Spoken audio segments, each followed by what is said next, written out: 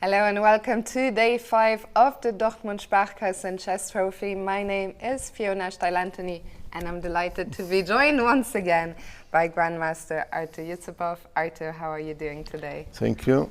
Always nice today. We have beautiful pairings and I hope that our viewers would also enjoy this round. We have some really, as I said, key pairings in no castling masters, world masters, and Vladimir Kramnik with white plays against Fabiano Caruana. Speaking of, let's take a look at the standings so far after 2 rounds in the NC World Masters.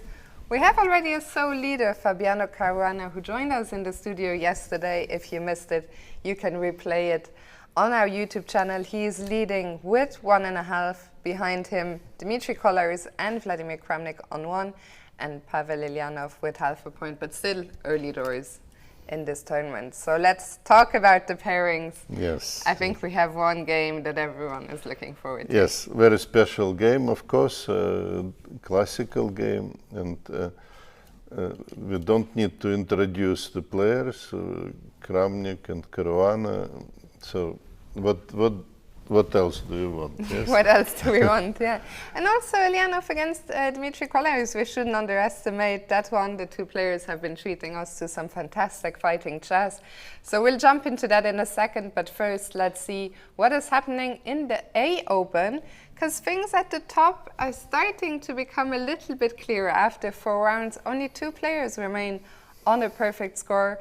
Aryan Chopra from India and Alexander Donchenko from Germany on 4 out of 4. Behind them, a group of 7 players on 3.5. So the top players on the stage, as we will see now in a second with the pairings, they remain the same, except they have switched the order a little bit. We will now find Donchenko on board 1, taking on Aryan Chopra, then on board 2, Matthias Blübaum against Kobo, who played a really fighting, strong game. Yes, he missed good chances to beat the favorite, as well as also Leon Mendonca, who had the chance against Matthias Blübaum. Absolutely. On board 3, I'm also excited to see that one. It's really a clash of the generations. Mickey Adams, we don't need to introduce him. He's been at the top of the chess world for so long. Taking on, I'm not sure if he's 13 or 14, but born in 2009, Ihor Samunenkov from Ukraine. Could be interesting game. We will see. Of course, Michael is a huge favorite in this game, but yes. But young player can bring some surprises.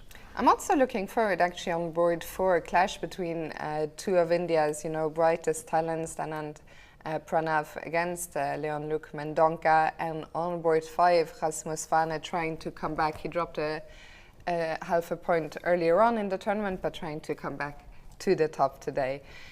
And finally, we have the NRV Cup. Let's see the standings there. We have 1 player out at the top by himself. That is Ruben Kölner. He is followed closely by Georgios Souleidis and Dinara Wagner. So the German player is actually doing very well so far in the NRV Cup. They play also very well, yes? Yes. So they totally deserve to lead the tournament. So I think we will be watching closer at all these games, and if I'm not mistaken, we will have some clash of the leaders. Yes. So let's see the pairings. We can see that Ruben Kölner against Georgios Souleidis. That's the game that we will be keeping a close eye on. One thing that's worth mentioning: the first board you see there, Hussein Bezou against Vadim Petrovsky, that's not going to be played today, unfortunately. Vadim is feeling unwell, but we wish him a speedy recovery. If everything goes well, he will be back at the board tomorrow, and hopefully today's game will be played at a later stage this week, so that all norm chances remain intact. Yes, everybody is important for this tournament, because you can only have an international norm after 9 rounds. So we wish Vadim and the tournament quick recovery, yes, because it's important. And we have Dinara playing against the top seed. Venkataraman. Yes, so this is I think also those two very games, interesting pairs. Dinara against Venkataraman and Kalna against the latest, that's where we will be the watching most of our attention. very closely. Yes. So with that out of the way, let's jump into the games. And I think today there is only one place to start, and that is with the game between Kramnik and Caruana. Started very solidly, very solid position. We go back and to see what happened.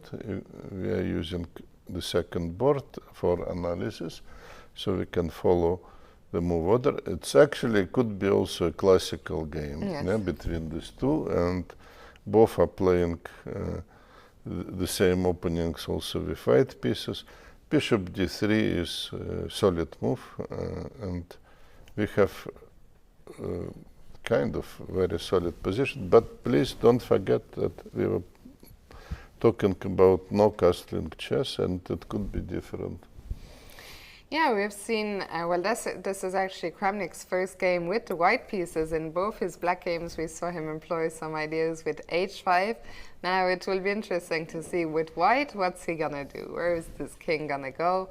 So far, all the moves that we have seen are pretty standard, but it feels like very soon now we might see some interesting ideas.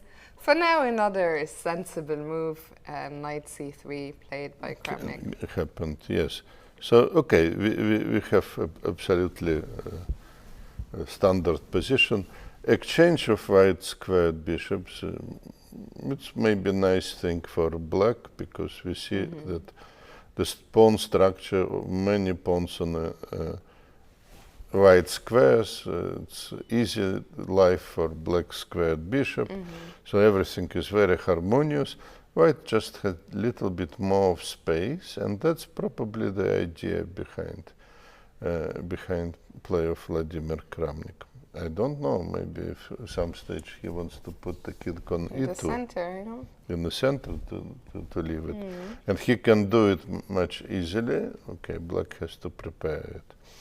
So I am rather curious what will be. It is kind of clear to me that Vladimir, I think he wants to play a little bit more solid today. He played absolutely brilliant games with black colors, but against Dmitrij was tough, and he missed some chances and even lost this game. So maybe we switch to the second pair to see. There we see a little bit more original situation already. With Dmitrij, probably who was so impressed. Took a leaf out of Kramnik's book. Yes. So he also started with early h5. Let us see first how it happened.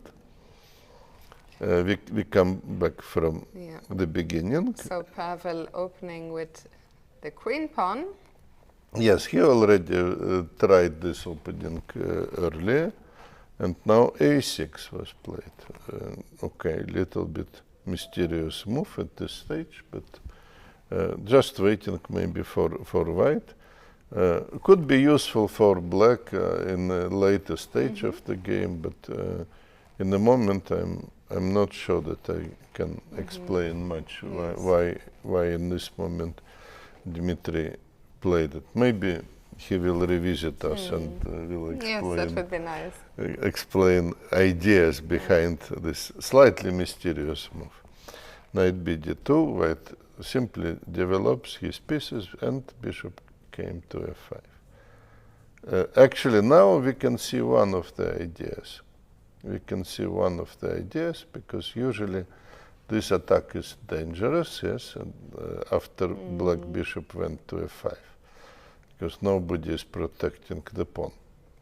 Yeah, so queen b3 puts black under certain pressure, but here black has a funny move, knight c6.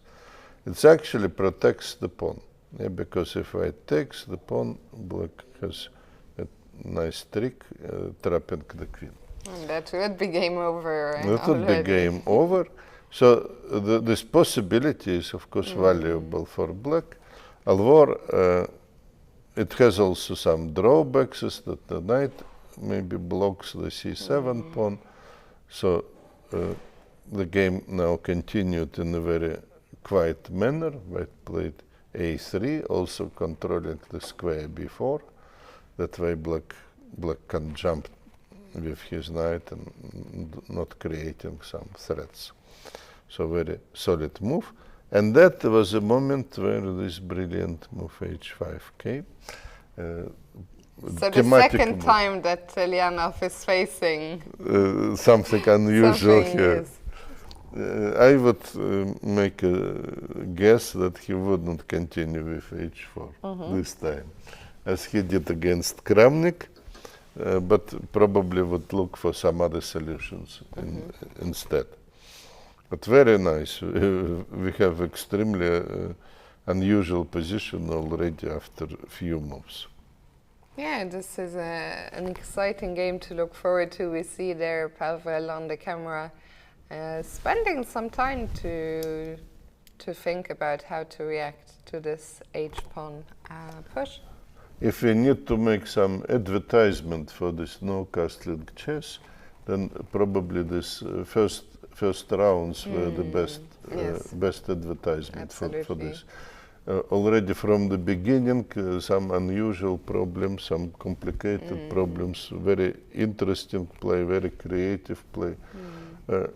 So actually I was a little bit more skeptical about this no-castling chess, but so far what I'm seeing here, I just like it. It's just very interesting. It's been so much fun and such a, I think especially yesterday, both games were really thrilling. We were all on the edge of our seats. So yeah, today's shaping up to be interesting. Shall we move on for now to the A group? Let us see what is going on, and usual suspects are coming with slightly different order, because now Alexander Donchenko became a little bit more suspicious. That's why we start with his game, and to the good reason, because we have very sharp opening. Yeah, the so-called fried liver attack. Okay, we start with the beginning, from the beginning, and yes, we see two knights opening, two knights defense, and this knight g5, very sharp move. In this game, actually, I was commentating on a game, a high-level game that took place recently involving one of the players that is on the stage. Fabiano Caruana lost the last round of Norway chess just a few weeks ago against Hikaru Nakamura in this opening.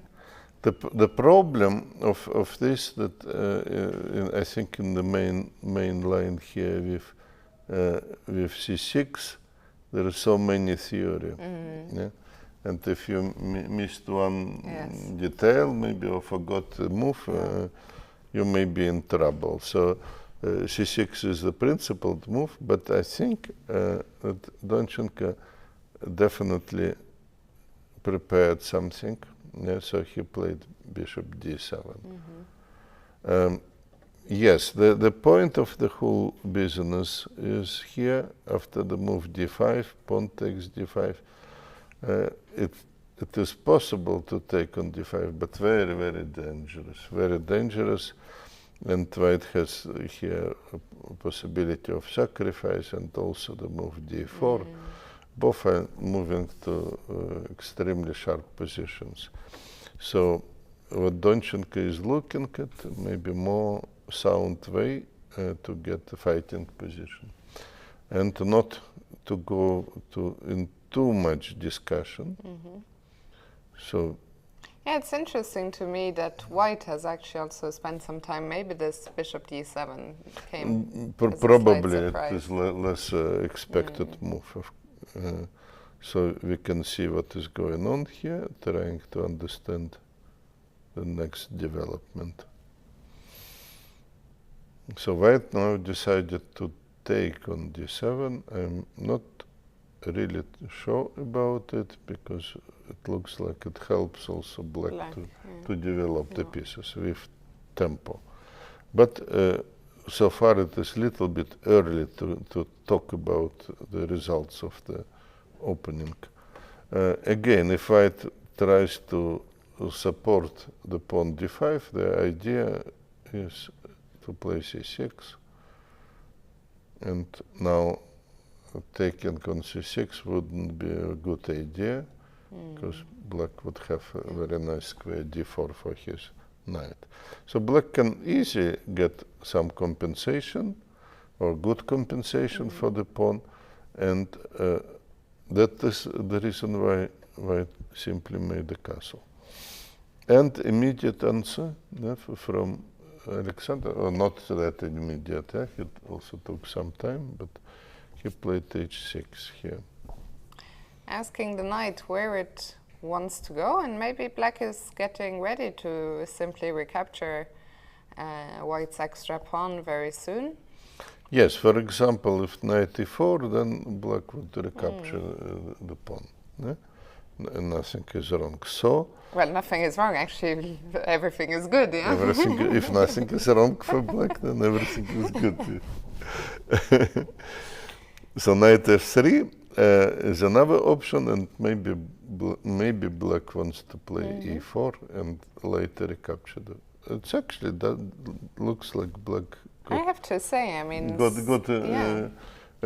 only half an hour into the game. Better position than normally when we are having it normally. Maybe not advantage, but very, very comfortable position. Yeah, it really feels like this bishop d7 somehow maybe caught Aryan by surprise, and his attack is not coming. It was not attack what he is playing. Yeah, black already is going to take the pawn back, solved all the problems. Yes. So a better development.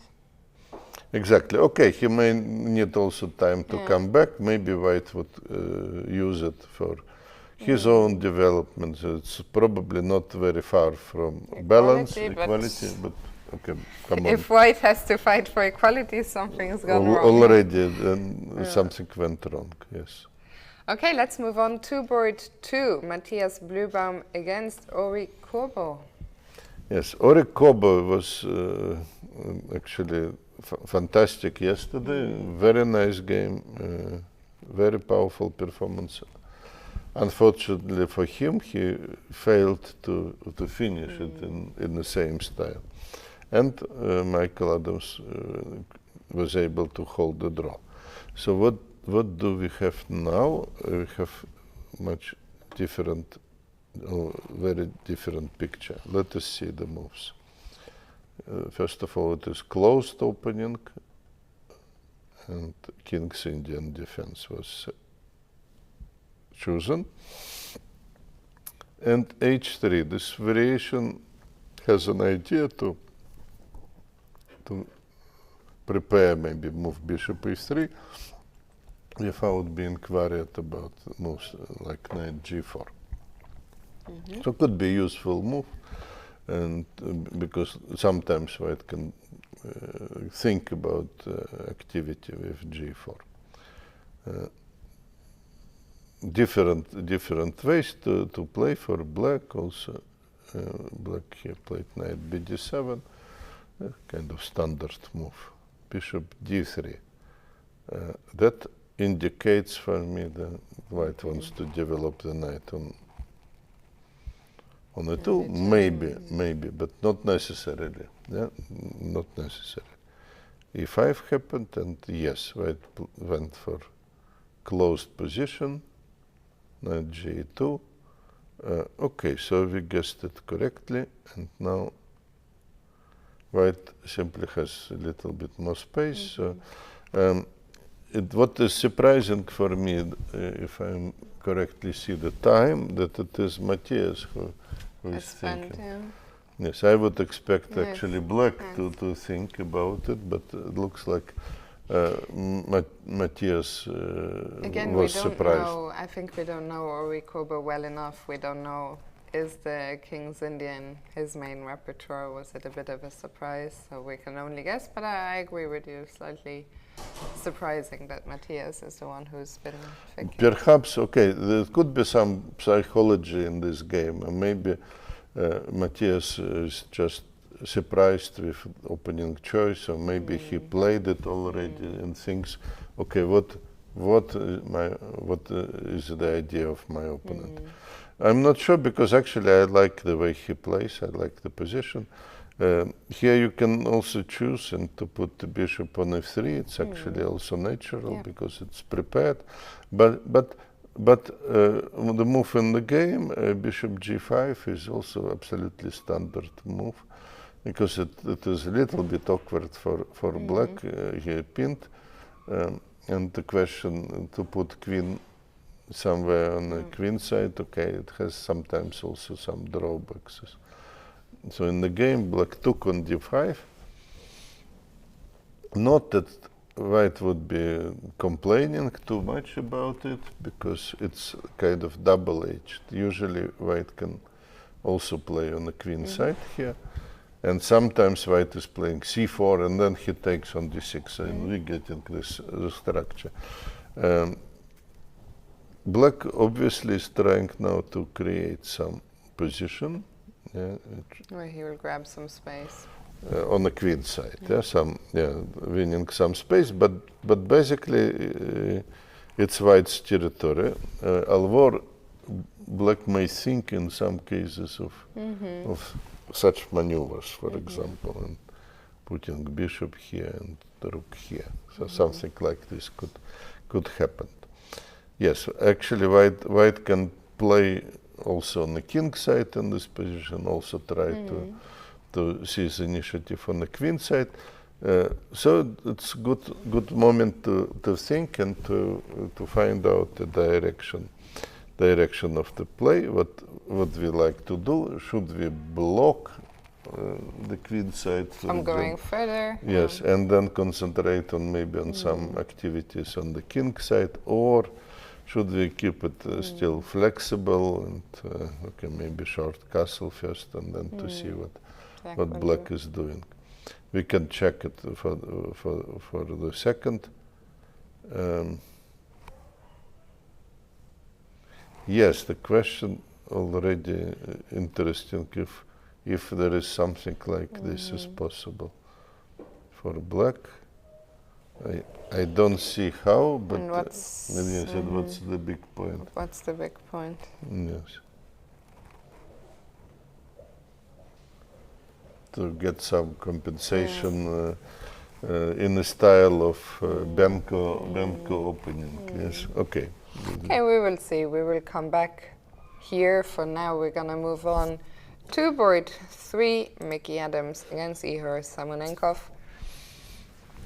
Yes, so you know the player with black, yeah?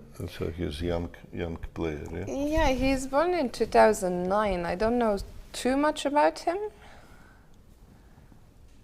You can see I've heard his name. Like, he really is one of, I think, Ukraine's biggest talents.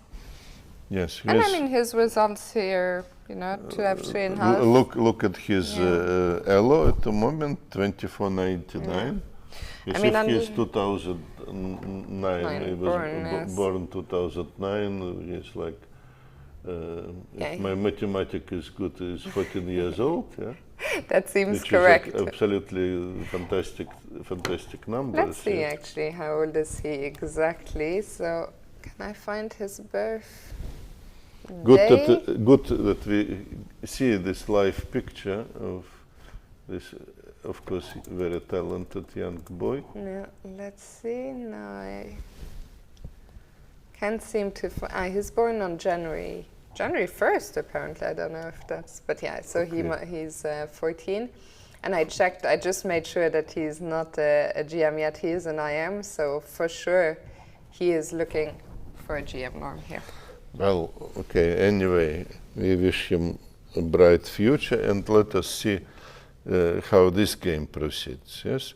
We start again from the beginning, and we have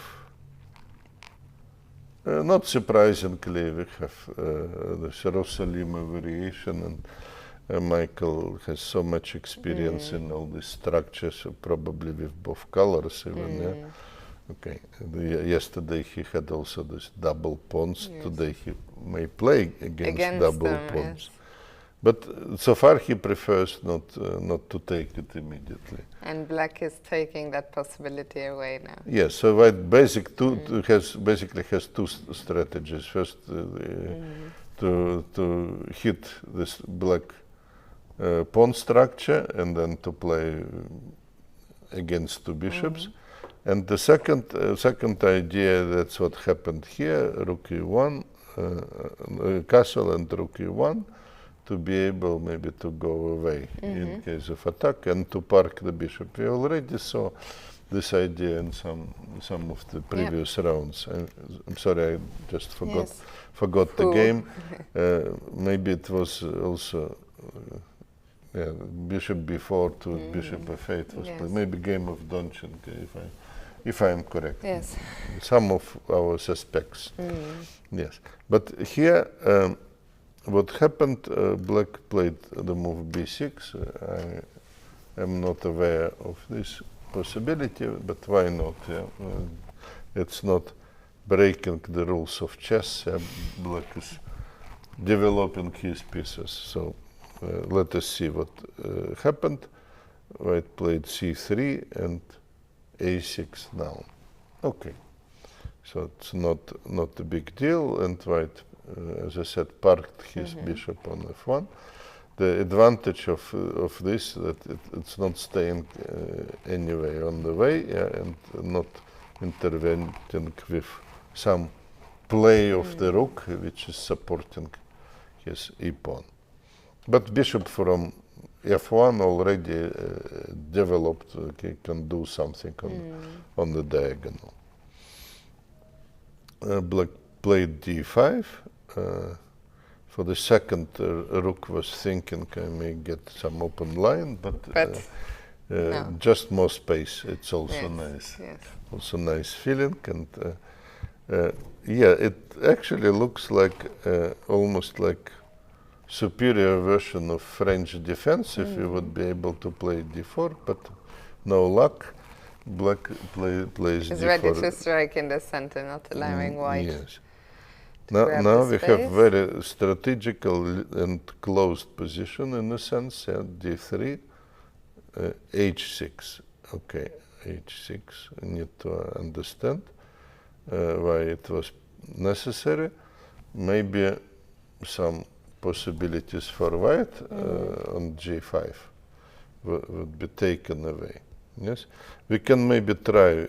I use some guidance from computer. No, he wouldn't. There was nothing computer immediate. Is not trying to use it immediately. So I was thinking maybe some clear answer. But it's also, I mean, if we look at the time situation, I don't think that all of this was necessarily preparation by Ihor, as he has already invested, over 20 minutes. So I think h6 was more investing more time than an over the board move rather than preparation. Which is again, it's not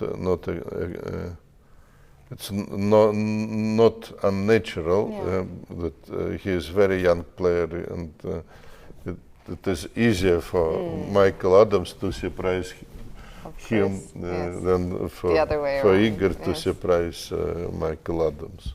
And we see that he's just played the move bishop b7, and Mickey is thinking now. Yes, that move we can make with a lot of confidence, because it looks like absolutely the right way to put the bishop here. If you have some doubts about some other moves, this is not one of them, which could be put in question. So here, how would you assess how the players got out of the opening? Okay, the opening stage isn't completely over yet, but how do you assess this position? Well, it is semi-closed. Yes, so it is semi-closed, and actually reminds strongly again, King's Indian opening.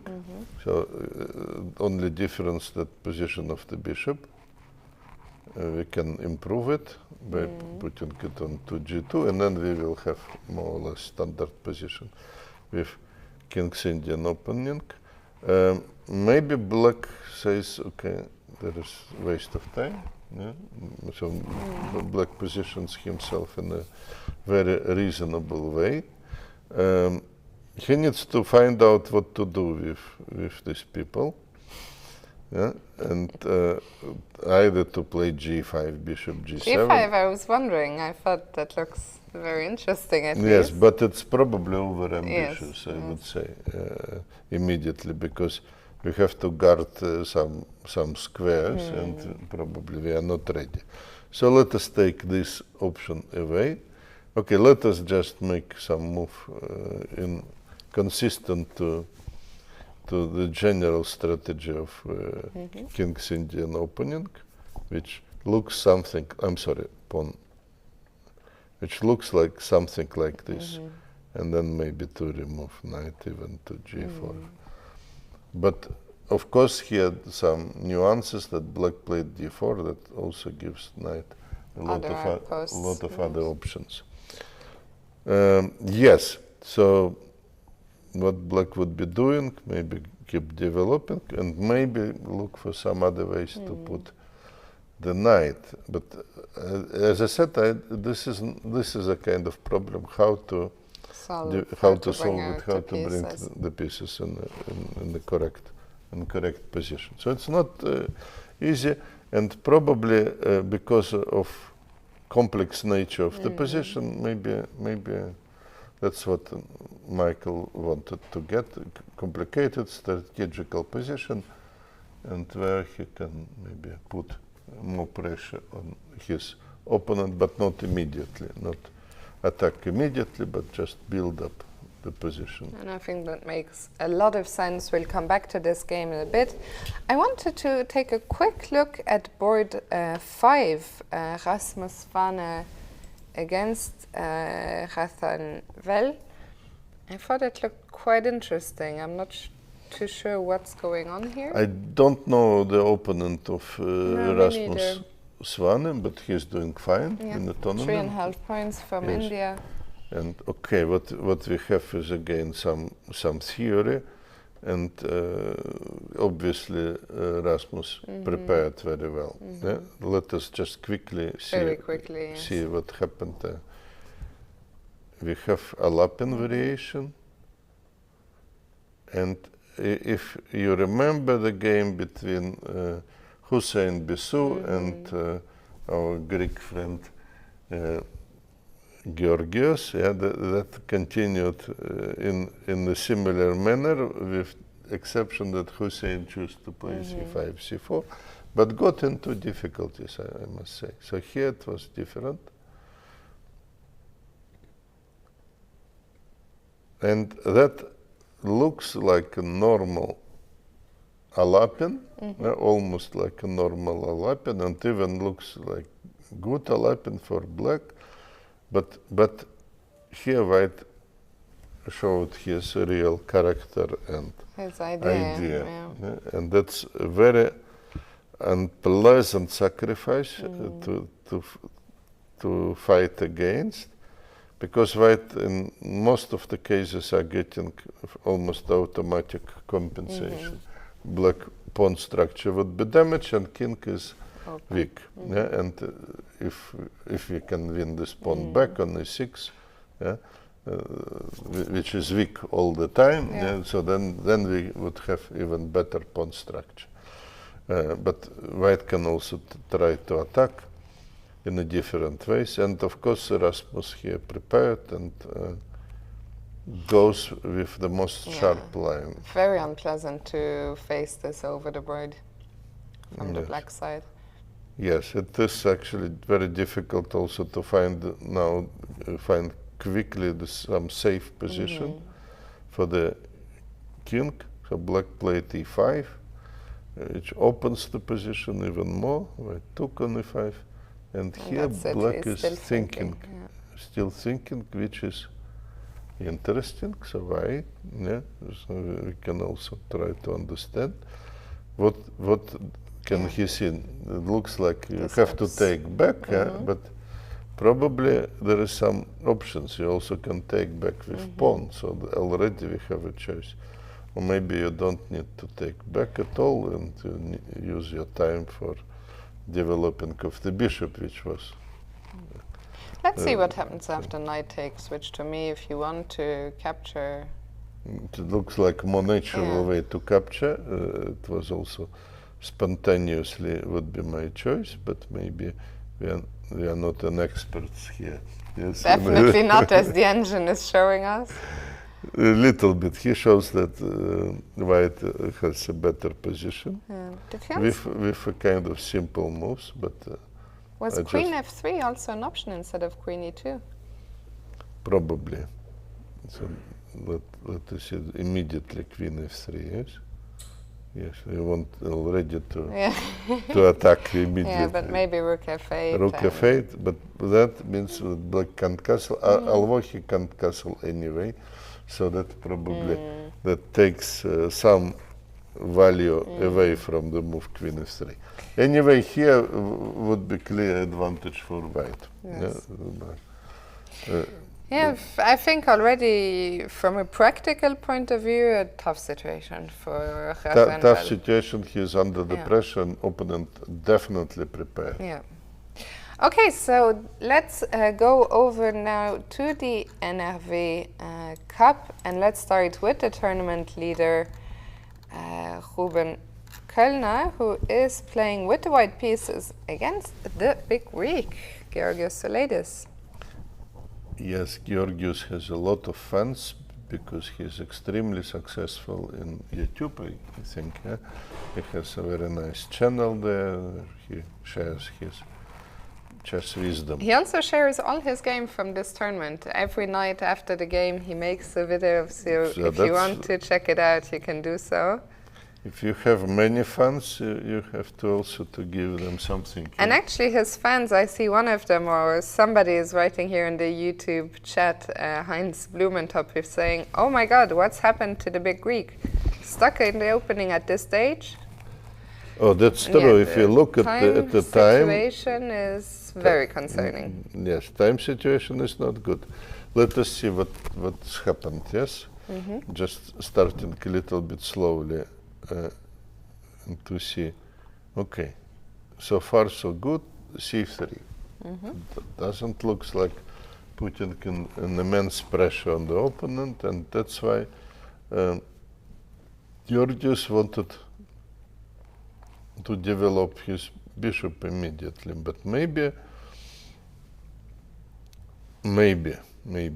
then, of course, there were some other options, including c5, but maybe white would simply take on c5. So, bishop f5, and Ruben was preparing to immediately ask some questions on the queen side. We already mentioned this in the game of Dmitrij Kollars, that it's ugly move for black, queen b3 to face. Because if you don't have c6, you can't meet this attack with queen b6. And so how can you meet attack after queen b3? Not an easy, because if you play b6, you are weakening here all this diagonal, because it would be problematic in some future. Let us see how it can be used. Maybe not that clear actually how it can be used, because black still has the move c6, but it looks like weakening. It looks like weakening the diagonal, and has some problems. So black decided not to weaken the position and to play queen c8. But queen c8, of course, a little bit passive. The answer of some very Ruben, mysterious. Not mysterious, very funny actually, very funny. He plays c4, c3, c4. So wasting a tempo. I've never really seen, I think, this exact moves Ye- occur ye- like this. Yes, it's a rare idea because it's so immediate. Yes, Yes. after you played Yes. c3, almost on the next move happened that you're playing c4. But it is different, of course, because also black lost the tempo for the move queen c8. So white wants to say that under such circumstances, it makes sense. I would actually consider to take on c4 in such position and to play. Because, okay, in this variation, queen on c8 doesn't look so bad to me. But that's not what happened, and black played, I think, e6. Okay, also a reasonable move. White took, and knight c3. Starting to put the pressure already on black position, so c6 happened. And now white played bishop f4, probably with idea maybe to bring rook on c1, and to create maybe in a good scenario, maybe some ideas like knight b5. But I think it's very concerning that Georgios has spent almost half of this time on these, let's say, natural. On rather opening natural, yes. The problem, of course, now I see that he is even like 47 minutes, reduced to 47 minutes. So he is not really ready for this system, and actually a couple of moves were played, so we can... So black played knight d7. Knight b7 logical move, and that's what we were a little bit afraid of, rook c1, with probable idea to move knight to b5. And that made impression, because here Georgios played, I'm sorry, rook c1 will come back. Here he played a6. Not Stopping knight b5. Stopping knight b5, but the question suddenly was these dark squares. wasting time, basically. Was it so dangerous? Let us try to check this continuation. Okay, let us try to check. Continue checking. Because black gains a lot of time. White got a bishop's pair, black time. So interesting. It's probably fine for black, for black, from the feeling, yes, and maybe black can even think about some activity here. Okay, possible that we will get a perfect counterplay, but it's not happened in the game. Georgios played a6. And white quickly responded with e3, which makes a lot of sense. It makes sense. So what we have is some kind of typical Carlsbad structure, with white doing relatively fine. One idea, h3 to keep bishop on the diagonal, and then finish the development. Nevertheless, it's not some clear strategical advantage, because, okay, black weakened it just a little bit, but knight will cover, so it's not a horrible thing. And black will finish the development. White is not going to break through so early. So it's going to be a reasonable game. I really think that Georgios' main problem is to be 45 minutes behind on the clock on move 10 is quite significant. But we will see how this one continues. Yes, if you say that white got, let's say, small age in this position, but much more on the clock. Yes. Yeah, so he has good chances for the future fight. Absolutely. So let's check in now with Dinara Wagner, who's playing against the top seed of the NRV Cup, Kartik Venkataraman. Okay, it's actually interesting position, and We had something like this already. We had something like this, these closed structures in the game of the first round. But the big point, if black will be able to organize e5, maybe we spend some time to see how we got to this stage. Yeah? And Dinara usually plays Catalan opening. Already she played it very successfully here, so it was not surprise. Bishop d2 is something what I also like to play. Alvor, I don't play a5 usually. I'm going back, trying to say that white bishop is misplaced on d2, and at the later stage he should go to e4. So we will get in then closed position. a5 is more interesting continuation. Black leaves it here. Now many moves here for white. White can also protect the pawn in different ways with queen c2. Dinara played queen b3, and now black left. So now how these two moves basically included, and who is profiting from this is not very clear. They're not very clear because a5, let's say, as a response to queen b3 is not that bad, because sometimes you have also disturbing move a4. And so interesting choice actually. If you look at this opening for black, it's interesting choice of our Indian guest. Rook c1 is move needs a very small explanation. The idea is to have e1 square for the bishop. So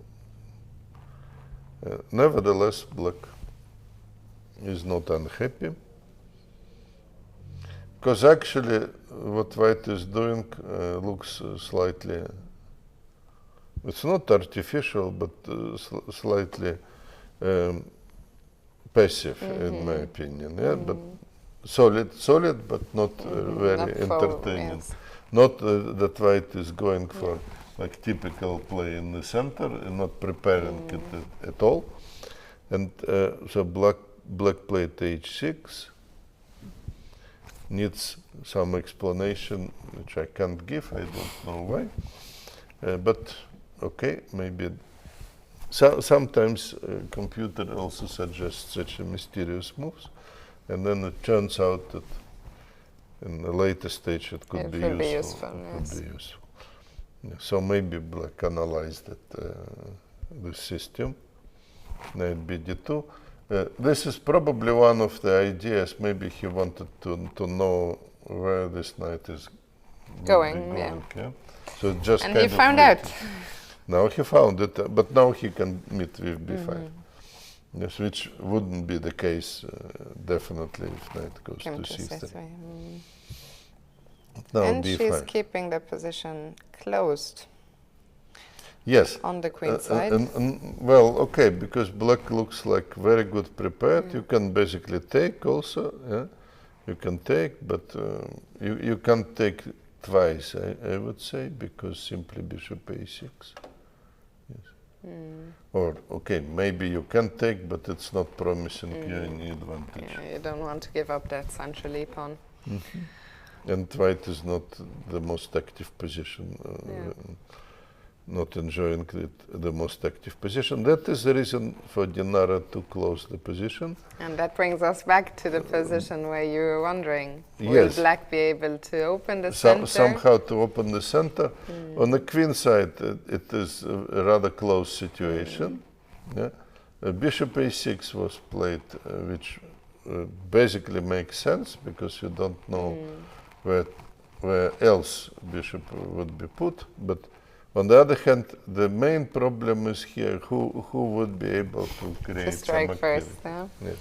Okay, we will come back to this game to see how it develops. For now, I think we've covered the main action of all the tournaments, so let's return to the NC world masters, and check in with Kramnik and Caruana. Well, at least I guessed correctly that the king went to e2. That was an idea of Vladimir Kramnik. Let us see here how the game was developing. Yes, king e2 actually came immediately. Very nice. Bishop b4.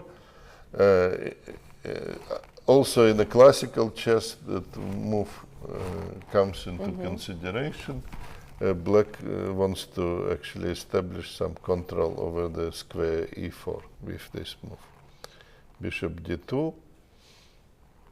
Yes, in such positions you have to be careful with a short castle. If it was possible. Yes, because of some possibilities, knight takes d5, but of course it's not possible yet, but black simply took. Yeah, let me ask you, why did black capture on c3 unprompted? Sometimes I think to our viewers it can look a little bit mysterious to give up the bishop. No, maybe next move simply explains it.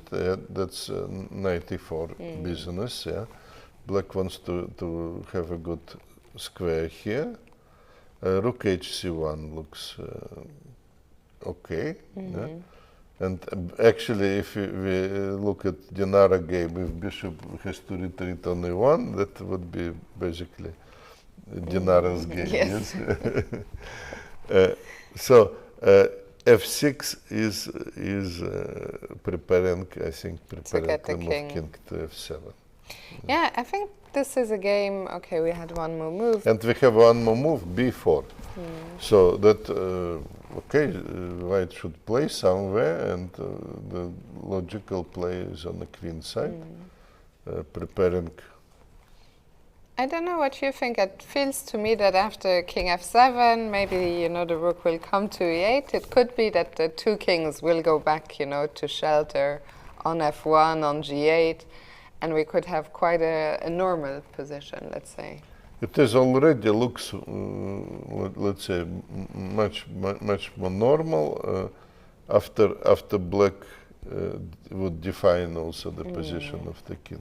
But in fact, we have different approach. We have different move of Caruana. After b4, he immediately did something different. He played knight to b6. Okay, that's normal approach. Black wants to have another square for his knights, and basically this strategical play of Caruana aimed to play against this bishop, which is a little bit cut off, because of his own pawns actually. So now the pawn on c4 is under attack, which means that Kramnik has to respond. One possible move we talked about already is bishop e1, and in fact that has just been played. Yes, that definitely was an idea, and he saw it previously. It's a trick. If knight takes, then we can take and take on e4. Yes, it's based on a tactical trick. So obviously, otherwise knight b6 would be so good, and maybe putting the second knight on another excellent square and solving the problems of both knights in an excellent way. Yes, but obviously it's not going to happen. Bishop e1 is coming. Yes, so now we can maybe even make some one or two moves prediction. Let's see, king f7. And now how do we meet? Do we stay like this, or maybe we can play a4, a5? Yeah, so this is interesting position, which looks a little bit more space here on the queen side, more chances for white, but yes, so I'm not sure that I know how white would be playing. Maybe he will take some time for one or two regrouping moves and then try to play b5 and all these possibilities, or to play a4 immediately with idea a5 or b5. Anyway, he has interesting possibilities on the queen side. As possibilities of black, we can maybe mention king maybe side, something on the king side, some kind of attack on the king side, but okay, that's also not easy to make. Yeah, very interesting fight is shaping up here for now. Let's check in with Pavel, Eljanov and Dmitrij Kollars, and after that we will take our first break of the day. Okay, let's go back to where we left it off. Let us see. We left in the most interesting moment after h5. And my predictions were correct. Yes. No h4, of course. White played bishop e2. And now simple move h3. So controlling the square g4 now. Yeah? So black immediately got on the mission of bringing the king. Solve the problem of the king. Yes, this type of strategy is one possibility, and we saw it actually already in this tournament, in some games of Kramnik, that tried to push pawn on h5 and to use maybe the rook more actively on h5. The problem of, I repeat for some people who maybe just join our coverage of no castling chess, the problem is not to find the safe position for the king, but also to find the ways somehow to use the rook. And that's actually would be the same problem with white rook on h1. How to bring it into the game. So what happened? White played queen d1. Not something what I would love to do actually. So it shows that it looks for me not very comfortable move. Queen d1. In general, you don't really want to go back home. I don't want to go back. Yes, I don't want to go back. It is somehow admitting the mistake. But okay, if it is a good move, then I just admire this ability to accept mistake and to say no. I put it back, and maybe I need some space for my other pieces, or maybe even b4. So accepting your own mistake is big something strength to have. I mean, it shows the character actually and strength of the character.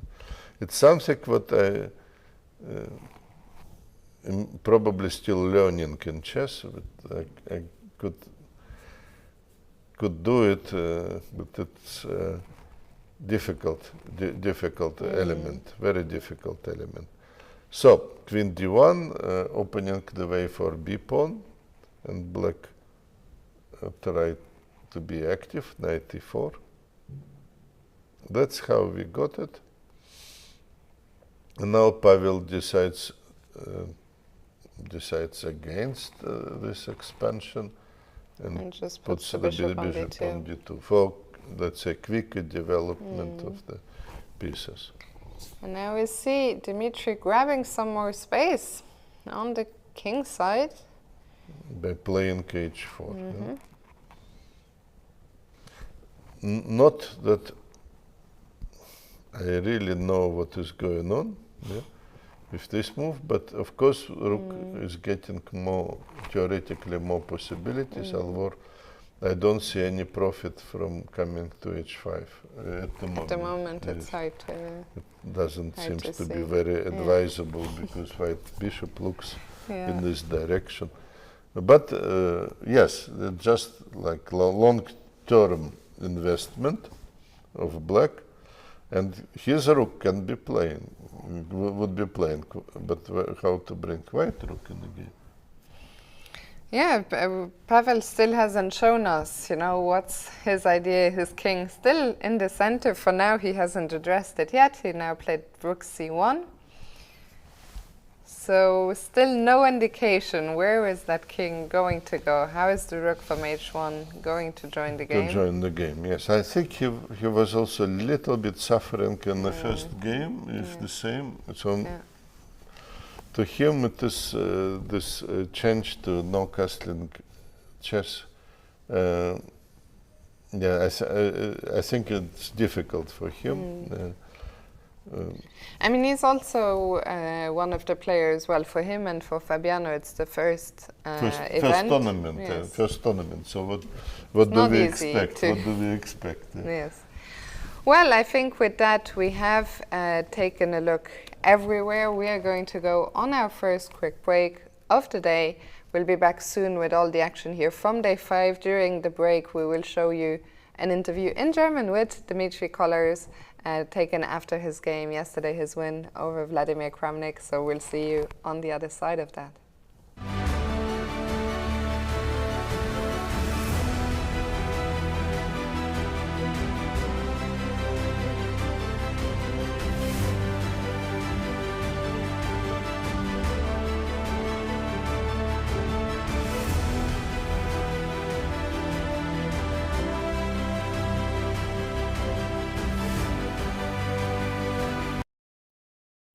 Zweite Runde No-Castling World Masters der 50. Internationalen Dortmunder Schachtage. Und die Top-Partie auf der Bühne war heute zwischen Titelverteidiger Dmitrij Kollars, den ich jetzt bei mir habe, und Weltmeister Wladimir Kramnik. Und herzlichen Glückwunsch, Dmitrij. Danke. Schöner Sieg. Du hast vorher gesagt, erste Turnierpartie gegen Wladimir. Ja, im Grunde auch erste Partie, aber wir haben vor 5 Tagen oder so ein bisschen online gespielt. Er hat mich herausgefordert zu einem Match. Also da hatte ich schon ein bisschen Erfahrung gegen ihn, aber ja, erste Turnierpartie auf jeden Fall. Online habt ihr aber mit Rochade gespielt, nämlich. Mit Rochade und mit Inkremente. Okay. Und wie ging es da aus? Das war 6:4 für ihn. Okay, aber da warst du zumindest nah dran. Ja, ich war einfach zufrieden, ein paar Partien gegen ihn zu kriegen. Ja. Wie ist die Partie heute für dich gestartet? Du hattest Weiß? Ja, ich glaube, gestartet gut. Dann habe ich völlig den Faden verloren und dann, ja, als wir beide weniger Zeit bekamen, wurde es extrem taktisch und ja, irgendwie funktioniert das für mich. Ich dachte, die Öffnung tatsächlich war auf jeden Fall ein Fortschritt zu gestern schon mal. Ich habe wieder C4 gespielt. Ja, mit Springer C6. Okay, es gibt viele Möglichkeiten. Es ist schwer, das zu analysieren, habe ich gemerkt. Dritten Zug. Ja. Gestern wurde ich im ersten überrascht, heute im 4., glaube ich. Okay, soweit war ich noch, aber jetzt A5. Gut, ich glaube, er wollte irgendwas bisschen Scharfes spielen, wo er Chancen bekommt. Ja. Also, ich weiß nicht, ob das so solide ist für Schwarz, aber sieht interessant aus. Okay, Läufer G2, ja. Nicht viel zu sagen erstmal. D6. Ja, ich hatte schon keine Ahnung, wie ich mich aufbauen soll. Hier ist alles improvisiert, aber okay, im normalen Schach wäre E3 ein normaler Zug. Ich glaube hier auch. Ja. Und ich dachte schon, dass H5 wahrscheinlich sein Idee ist, weil wieder sowas gibt es in ähnlichen Stellungen auch mit Rochaden. Und dann wahrscheinlich noch besser ohne Rochaden, ja. Also dieser Plan mit H5. Das haben wir ja gestern auch gespielt und spielt also, ja, klar. No-Casting-Schach irgendwie sehr oft, dass er seinen Habor nach vorne schmeißt. Ja, hier sogar beide Randbauern, ja, das ist oft eine gute Idee. Okay, ich dachte, es ist logisch mit H3 zu reagieren. Ich will ihm nicht das Feld G4 geben mit H4 und ich will auch nicht seinen Turm aktivieren, wenn er selbst H4 spielt. Also, okay. Ja, ich dachte eigentlich, seine Idee wäre nach H3 mit H4, G4, F5 zu spielen. Solche Varianten gibt es auch, also wieder im normalen Schach, aber vielleicht ist das hier nicht so schlecht für mich, wenn ich nehme und später meinen König nach F1 stelle und dann so Springer E2, Turm G1 mich so ungefähr aufbaue. Okay, das heißt, du nutzt die G-Linie. Ja, vielleicht ist mein König dann gar nicht so schlecht auf F1 oder E1. Okay. Und hier auf Läufer D3 dachte ich, habe ich A3 und Dame B3 zum Glück. Ja. Sonst wäre das vielleicht ein Problem. Aber okay, ja, das war nicht sein Plan. Springer C7 stattdessen. Ja, er will C6 spielen einfach und Zentrum aufbauen. Habe ich nicht erwartet, aber ist ziemlich logisch. Und ich dachte jetzt, König F1 ist interessant. Okay, hier steht ungenau. Ich weiß nicht, ob das mit oder ohne Rochaden analysiert ist hier, aber ich dachte, ja, keine Ahnung, ist ganz interessant. Also im normalen Schach wäre das kein guter Zug, so viel weiß ich, aber ja, ich dachte, ich bereite D4 vor. Ich wollte erst A3, Läufer C5, D4 spielen. Aber okay, dann geht er zurück nach A7 und spielt C6. Ja, denke mal, das ist auch spielbar. Hier sowas wie Springer E2, C6. Und dann entweder Springer E7 oder Springer C3. Okay. Ja, aber ich dachte, na gut, so eine Stellung will er wahrscheinlich haben. Ja, klar, wir können weitergehen. Okay, die Idee war einfach sofort D4 zu kriegen hier bei König F1 und Also zu Aber die drohen. Partie von gestern hatte dich nicht ein bisschen beeindruckt, weil auch Eljanovs König wurde ja auf F1 am Ende erledigt. Ah, das stimmt, ja. Daran habe ich zum Glück nicht gedacht. Das hätte mich vielleicht abgeschreckt, aber ja. Nimmt. Ich war mir nicht so sicher über das Nehmen auf D5, aber ja. Gut, beides wahrscheinlich spielbar. Ja. Und jetzt Läufer D7. Ja, seine Züge haben mich alle ein bisschen überrascht, aber wahrscheinlich Schwarz hat viele Möglichkeiten hier. Okay, der ganze Punkt von König F1 war eben schnell D4 zu spielen ohne A3. Jetzt durch A3 und genau, er muss irgendwie darauf reagieren mit A4. Ich dachte, so dränge ich seinen Läufer zurück nach A5, statt dass er auf die Diagonale sofort kommt. Okay. Ich weiß nicht, ob es wirklich eine Verbesserung ist, aber das war die Idee. Springer E2. Ja, Springer E2 erstmal. Ja, F5. Und jetzt A3. Ja, ich dachte, es macht deutlich mehr Sinn, erst A3 zu spielen und dann zu nehmen, ja. Weil sonst kommt sein Läufer zurück nach C5 oder D6. DE und B4. Ja, ich wollte schnell den Läufer nach B2 bringen. Ich dachte, das macht Sinn, wo er mit F5 gerade E5 geschwächt hat. Er ist zurückgegangen, habe mich auch überrascht. Ich kann seine Züge irgendwie nicht erraten. Ich dachte, er nimmt, aber vielleicht wird meine Dame dann zu aktiv. Ja. Läufer B2. Ja, Dame E7 muss sein, glaube ich. Er kann nicht wirklich E4 spielen, dann kriege ich immer das Feld A4 für den Springer und der Läufer wird zu stark. Und G7 hängt ja gerade auch noch. Ja. Aber allgemein, ich glaube, E4 will ich immer provozieren in diesen Stellungen. Deswegen Hast du dich denn hier jetzt noch wohlgefühlt oder nicht? Ja, ich dachte, hier noch stehe ich gut, aber gleich ging es ein bisschen bergab. Also Okay. ich dachte eigentlich, dieser Läufer sollte stark sein und E5 ein bisschen schwach. Aber nach Dame C2 merkte ich schon, als er anfing nachzudenken, König F8 wahrscheinlich habe ich keine so klare Fortsetzung. Weil okay, ich drohte Dame C3, wiederum E4 zu provozieren, aber jetzt hat er immer Turm E8. Ja, das war irgendwie ein schöner Punkt, hatte Arthur Yusupov im Livestream gesagt, dass jetzt hier nach Dame C3 das Problem ist, das G7. Ja, vielleicht habe ich Springer F4. Ich war mir nicht so sicher, ob Turm E8 Springer F4 so gut ist. Er kann Springer F6 spielen, aber vielleicht, ja, dann Springer D3. Ja. Genau, ich habe diesen Trick, deswegen König F8, ja. Schöner Zug. Ja, der war, glaube ich, sehr gut. Und ja, jetzt habe ich angefangen, ewig nachzudenken. Es gibt vieles, was man probieren kann, aber ich habe nichts Klares gefunden hier. Hier fing mir an Hinstellung nicht mehr so gut zu gefallen. Ich hatte mal diese Idee, den Springer umzugruppieren über C1 D3 oder G1 F3, wieder um E5 anzugreifen oder nach E4 zu locken. Aber ich dachte, das funktioniert nicht so gut. Er hat immer ein Tempo mit Läufer B5. Ja, sowas wie König G1 und jetzt E4, einfach um meinen Springer abzuschneiden. Dann muss ich zurückgehen, verliere Zeit, er kriegt das Feld D3. Okay. Ich glaube, jetzt reicht das nicht mehr aus. Der D5 ist immer schwacher. Genau, ja. Ja, E4 provozieren ist nett, aber vielleicht nicht, wenn ich 10 Tempi dafür verliere, ja. Also ich dachte, das ist zu langsam. Ja, E4 ist sehr zweischneidig. Ich öffne natürlich seinen Läufer, F2 wird schwach und bald hat er auch eine Menge Gegenspiel bekommen. Aber ich dachte, ist interessant, Springer H6. Ja, Turm E1 ist wohl genau. Ja, genau, F4 wollte ich erst spielen, aber ich wurde mir dann extrem unsicher über alles, was hier passieren kann. Ja, es war extrem kompliziert. Genau, ich dachte Springer F7 und ich wusste einfach nicht, was los ist. Aber ja, andererseits so ein Zug wie Läufer F3 und dann König G2 macht schon Sinn.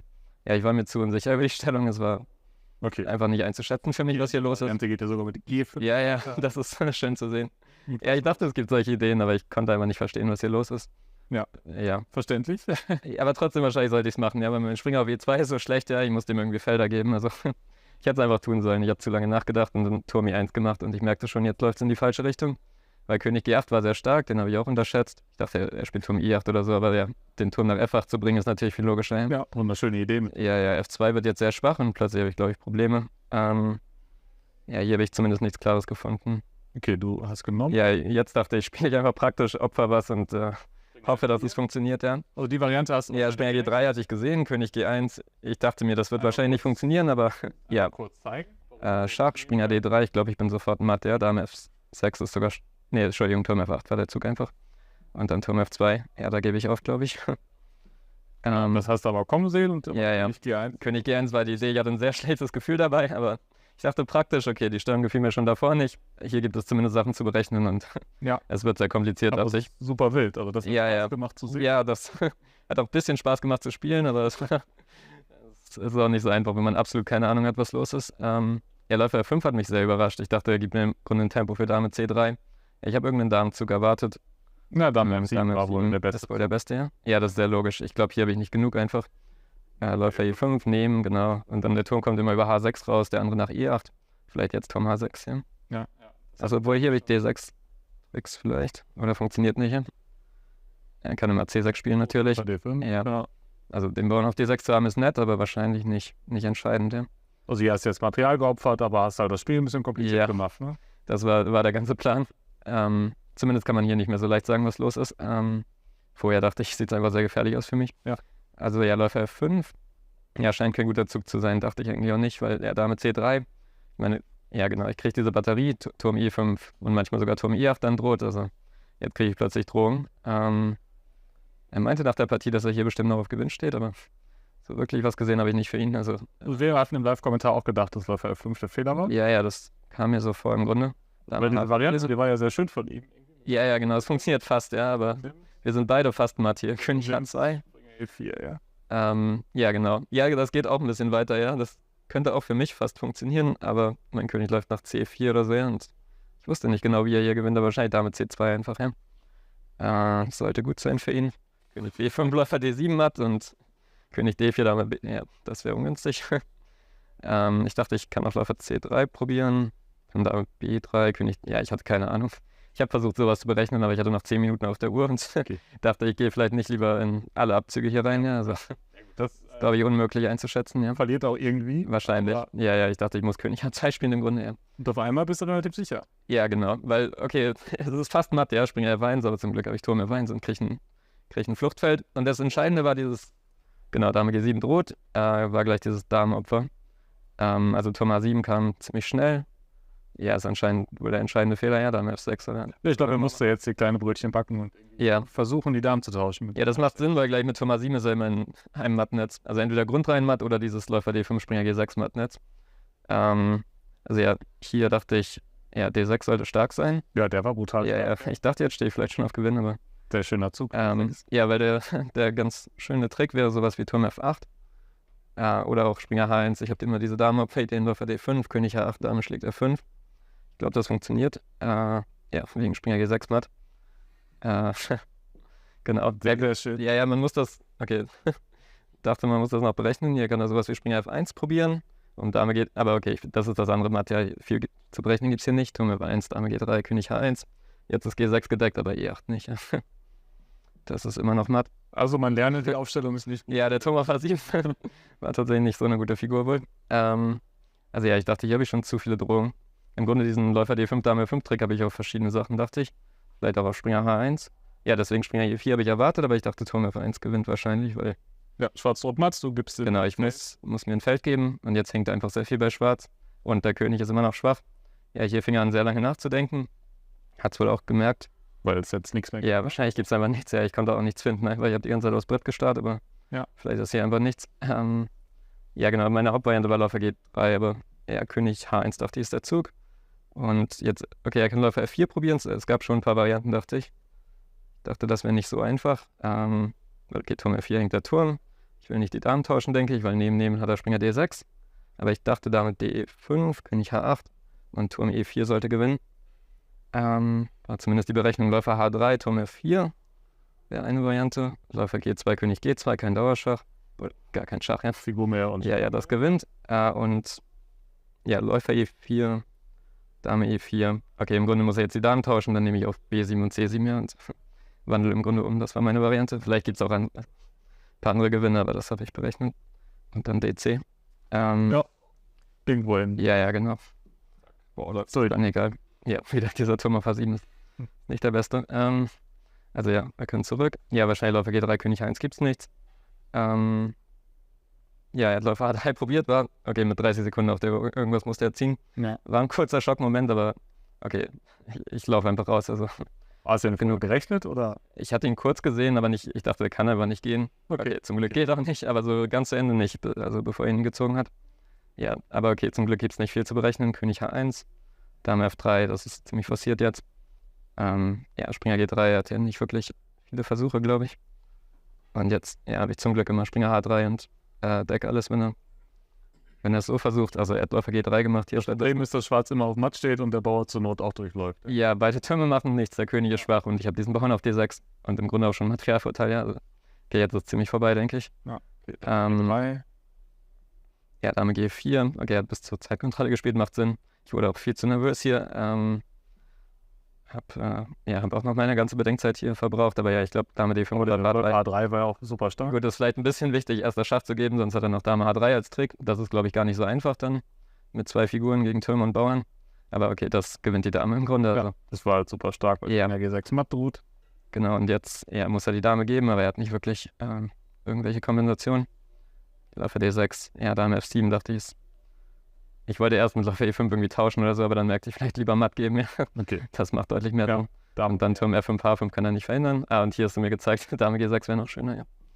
Das wäre nett gewesen. Ja. Daran habe ich leider nicht gedacht. Aber ich glaube, Turm H5 geht auch. Und jetzt Dame G6 und genug gesehen. Ja. Ja, wunderschön. D6, richtig starker Zug. Gut. Davor stand ich auf Verlust, denke ich. Ja, komplett, aber okay. Wie fühlt sich das an, Wladimir Kramnik zu schlagen? Es war ziemlich aufregend, die Partie. Also ich glaube, ich habe noch eine Menge Adrenalin jetzt, aber ja, gutes Gefühl. Okay. Ja, herzlichen Glückwunsch und vielen Dank für deine Zeit. Danke.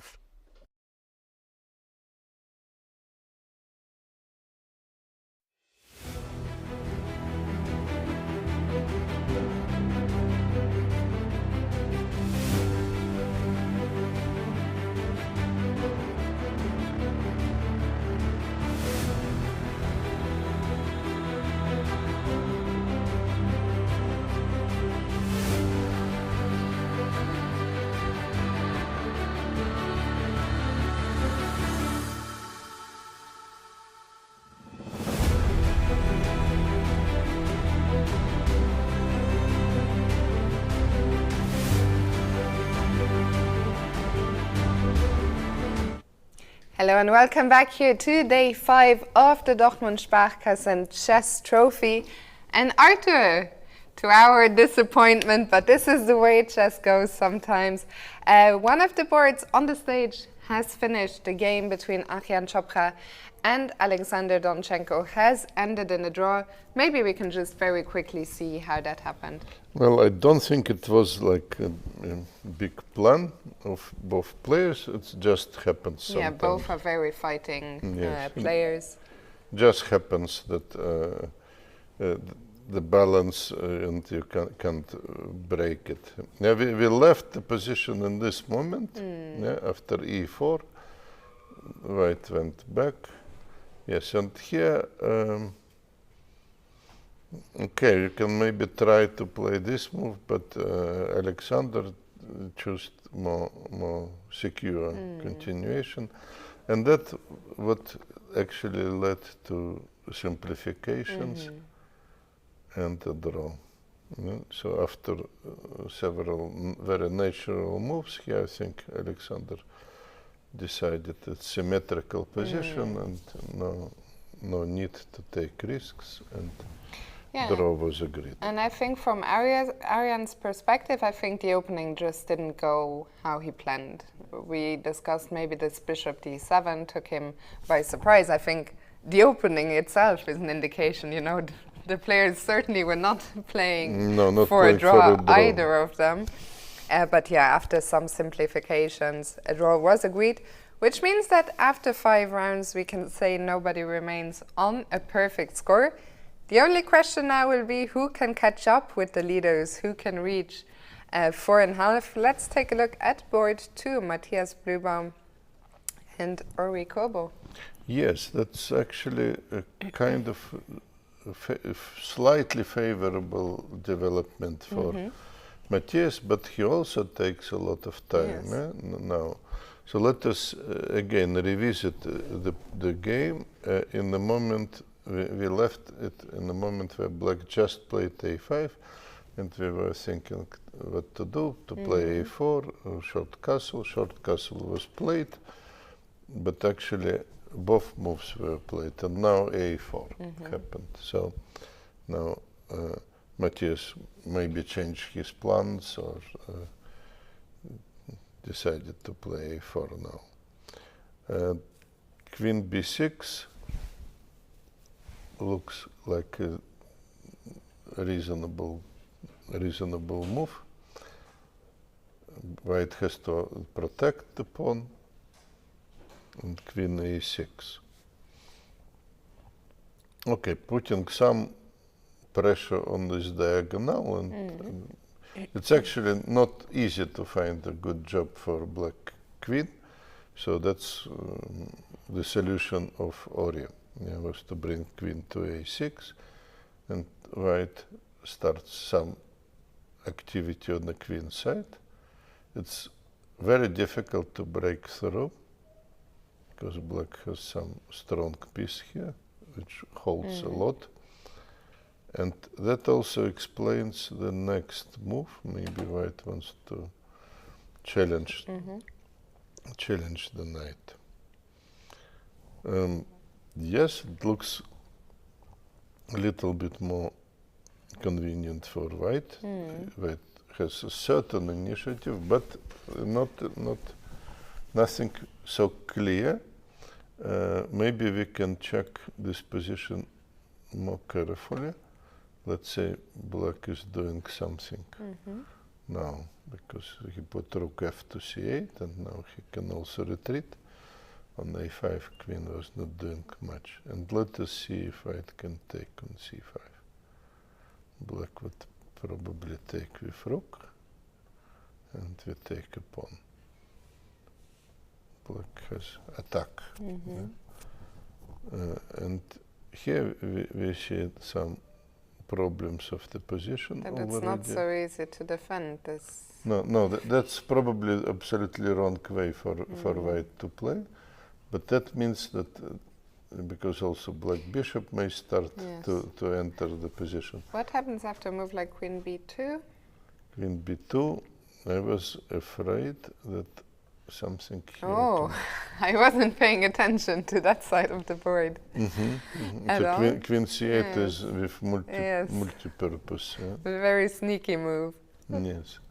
So, but okay, this is a nice variation, which also we used some help of engine. We must confess it. The queen d8 would be a nice move.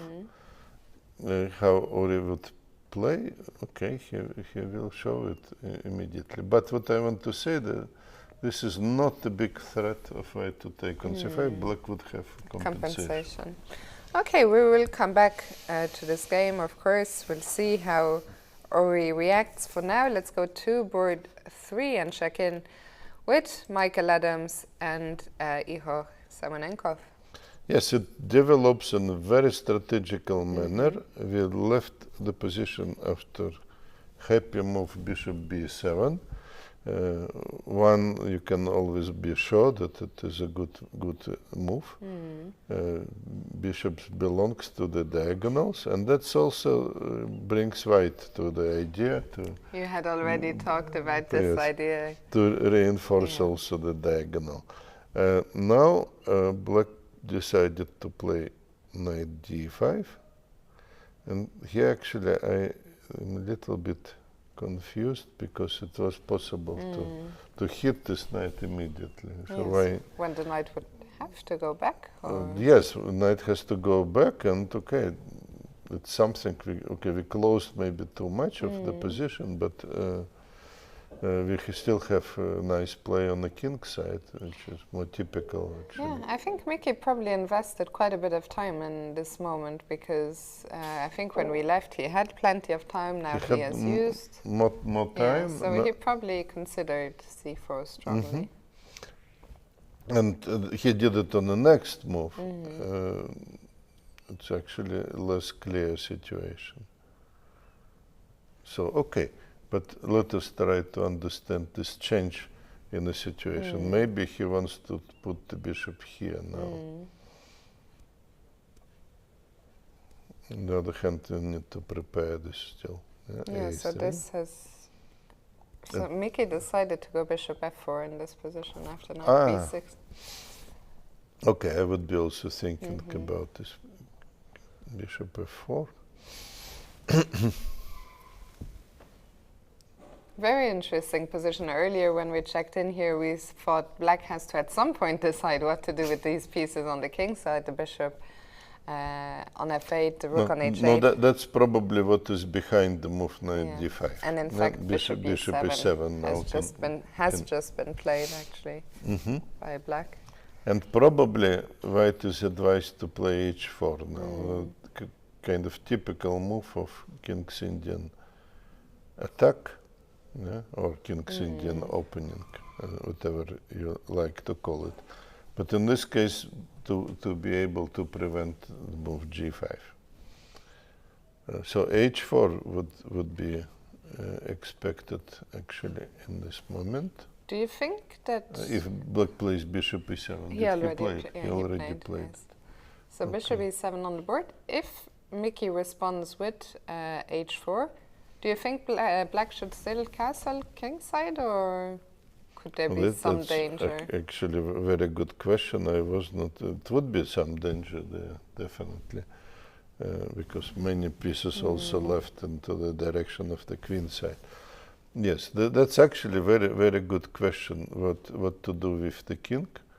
Yes, so we have this question not only in no castle chess, yeah, but also in a normal Also in chess. castling chess. In castling chess, we also need to decide. Because because of b5 and opening on the queen side, it's also not so safe. Yeah, No. Yes. so maybe he would be waiting. Let's just see if he castles. Okay, here, what would happens? happen. Yes. Okay.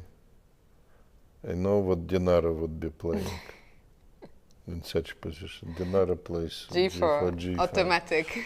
Not automatic, but she goes for attack. Yes, if possible. And by the way, Mickey has indeed played h4. No, there was simple, no other move. So he was probably thinking a little bit ahead. Ahead what to do after. Yeah? But h4 is Okay, so h4, let me follow your invitation. And what happens if I take on h4? Okay, I was playing like Dinara, I don't know. G5? You have to take. Yes, I will take. What can I do? But I'm very scared, I will admit. Yes, it is scaring, and then we maybe give check and checkmate. Yeah, and it looks checkmate is coming. Too powerful. Oy, let us finish it. Very nice line. But we were just toying with position. Sorry about it, but okay, that shows. Okay, it illustrates the dangers of black's position. I do not think that Ihor is going to castle kingside, but then the big question is, what is he going to do? That's again already, I don't know, 500,000 question, or how you put the it. $1 million question. Not $1 million question yet, but. Oh, but he made a move. He made a move. And he so made, do we see it also? I think a5, if I'm seeing correctly. Okay, yes, no, A5. he wants to do something on the queen side. Okay, that makes sense to me, because later he can probably even attack here. Yes, it makes also some kind of sense that it leaves the queen side, leaves some potential on the queen side, because if you play b3, then immediately a4 happening. If, let's say, black would be waiting with this, I just want to illustrate. And now after a5, okay, I didn't play a good move for all these plans, but generally that's what I want to say. White would be able more or less to close it, or to close it in a better stage. So that's why probably a5 was played. He doesn't want to risk maybe more some sacrifices too early. Before he created some play also on the other side, some distractions. The big point also, if you play a3 here, then a4 fixes here the position. So it's actually, I like it. I like this move. Okay, so we will come back to this one in a bit. I still wanted to check out board number 5, Rasmus Svane against Ratanvel. We saw this game earlier on. It looked like some very nice preparation.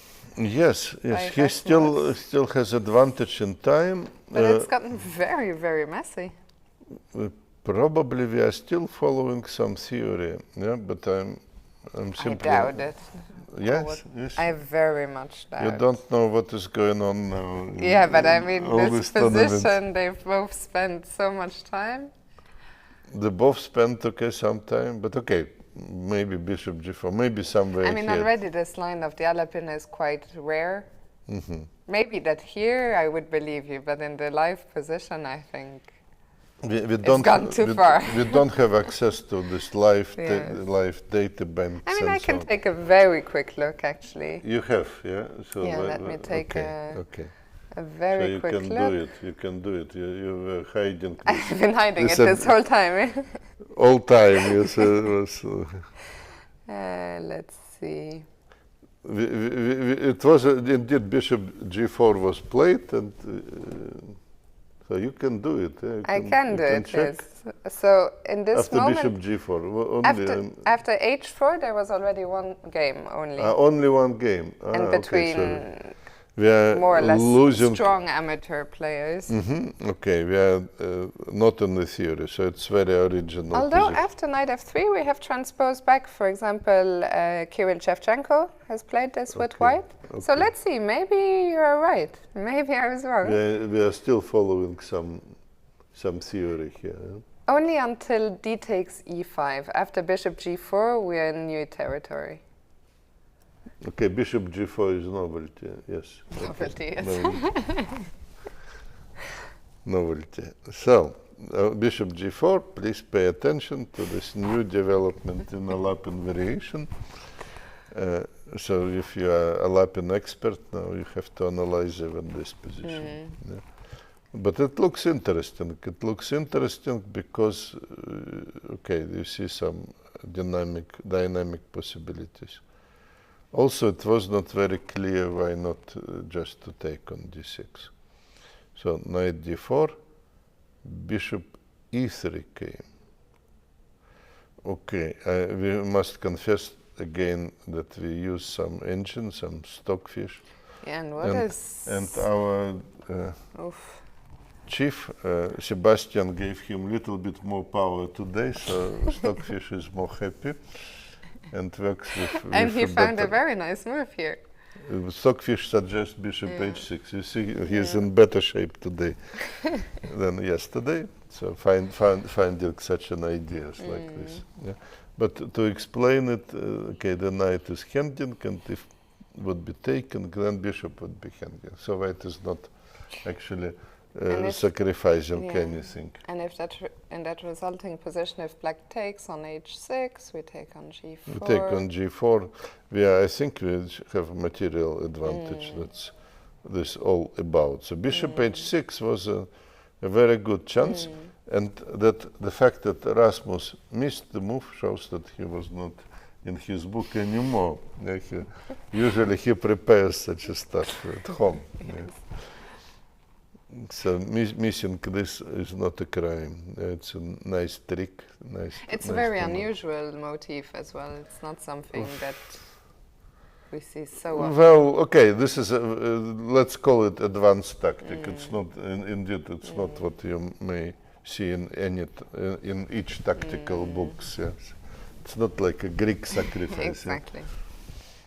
So instead, Rasmus went for bishop e3. Black took. Let us consider this. 1 second, because maybe Rasmus was afraid of bishop takes f3 in this position, but we just recapture. Computer just recapture and still happy. Yeah. Still happy. Anyway, it was a complicated alternative, very complicated alternative. Yeah, it's the kind of move, I think, once you see bishop h6, it seems kind of not so difficult, let's say. Yeah, you start like it, but you may miss it completely but in the game. without seeing it, it's a different story. Because it's like a tactical trick, just trying to distract the bishop from doing his business over the diagonal.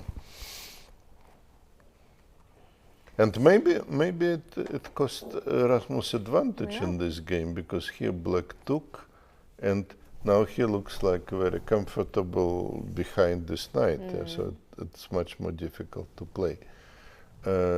Now white decides to castle, and that's of course in a way not very consistent with previous play that we have pawn on h4.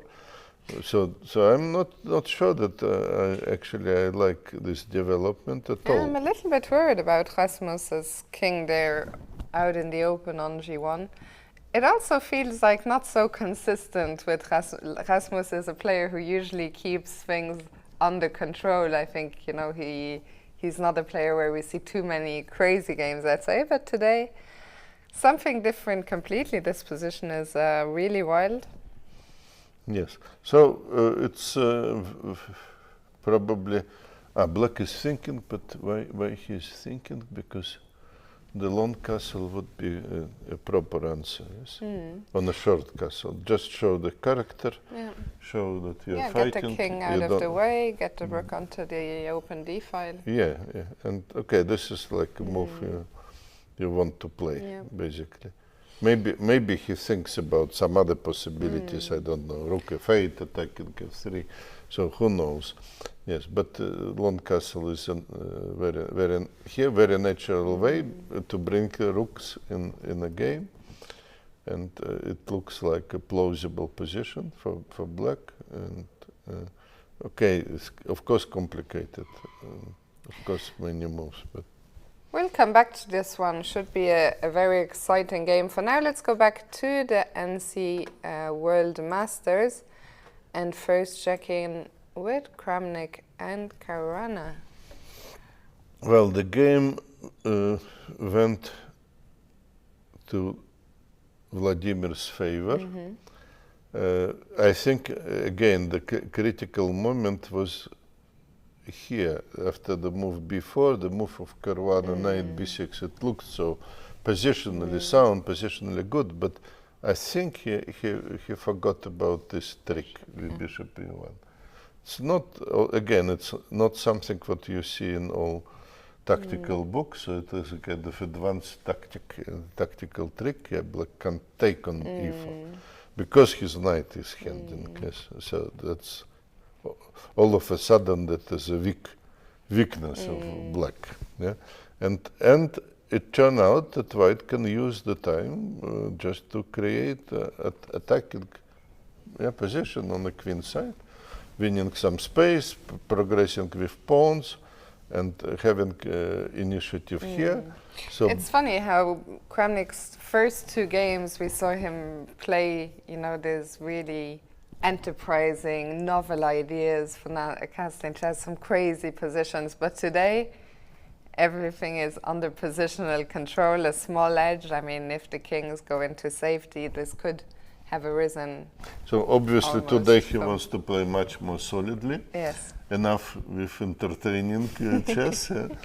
He got it and enough squeeze yesterday. a little edge. And to get H and to put some positional pressure on the opponent. So but he did his share of entertaining, I must say. And this is also very nice chess. This rook fc1 and bishop e1 is some trick that I never saw, for example. So, in sense that black can take on c4, very nice. So there are some very beautiful elements also in this game. We actually had a lot more. Let's go back. We have a lot more moves after knight c8. Oh, I'm sorry. Let me update and refresh my computer. Then I can see. So white went king f1, queen c7, b5. Makes for me a lot of sense. What could be alternative? Maybe to keep working on this small improvement. Actually, I am trying to find out a way for white to somehow to prepare f2, f3. But okay. b5 was played. It is a direct plan. Black took and played knight a7, knight to e7. Okay. Okay, some smoke has cleared. The first question I have for you is, does white want to play b6? Just put this pawn in the heart of black's queen side and say, okay, this pawn will be very dangerous for... All white pieces would upload to this move, with exception of dark squared bishop, who is in kind of cage. With your plan of f3 later on, if the bishop can come to g3. Yes, there is still some glimpse of hope for this piece. Yes, I think b6 is very principled move. Yeah, so it is a good suggestion. b6 And and it then feels like some long-term suffering for black I would not enjoy, and b6 has just been played. yes, no, surprisingly, yes, and because this starts to be little bit varying for black. Some candidate which needs only 2 moves basically to become a much more powerful piece. Yes. And if some sacrifice happens, or maybe white can use the square also for the rook and bring the pawn even closer, we have a lot of problems. Yeah, Fabi quickly played queen d7 here. Well, yes. What else? No, the game goes with a clear advantage of Vladimir Kramnik, but he has to find a way how to make progress. But I think he will be very happy here. Long-term edge. I mean, it's difficult for Fabiano to find a plan, no, unless he can create some counterplay either in the center or on the king side. Maybe he thinks that he just can hold the queen side without much with excitement. passive defense. And Yes, then but you are right. In the long term, we have here something like this, and that could be deadly for black if it will happen. Yeah? Yeah, I don't envy Fabiano one bit here, I think. Very long suffering ahead. But for now, let's check in with Pavel Eljanov and Dmitrij Kollars. You know, just for 1 second, because our now electronic friend suggests to move h4, maybe he wants just to take the square g5 away. To try and trap the knight. And then try to trap the knight. It is another dangerous concept. Let's move now to Pavel's game. Wow. The queen came back to b3. Yes. So First admitting something's gone wrong, and then later on. okay, the situation changed, and now Yes. queen b3 was again played. But it's already makes the game a little Very bit funny. little bit funny. Yes, first queen b3, then queen d1, then queen b3 again. Something you don't see it every day. Yeah? But of course, situation changed, and white developed the other pieces. So now it's a better feeling about it. Black now protected the pawn. Yes, that's because situation changed, and maybe white was threatening take, and knight a5 was not possible. So rook b8. And bishop d3. Now we got the plan. Yeah? Finally, maybe. I think, but Actually, the next couple of moves, the next move will show now. No, not a chance. Not a chance. And now we have to play king f1 to protect the pawn, and black took on c4. That's actually, again, I don't understand. It looks like Helping white, or helping white, yes. So I don't know why to take. Also, we have here many possibilities. We can wait, or we can maybe play a5 even. yeah, and again we see the problem with the rook on h1. Yes, because how to bring it in the game, yeah. So I don't understand the necessity of this exchange. Maybe we're missing something, but okay. Pavel is still thinking about how to recapture. What is the most logical in your opinion? Okay, I think he wants maybe to recapture with queen and exchange here, and then later maybe play a4. Or it looks more logical to me, but maybe he really considers some options. Although the bishop looks good, yes. So from very primitive logic, we're just taking and trying to use the pawns in the center. How would you assess this position? Well, it's not much anyway, yeah, and okay, we still have this problem to solve, but I don't like what Black was capturing, because he was like giving up some influence in the center, in my opinion, without clear justification. Okay, we'll come back here in a bit. Let's go back maybe to the NRV Cup and see the developments there. We'll start with the tournament leader, Ruben Kölner, against Georgios Soulidis, where we were very concerned about Georgios' time management earlier on. And Okay, I can't see NRV Cup for a second, but you have the position. Yeah, so maybe you can what see it on the board. Yeah, I think what we will do simply is we'll maybe go back to the A group instead.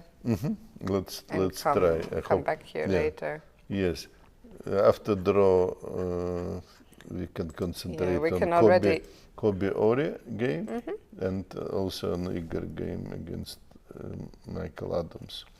Okay, let us see what we have here. Okay, we have even more moves. Try to refresh it. Yes.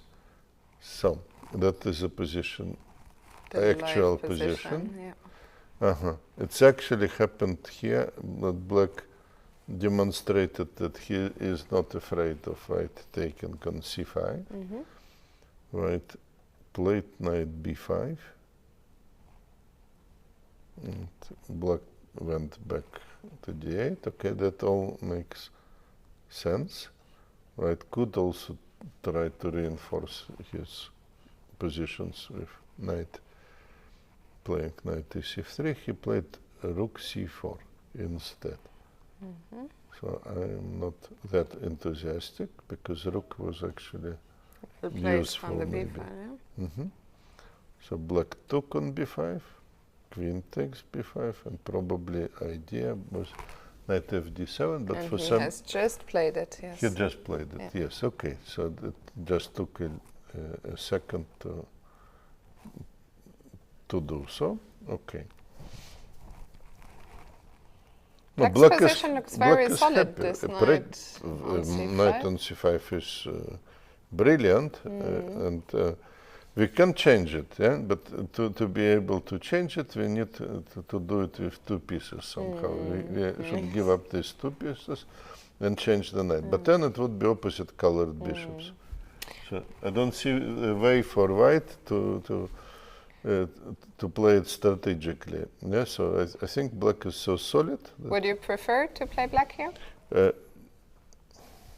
Not really, but I think it's just equal position. Yes. So maybe rook c4 was giving Black. We come back here because we said yes, reinforcing it with knight, and if Black would be taken, we can at least have knight on some good active position. And it's not so simple now to play knight f to d7. Okay, we may have some initiative here. Yeah? But rook c4 looks like giving away a small advantage. Yeah? Okay. It was not a decisive advantage, it was just small advantage. Now we can see the players. Yeah, time is also evening up. I think a draw a big favorite in this game. Yes. But it's okay, from Black's perspective, it's a good result. Fantastic result, of course, against the top seed. So let's move on to board 3, Mickey Adams against Ihor Samunenkov. And we like the move a5. Yeah? That shows very, very good understanding. In fact, we only missed one move here. Mickey responded with knight f to d2, and Ihor has been thinking. That actually, I don't understand it so much. Yeah? Why to do it? And Because our what silicon friend disapproves strongly. No, but G5 is not only question of our silicon friend, of everybody. What is going on? Honestly, It what looks is to going me on? like Ihor is a little bit perplexed almost to be given such a chance. Okay, let's try to understand what's going on after Yes, I don't G5. understand. Only what I can do out of it. First of all, I don't believe that white will ever take with this knight, because for many reasons. But main reason would be this square, where black rook may come. Yeah? So that is not a desire. So okay, we can even make it work. Yeah. Okay, black simply can take actually. So this doesn't make any sense. So only what could make sense is to take with bishop. And Bishop knight takes, d6 for is the example, and then knight d6.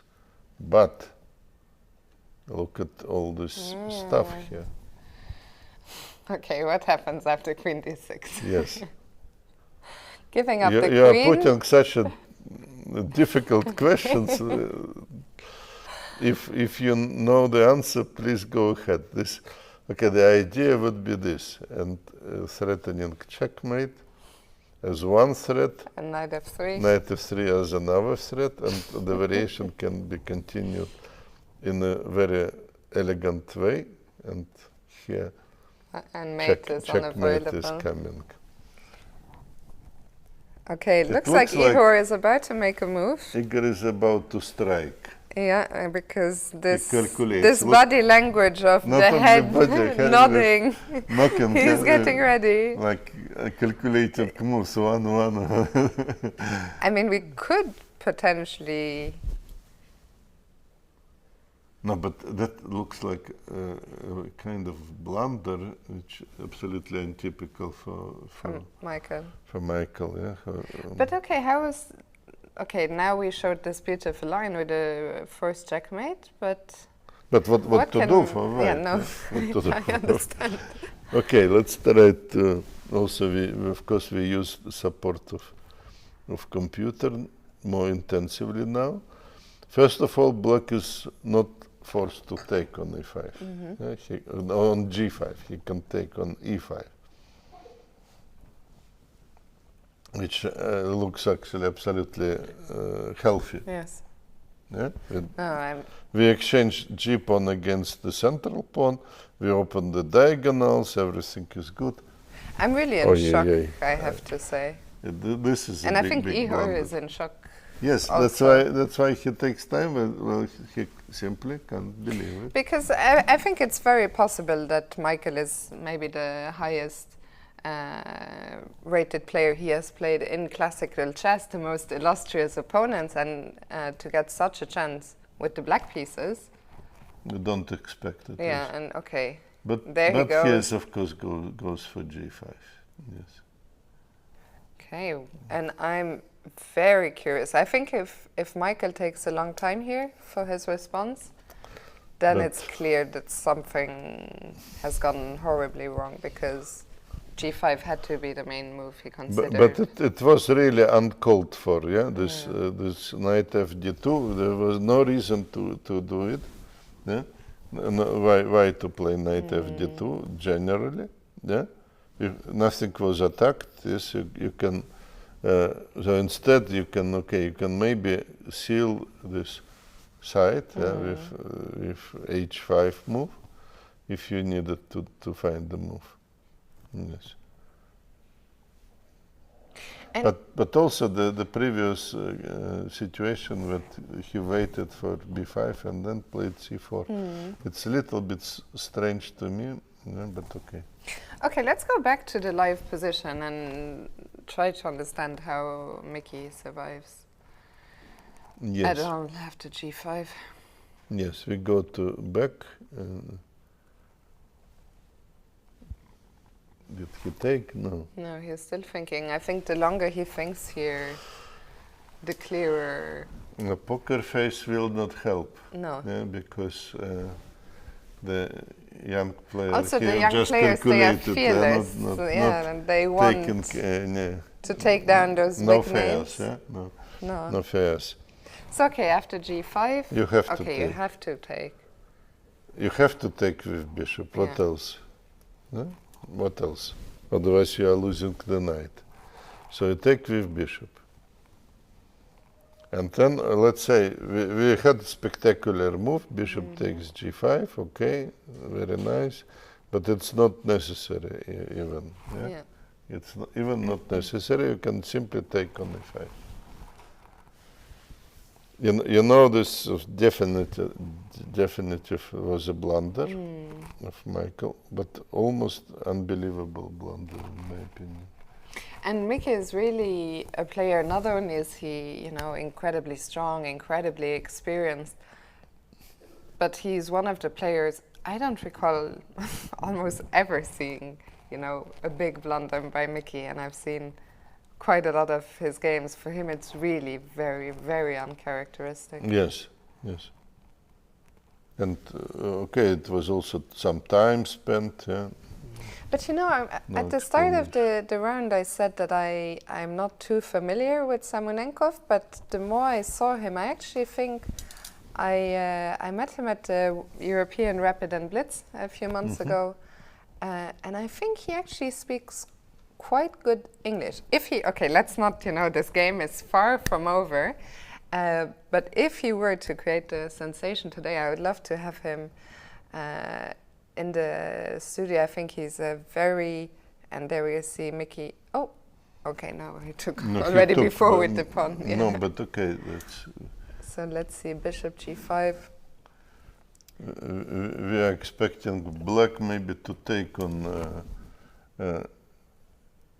e5, but we also considered the other alternative. Yes, bishop takes and knight d6 because of this spectacular queen sacrifice.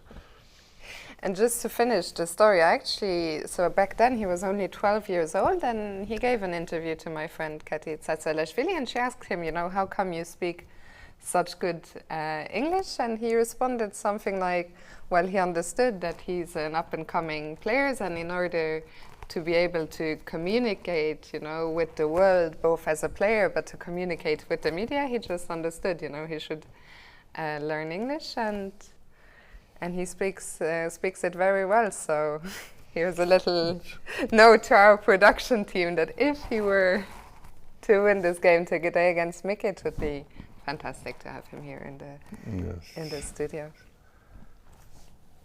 Hopefully he was not studying English for the reasons that he would love to talk to Michael Adams after the game.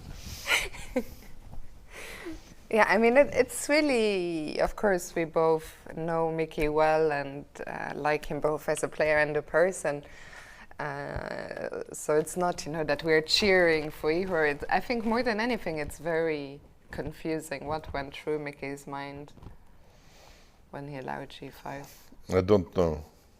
Difficult for me to give an explanation. I'm trying to do it, but my only explanation is following: that black played a5, demonstrating some ideas maybe on the queen side, and you switch your attention to the queen side, and probably after the move h4 you just said, okay, g5 is not going to happen anymore. I defended it.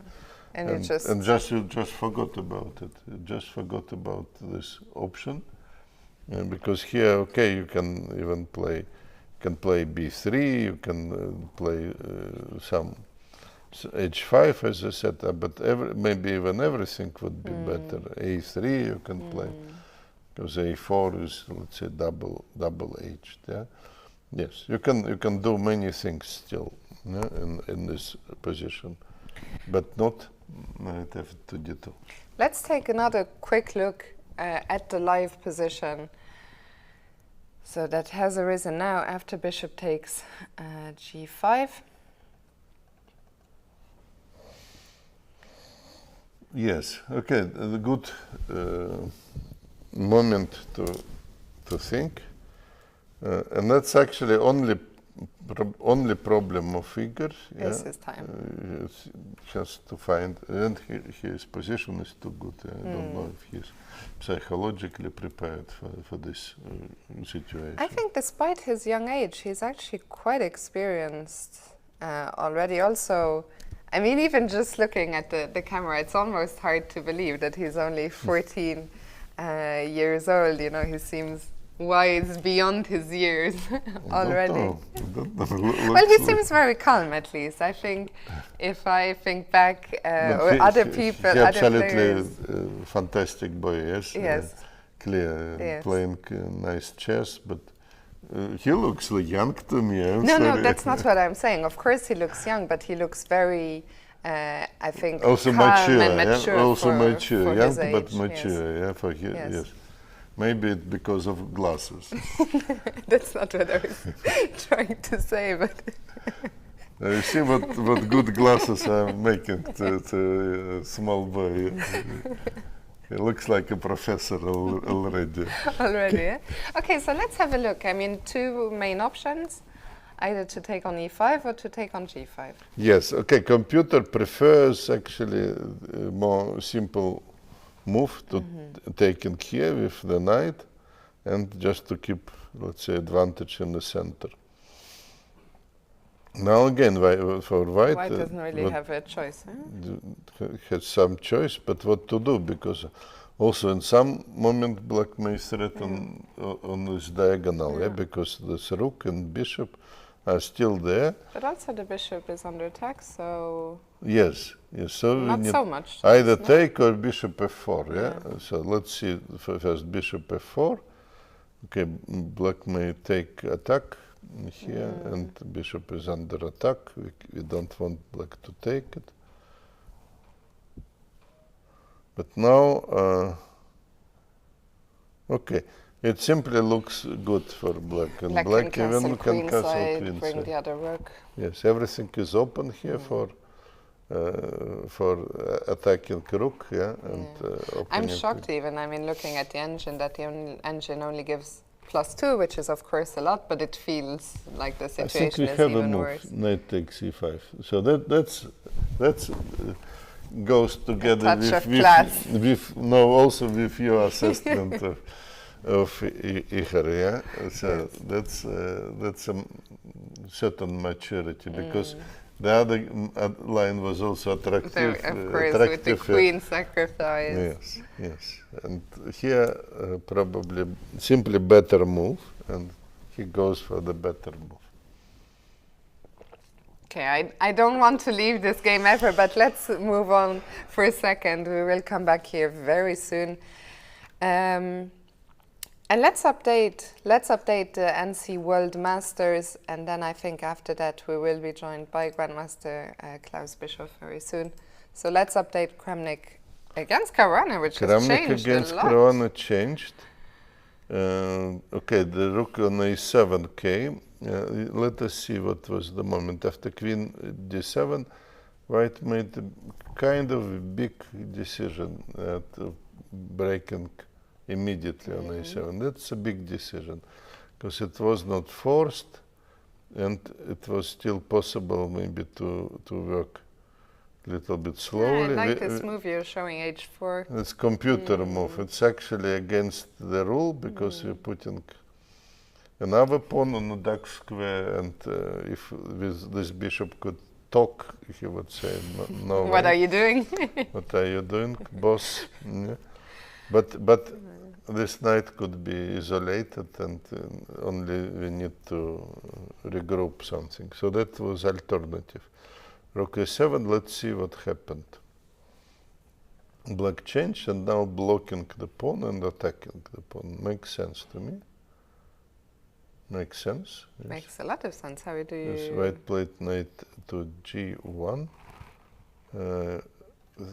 wanting actually to win the knight with two moves. I was just going to ask, why can't we take on a7? But that is the answer to my question. Maybe we can very quickly show it on the board. Yes, let's take it, and let's show the whole variation, and white simply wins the knight. Yeah? So black played king e8 to create escape rook for the knight, and white played h4. Okay, so that was an idea of Kramnik. Nevertheless, let us see what black need to save the knight. Yeah, actually, Fabi played queen c7. He played it? Yes. Okay, this is one escape operation. Another escape operation would be this, yeah? Not positionally horrible move, but we want to pick up the pawn. Yeah? And knight can go away.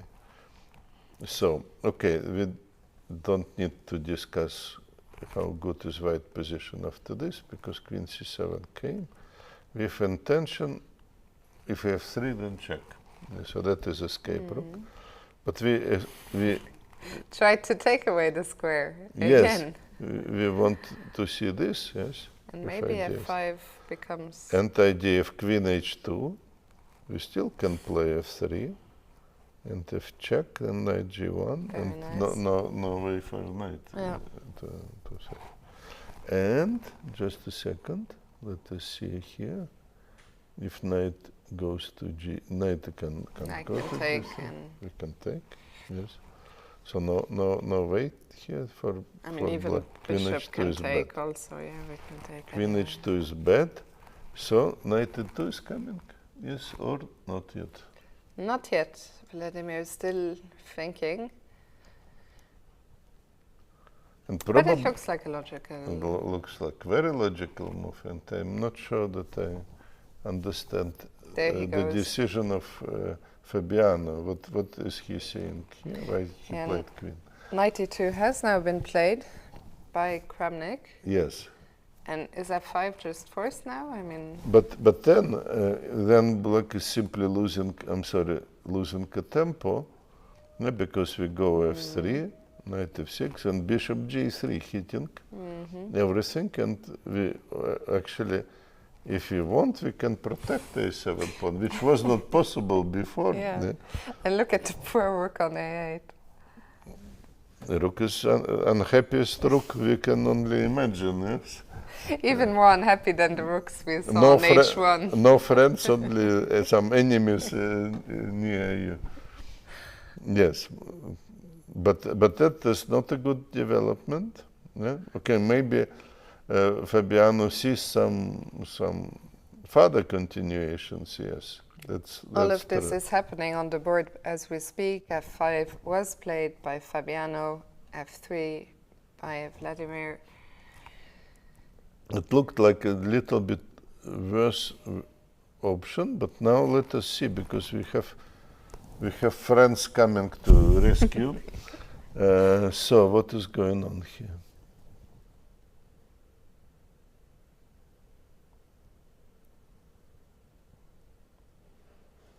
It looks like we have to drop the bishop back.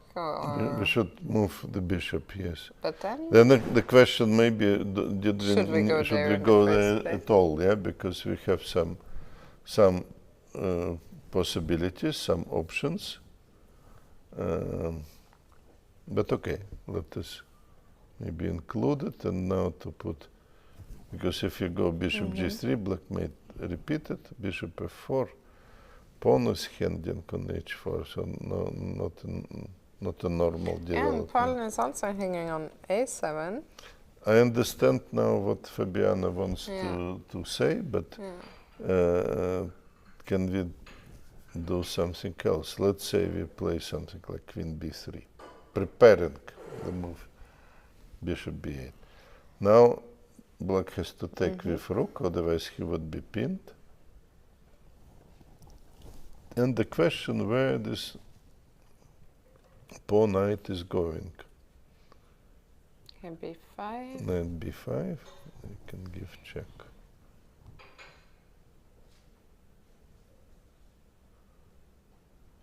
Let's say king f7, and we bring knight. If we can bring it here, black is... Very tasty square on e5. Yes. No, this here, the situation where white, of course, playing for a win, in spite of sacrificing the pawn, but it doesn't bother us so far. Yeah? and the more important is this new weaknesses on e5. Okay, so we are going to go on a very short break now. We will be back in just a couple of minutes, joined by Grandmaster Klaus Bischof. Then we'll check in with the other game as well, and of course with Ihor Samunenkov. See you guys soon.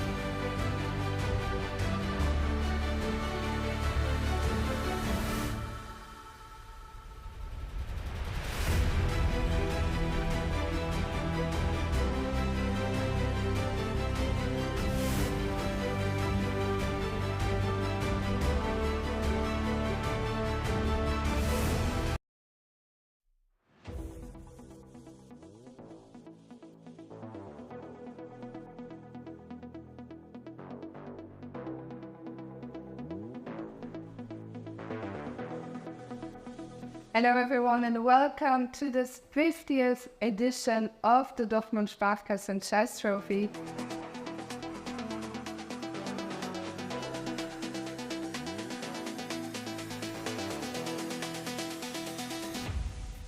Wir freuen uns, in diesem Jahr 226 Spieler im B-Open zu begrüßen. Wir gehen davon aus, dass wir den Teilnehmerrekord in diesem Jahr überbieten werden. Im A-Open heute Nachmittag rechnen wir mit deutlich über 300 Spielern.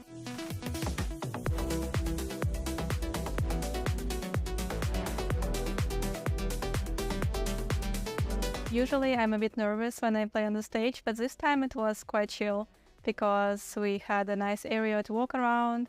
We also had a buffet and water. It was very nice.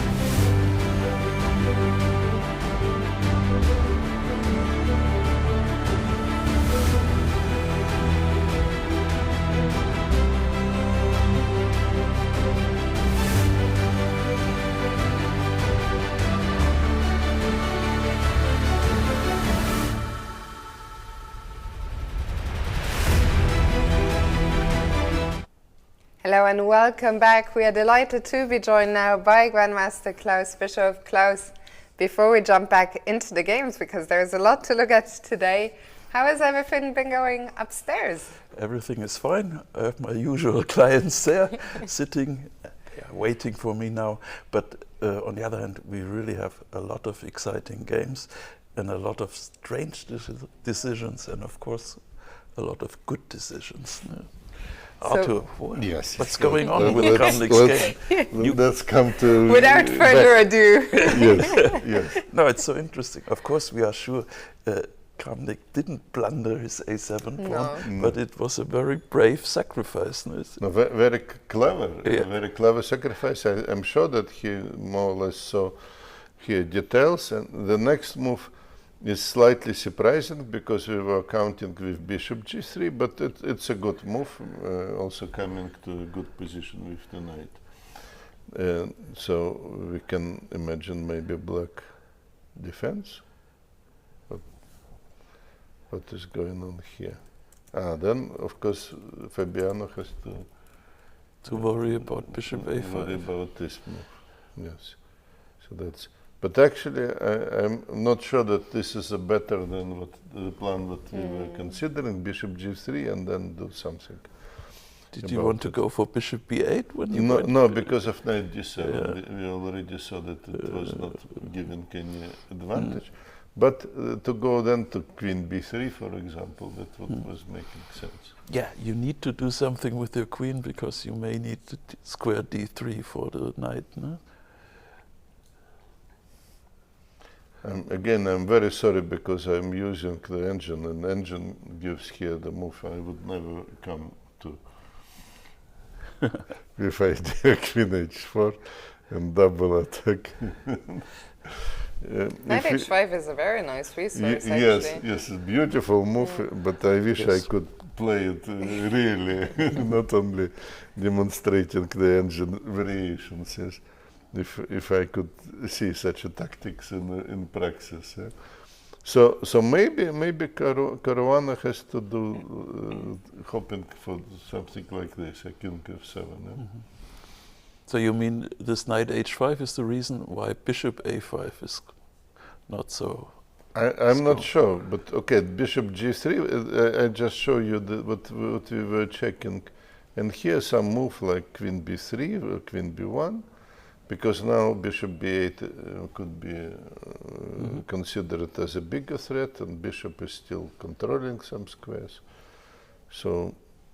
Okay, and we saw this position. If rook a7, then exchange, and simply white has here modern compensation, because black is in big trouble. For example, something like this, we go.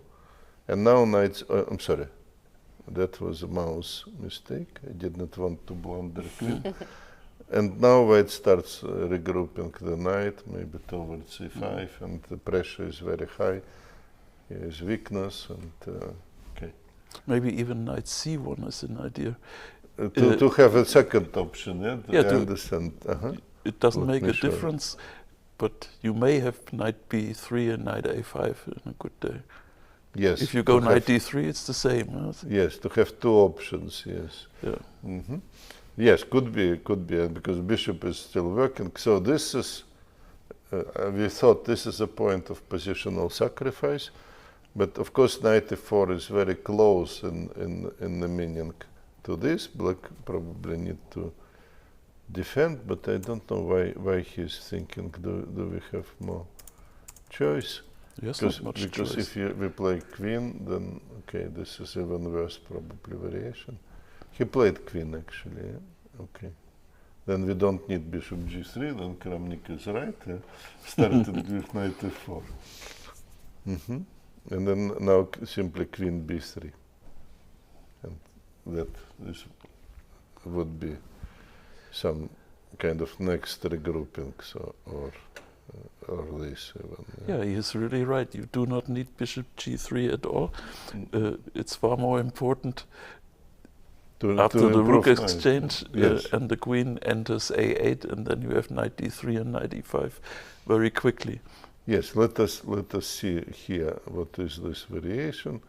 Okay, somewhere we go with queen, probably doesn't matter.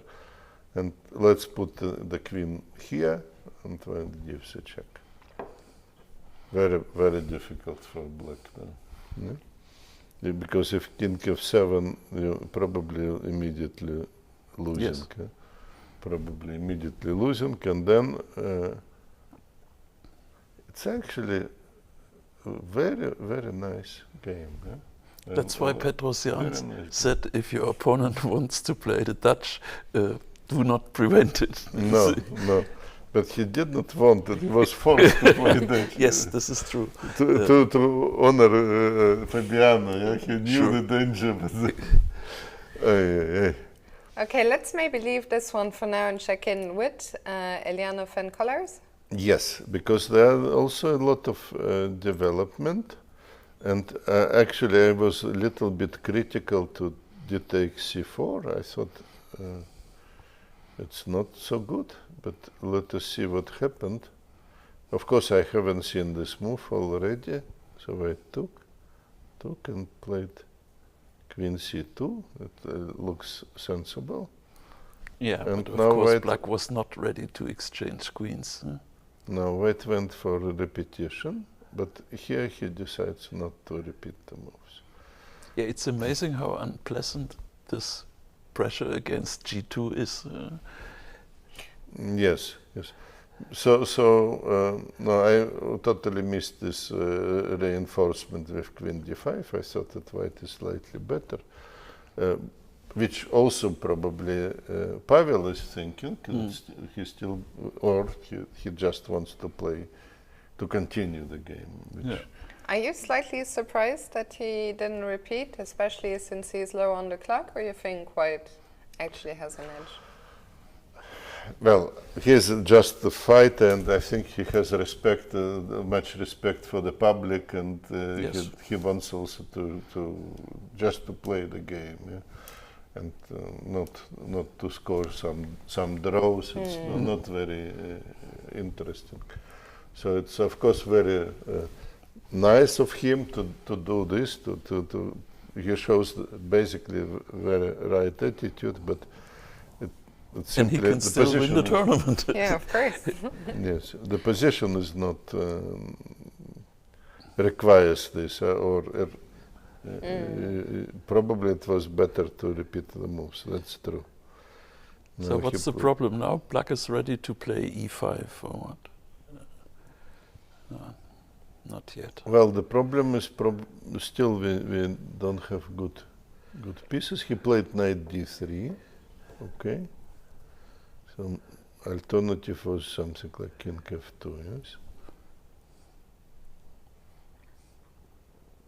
No, but black heavy pieces are more active here. I'm not sure that e5 is a threat. Played knight d3, and what black did was queen g5, hitting g2 again, knight f4. Rook f6.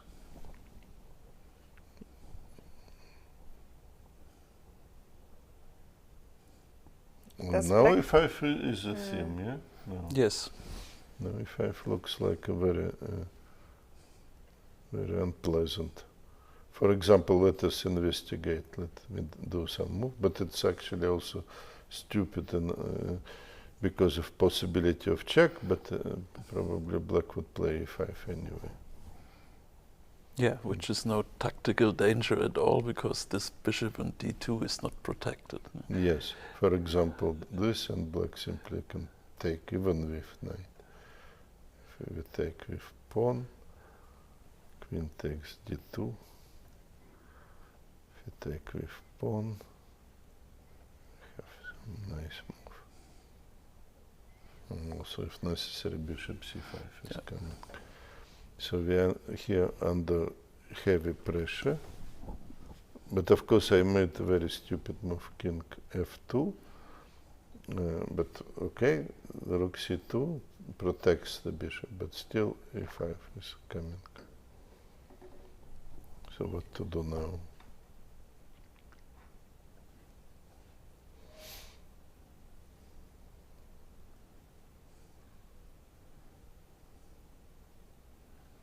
Okay, it's not in the game, so let us shortly look at this position. Pawn for exchange, but black has fully developed white. No, yeah. That's anyway, from practical perspective, black is not risking here at all, but white is maybe in trouble. Yeah, it looks like Pavel is under pressure both on the board and on the clock. Only 16 minutes remain for 16 moves. Shall we go back to the A group? I'm so curious. What is the update in Mickey Adams's game against? Let's check two games there, and we have Matthias Blübaum. Okay, so we start with Matthias Blübaum. Yes, and Kobo Ori. And it looks like almost Kobo Ori for me as a Star Wars name, yeah? And he's probably true to the spirit of this movies he's fighting. So where I like his position, but okay, maybe it is just equal. Can you show me the last 2 or 3 moves? Yes, it happened like this. Okay, knight fd7. Knight fd7, and white start regrouping, and black just hit, and queen b1. So, okay. Knight c1 was probably a good move. He should not wait until black plays, let's say, bishop f6 and bishop g5 or something like this. Yes, you should do something about this. Should do something. Then the worst case scenario is that you end up with the bishop c2 against the knight on c5. Well, yes. No, but he wants maybe now to exchange this these pieces, and then it will be draw. Yeah. So we move maybe to most exciting game. Let's do it. So Yes. let's look at Mickey Adams against Ihor Samunenkov. And after A lot has happened. very serious mistake of Michael, he landed in a difficult position, but fortunately without. At least he could prevent being mated in H1. Yes, without being checkmated here. Yeah? So what is here going on? Just a second. Queen e7 looks like a good move, but the question, what was here? It was another option for black, yeah? To have everything here protected, and so maybe Queen e7 is actually not the best move. It looks so natural though, right? To take with the queen and then maybe Not in no castle chess. No Yeah, castle chess, but you in- use your chance and take with king. Fair enough, but on the other hand, here black does no longer want to castle. That's it. Yes, and okay, Queen e7, Bishop g2. No, I think something happened too. Here, I'm trying to understand what. First of all, let me try to make long castle for black. But this is also not a good idea. We give some counter chance.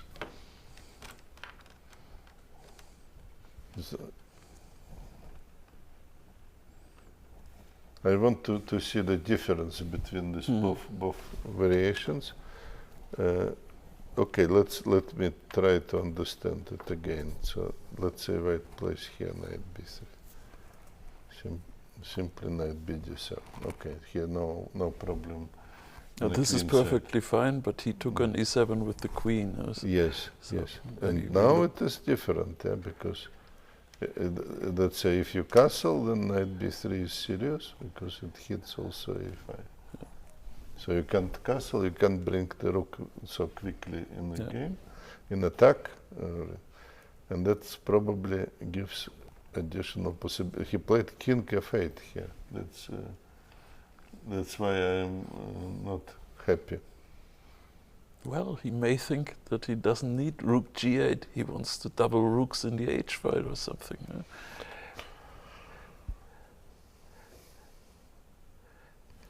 Let me try to understand it again. So if f5, what was here the answer? Knight g5, knight d6.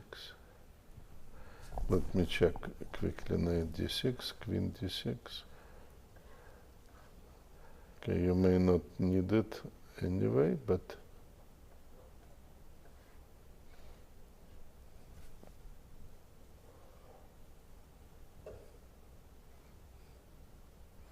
Well, it's difficult to say. I'm not so sure. Maybe rook a7 was a better option in bringing this to h7. Yeah? On a good day, yeah. Yes. No, at least it's also not immediately clear what was going on, but I think he probably took on e7 with some concrete ideas with queen, because just let me compare. This is one position what we see, and if he would take with king, white would still play bishop g2, and that would be another position. So I take this away. Well, he may have thought that now his queen is too far away from the king side, but still, this is very solid, no? This is extremely solid. This is extremely solid, actually. And queen, yes, it is far, And, but it yeah, goes and from now on, after the rook game. g8, this f5 business may become interesting. Yes, and bishop is protected Yeah. also, and if we exchange, we can come to the diagonal. So there are Yeah. good arguments also. So yes, but it is not easy. It's not like elementary to compare these two positions. Of course. You may come to different conclusion. We don't have so much time now for both players, but Michael has more time. Let's get to the live position because. Queen e2 was played. Queen e2. One more move, yes. And knight g6. Queen e2, knight g6. Okay.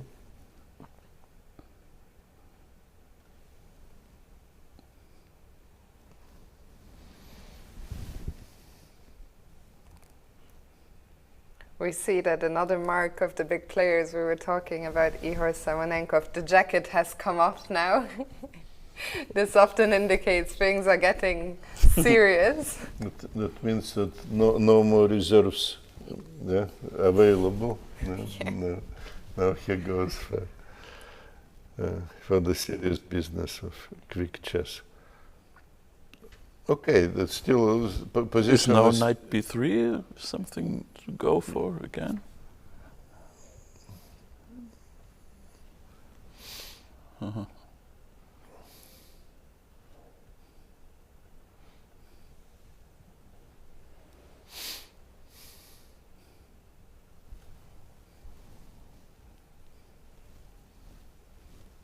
Still, it seems quite quite unpleasant for Mickey, no? Well, I think he was afraid to lose the game after g5, and at least for the moment. So, if you're still in the game, it is already kind of bonus because he definitely blundered. Yeah, this is true. But it's still too early to say that he has the worst things behind him. Yes. Because exchange of this g pawn against e pawn is actually for black is good. Yeah. Of course. Yeah. So that's improved black position anyway. Maybe we'll come back here in a short while. Let's quickly check in with board 5, another game we've been keeping an eye on, Rasmus Vanne against Rattenvel. Yes, it went for one moment and went somehow in the wrong direction because Rasmus, I think Rasmus had here a very nice move, bishop h6 available, suggested of course by Stockfish and other fishes from aquarium, and that's what they were discussing. But here bishop e3 was played, and we started to worry about this position. We thought maybe long castle, but black decided to make more concrete move, hitting here f3. So here some alternatives were possible, where took on d4 doesn't make so big impression. Little bit strange decision to exchange queens. Yes, if it was possible, I don't. True, but he thought this knight b5 might save his bacon. Like this. So bishop d4 was possible. Probably some other move. I don't know what he was afraid of actually. But okay, doesn't matter. He played a little bit safer move. Queen takes. Now wait, after worried for a while, he decides to go for this, and only now black played long castle. Okay, rook a to e1 now was played. So it looks like. Can I just ask, why couldn't we take on a7? Here, well, b2 is still well. handing, so this is just exchange operations, probably. You can do it, but black improved the position at the same time. So it is about equal. Okay, we have Let's say black is sitting behind the better side of a draw. Yes, very nice. So maybe, Klaus, what we're going to do, we're going to ask you, we're going to see if there's been any moves in the NC World Masters, ask you for a prediction for those two games, and then we will let you return to the people of Dortmund that are waiting for you. World Masters back, yeah? Yeah, so, back okay, to Kramnik, Caruana. Back to our stars, and we have the move Queen e7, actually, and white played prophylactical, but not only prophylactical move, which with this bishop who was suffering for a while would definitely applaud. I said, now I'm happy with finally coming to life. Yes, I'm coming to life, and in a very, very unpleasant way for black. Yeah, this bishop h4 in combination with h6 might be very dangerous. Yes, because the position of the knight would be shaken. Yes, very good game so far of Vladimir Kramnik. He had his reasons to avoid bishop g3. No, it turned out that he is profiting from this. Yeah? He's looking for a brighter future for this bishop. But actually, many moves were very, very fine, including this rook a7, very deep thought operation, because it was not necessary. You can keep maybe the other plans, and then this whole strategy of forcing black to play a5 looks very, very nice. So Klaus, your prediction for this game? Well, it's hard to imagine that Caruana can survive this pressure. But on the other hand, if he can't, who could? Who could, yes. Is that a Kramnik win prediction, or was it a clever way of avoiding? Avoiding of taking definite avoiding sides. A clear saying. Caruana is such a nice person. He came to us yesterday, but I think today he's in trouble. These things with predictions are very difficult, especially if they concern the future. Yes.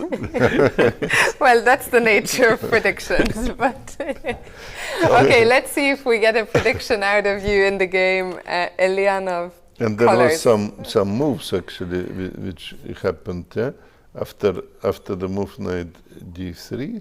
Sorry, queen g5, knight e4, that we were still seeing, and white protected the bishop because we saw some problems in some variations in this direction, so that was clever. Black played e5, also makes a lot of sense, knight d5 now. And yes, it happened, no, not yet. I was expecting an exchange sacrifice. Yeah, Dmitrij maybe it will happen now. He is still thinking for now.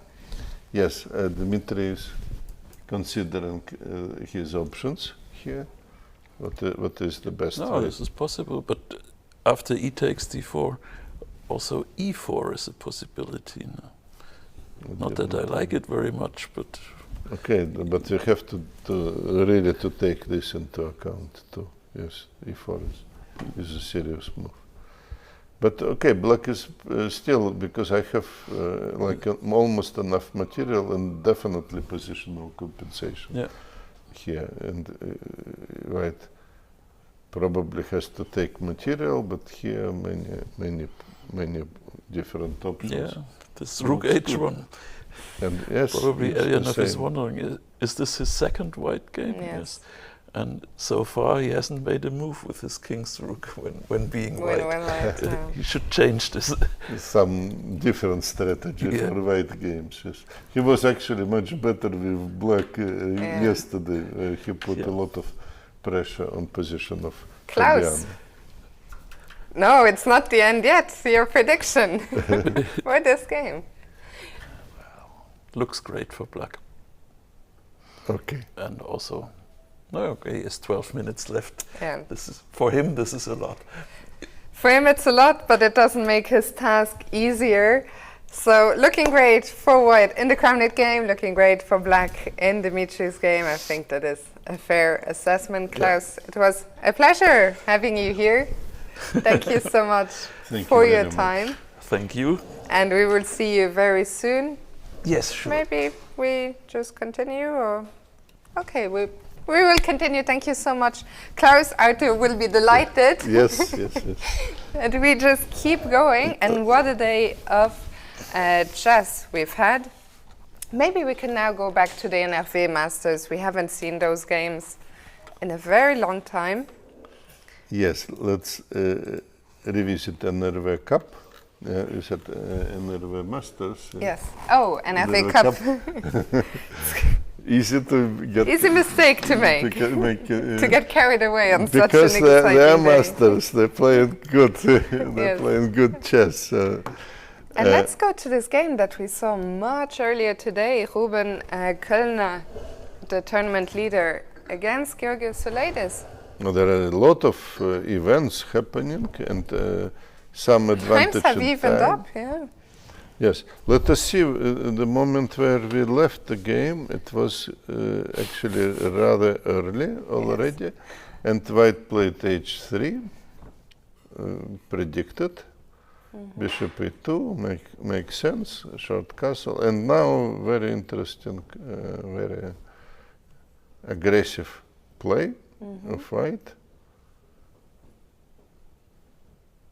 Okay, this is a good reaction. Yeah? Playing in the center. Yeah, to be fair to Georgios, I mean, he spent so much time early on, but then, you know, he started playing faster, more active, and keeping things in the balance. Now, a little bit complicated move, but he was probably taking time to calculate. If nothing better, then after exchange on e4, we can pick up the pawn. Yeah? So it's correct move. White puts up some pressure. We probably could protect it, but different solution here. Okay. Possibility for white first to take and then to play g5, but king f1 was played. Maybe missing some more aggressive opportunity. Still, the very interesting struggle continues. But I really like this move also, queen b8 by Georgios, looking to exchange one of, you know, You're right, white's- he profited from this exchange. He forced, clarified the position and brought the queen in the game. So that's a looks like a good defending, good maneuver. And here, after some exchanges, we got this position. Okay, very nice. Hitting here and maybe Looking some both ways, looking both ways. Yeah. So white played b3, bishop takes g4. Very nice defending from our friend, who actually plays excellent chess in this tournament. Yeah, very impressive. Yes. So it's not surprising that he is on the And I was going to say leading that smoke position. has cleared, but actually the action continues. G5, yes. So white is trying to pour some oil maybe in the On the fire, in the yes. fire. It also makes sense. I mean, Ruben Kölner, he is the tournament leader. He's been playing some very nice attacking chess, and a win today for him would be absolutely massive. So after Yes, usually also the players are very good aware of the situation in the clock, Yes. and that's what he tries also to profit from it. And next move looked like almost like very dangerous Yes. move, and black played played rook 8 e6. rook 86, yes.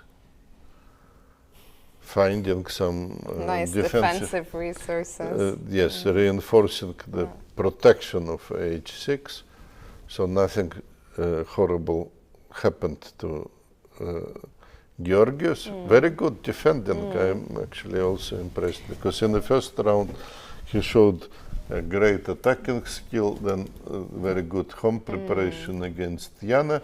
Today he was under pressure, but was finding very good solutions and holding the position. Yeah, and this position probably, I don't want to say equal because there's so much life in it, but in the balance at least. Yes, looks like okay. White is missing this rook. Rook should be Yes. maybe here on g1, but he is missing it, and needs some time to reinforce maybe here some activities. And black definitely is not going to wait without Doing doing something. Yes, so For sure. we can try maybe do some analytical effort. Let me try this move, for example, but then maybe black would Yeah, start. the king also doesn't look so happy on e2, facing these rooks. No, of course, you are right. Yeah. But then it means who is attacking here on the king side? Actually, not enough power for white to create something. That also put the question, maybe white should pull breaks here and make a draw, because if he can. Yeah, because he could overpress. Okay, we'll see what happens here, because I think both players very fighting. So we will come back here. I see there were a few comments in the chat about Dinara's games, so let's go there. Let's see Dinara's game. It we looks like missing. Yeah, it looks, there's a comment from Cielbleu. It looks like Dinara in time trouble missed the opportunity to set up a queen and bishop battery and is now worse after the en passant capture. So let's see, where was this battery? What happened here? So I'm not sure. Yes, I think we were. And we should try to catch up quite quickly. Yeah, we quickly catch and up. Her time is after low. bishop a6, we see Dinara was preparing e4. That is a good chess. Yeah, that is a good chess. Preparing the central break. This is a major idea. Now, okay, maybe there were some options to this. That is true.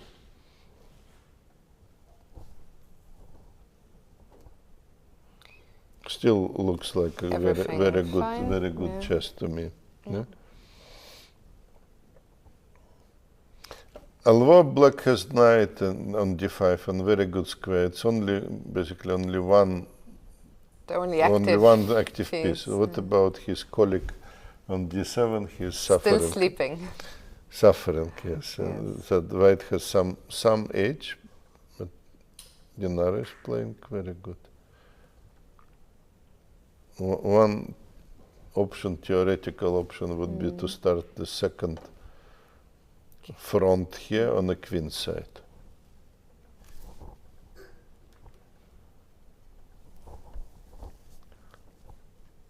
We can try, of course, to improve also here, but it looks good. Looks very it looks good. Position, yeah.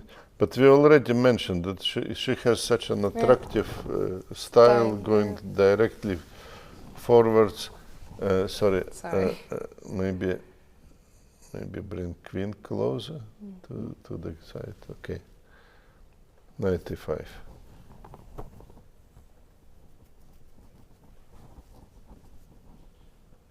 Black was absolutely in defensive, yes? Yeah, and now we're starting to see this queen and bishop battery mentioned in the chat. I imagine that will happen along this long. Oh, why bishop went there? That what probably was what they were saying. point. Maybe bishop back to b1 or back somewhere and then to bring queen.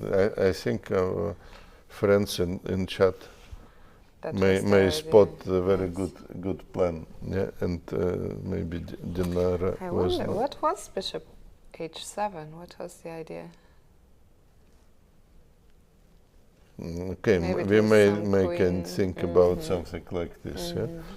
But what happened? Rook b5. So something was not going. No, something went wrong here. What?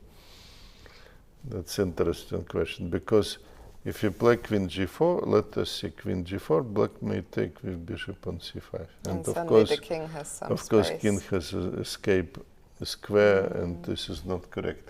That's probably somehow maybe either she missed the move, or she thought a4 and black takes with rook, and now I do this. Yeah?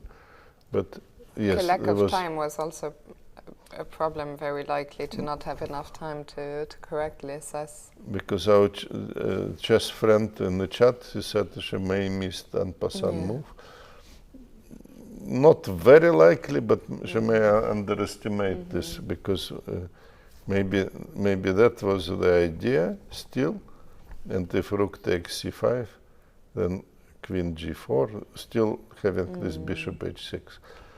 So I would say she saw en passant move, but maybe underestimating this one. Yeah? So that is possible, of course, because all of a sudden black wants to take with a maybe different piece, or to keep bishop on c5 protected from queen.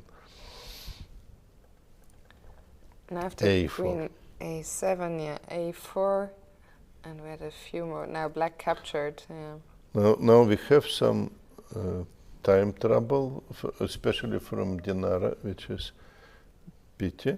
Now black captured with queen. Okay.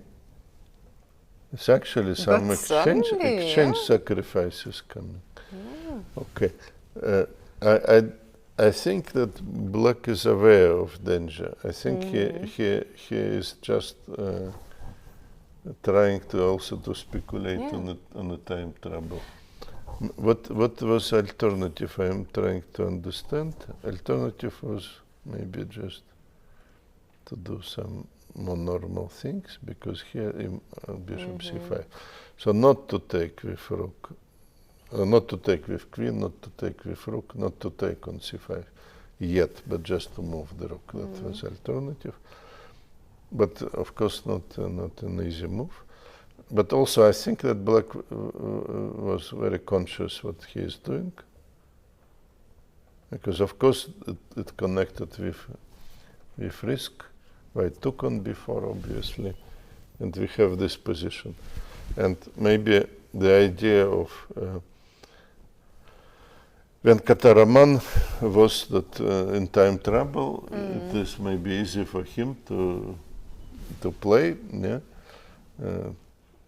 which is partly true. Yeah, which is partly true. Black has now a more stable position, but sacrificed the material. Yeah, the engine does not approve of the sacrifice, but I think time will tell if, practically speaking, can he use Dinara's time trouble.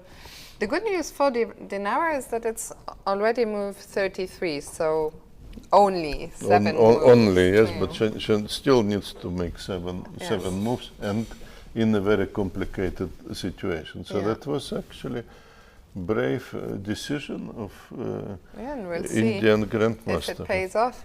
We'll come back here for now. Let's go back to the A Open and check in first with Matthias Blübaum, our top seed. Before we go away, Ruben actually played king e2, which we were criticizing, mentioning this maneuver. You see the errors, so we were analyzing it, and we feel that black is better.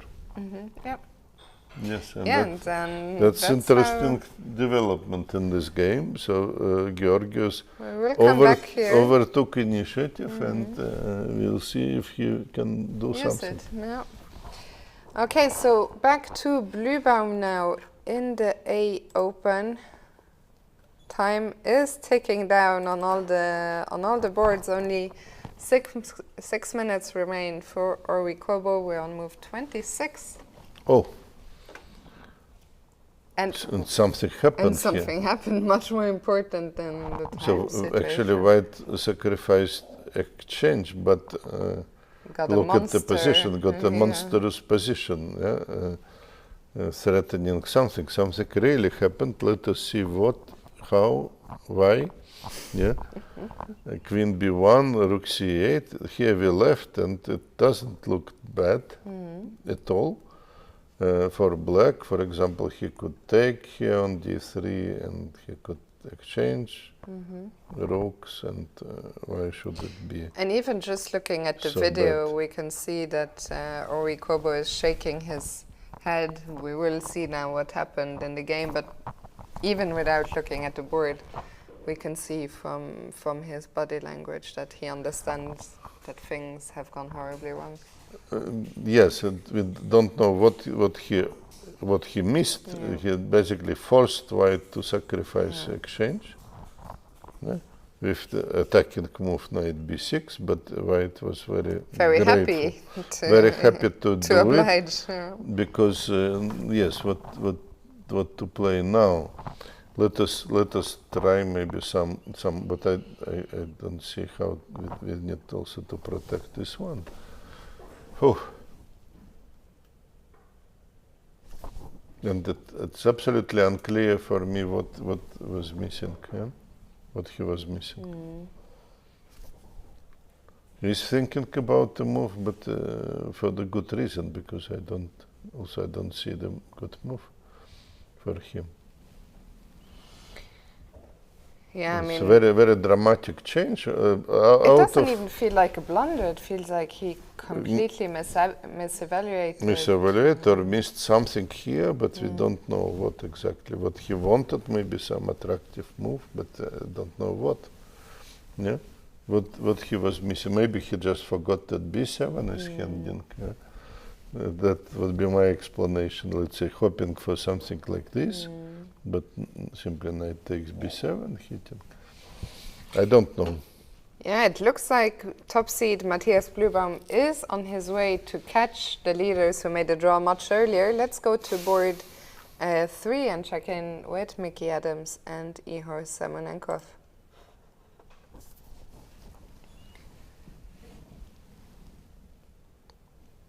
Still this position full of life, but things seem to have taken a turn for the better for Mickey. Well, at least I already mentioned that the fact that he did not lose, yeah, that's already a bonus. Yes. That's already a feeling like, okay, I'm still in the game, here I can play. But he was, second day, he was like on very close, losing a game. Yes. Yeah? But let's catch up with the live position, because we see that a lot of things are happening on the video. Yes, rook d1, okay, king g7, that looks reasonable. And knight d7 also looks perfectly reasonable to me. And black took on e4. I mean, still a lot of pressure for black. Maybe this move is not obligation, yeah, because black could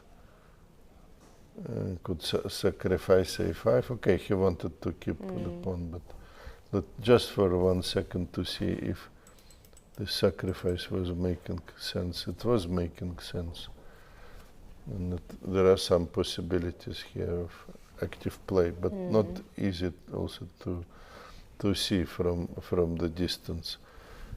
So a4 was played, and white we choose this moment to simplify the position, or some exchange operation. That black already answered. Yes, knight takes c5. I'm sorry, I showed the moves. Knight takes c5, bishop takes rook, queen takes d4, and now we have to count material. Yeah, e5 was played, and after already e5, yeah, we're in the live position. Well, and now anything can happen suddenly. Basically, yes, anything can happen, and okay, e5 is actually also a little bit weakening the position of the knight. Yeah, so black could instead play king g8. First, let's count the material. 2 knights against the rook and 2 pawns. So again, if you have these 2 pieces against the rook, it is very important to see if we have endgame or middle game. Basically, it would be better for white to have an endgame than it wouldn't be any danger at all in middle game. There is still some attacking potential. Yeah, I mean, the king on g1 still looks like it could be vulnerable. Another factor apart from the material is the time, only 3.5 minutes for Ihor, and still 11 moves to make. It's a lot of moves. Yes. So now I would say that the worst part is over, yeah, for Mickey. So he is comfortable. The question how to play. Let us see queen d6 first. This is definitely possibility number 1. Exchanging queens, nothing can happen to him at all. Yeah, and he can try to see maybe I can break some blockade and I can attack. Yeah, I would love to keep queens, but it doesn't look like... Doesn't look possible, yes. I mean, at queen the A7, moment. but it's not Yes, a but move I want to make. we are maybe asking for some much. combination, too Yes. much, yes. So, queen d6 is one move, another is just to keep playing it, if hoping to rook d5, because black is also shaky. Yeah, I think it also depends on how much risk is Mickey willing to take here. You know, does he want to maybe use the fact that Ihor is low on time and also keep the queens on the board to create more chances for himself?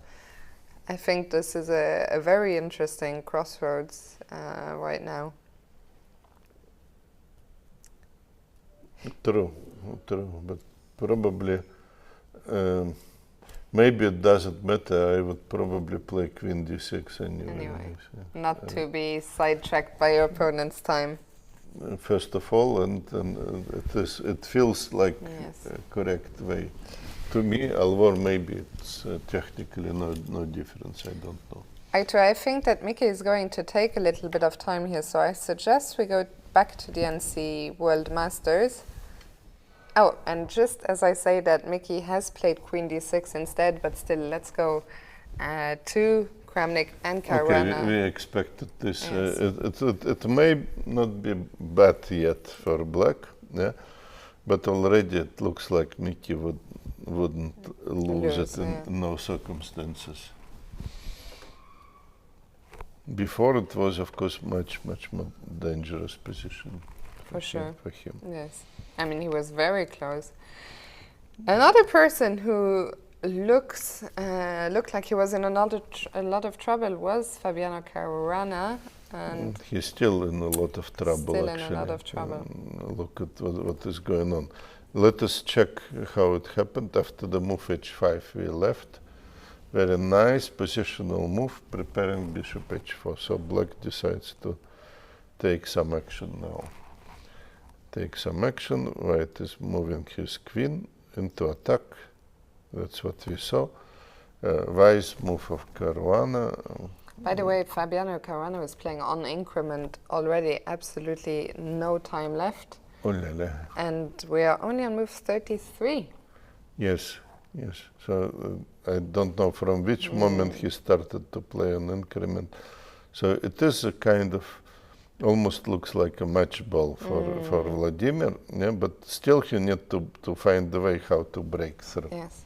So black build up what he could, yeah, some kind of fortress, maybe this is a threat, take on c6 and knight e7, so that's why he moved the king. Moved the king. So now the question, knight e5, giving a pawn, okay, we can see.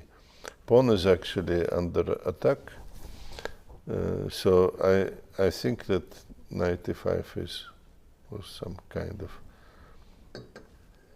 prepared. Yeah? Vladimir simply wants to calculate before he goes further. Yeah? He wants to calculate to see if there is anything to be afraid of. Yeah. But actually the bishop is protecting nicely. I don't know, let us see some more options. I don't see the big danger here. Don't see anything coming here. So let's see something like this. Still keeping everything under control. Yes. So I would say that after the move knight e5, which is very natural, it looks like Vladimir is basically winning. Let us see knight takes h5.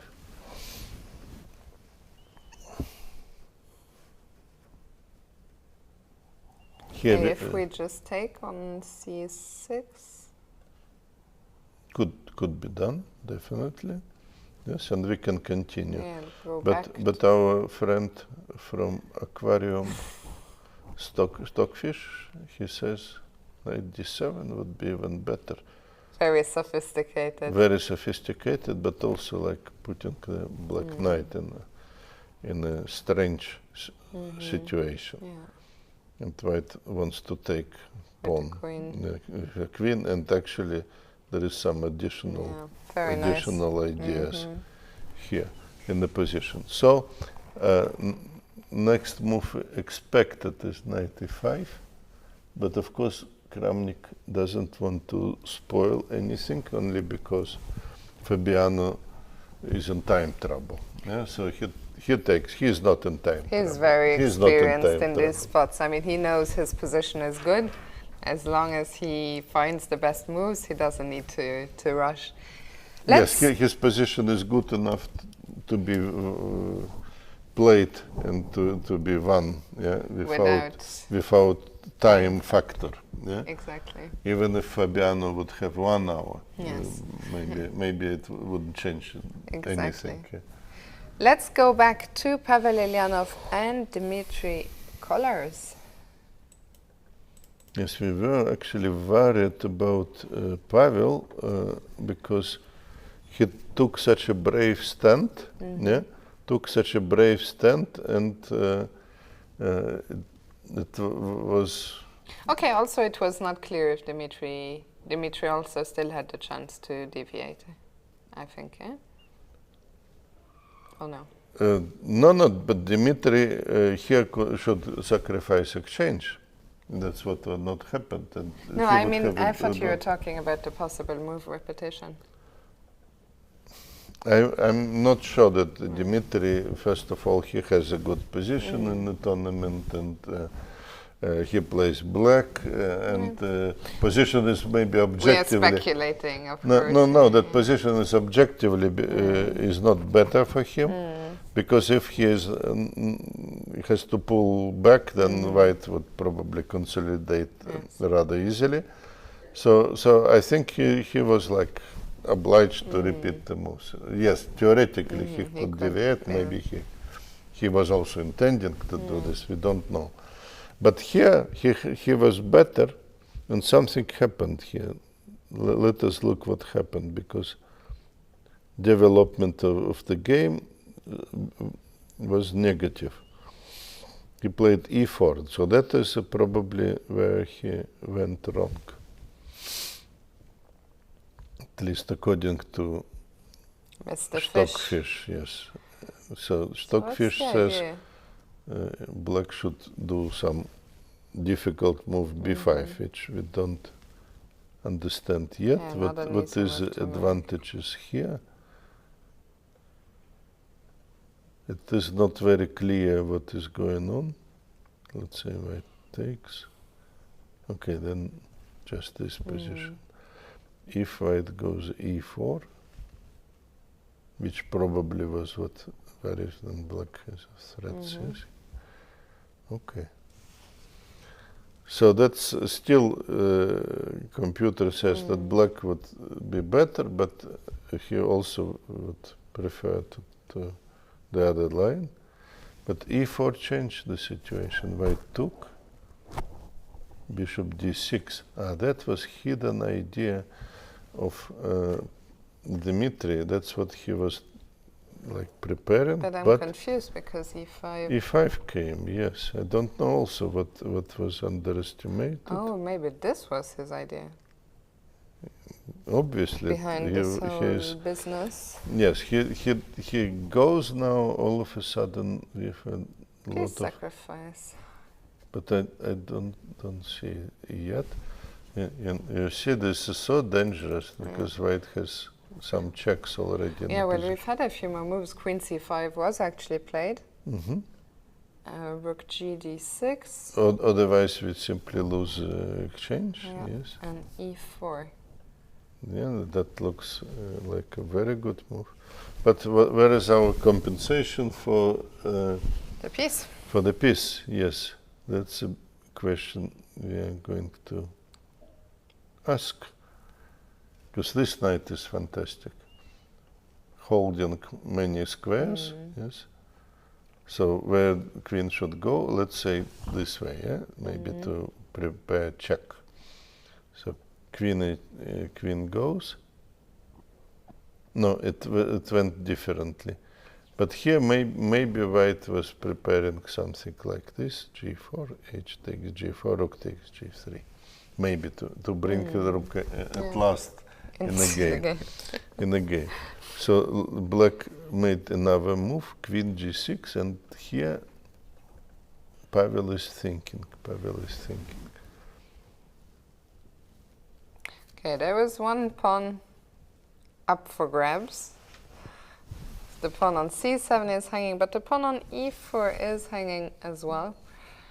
Let us see what's going on. But there will be a check also on e7. I don't know. No. The point is here we can take. Oh. Yes, that is a nice point. Very nice. So queen c7 is possible. Yeah.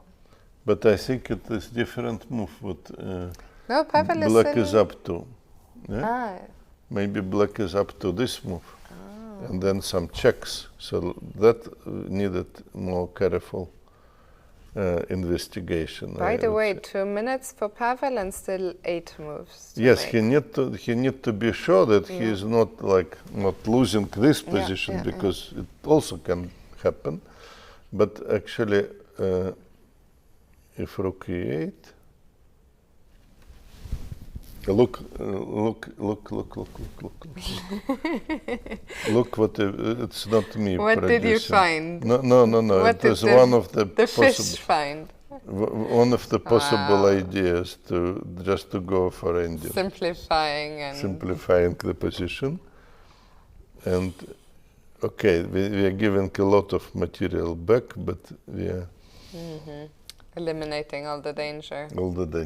Yes. So this is one of the very, very tricky ways to play chess game. By the way, Pavel just dropped under 1 minute. I'm sure he is calculating queen takes c7. This is a big moment. What do you think? Will he take that pawn? It actually looks good to take the pawn. Looks good, but looks a bit risky without the confirmation of... But how to play the other way, yeah? So that if you have an idea, we can try. Okay, let's say we try bishop b4, and already knight d3 is 30 seconds now. Computer says it is all of a sudden equal. So bishop b4 is not only... 20 seconds for Pavel Eljanov with a big decision to make here. We know, thanks to the computer, that queen c7 is winning, but he goes back.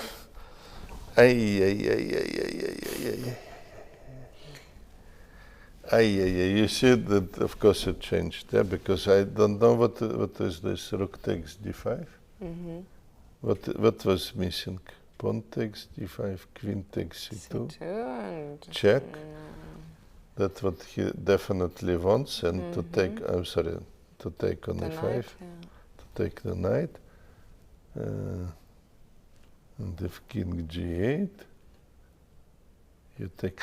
That's what happened. Yeah? He calculates this variation, and he sees that this is working. But the problem is that black has c5. The problem is that, but who sees such a move? I'm sorry. I mean, what's happened? The problem is that after en passant, the d file opens. Yeah? Yes, and checkmate. But who can see such a move?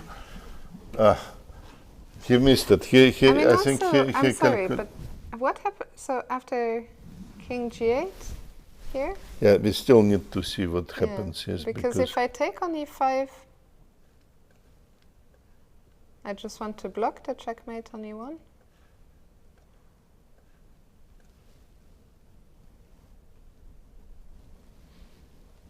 How can you calculate all these things? Yes? Impossible. I mean, Yes?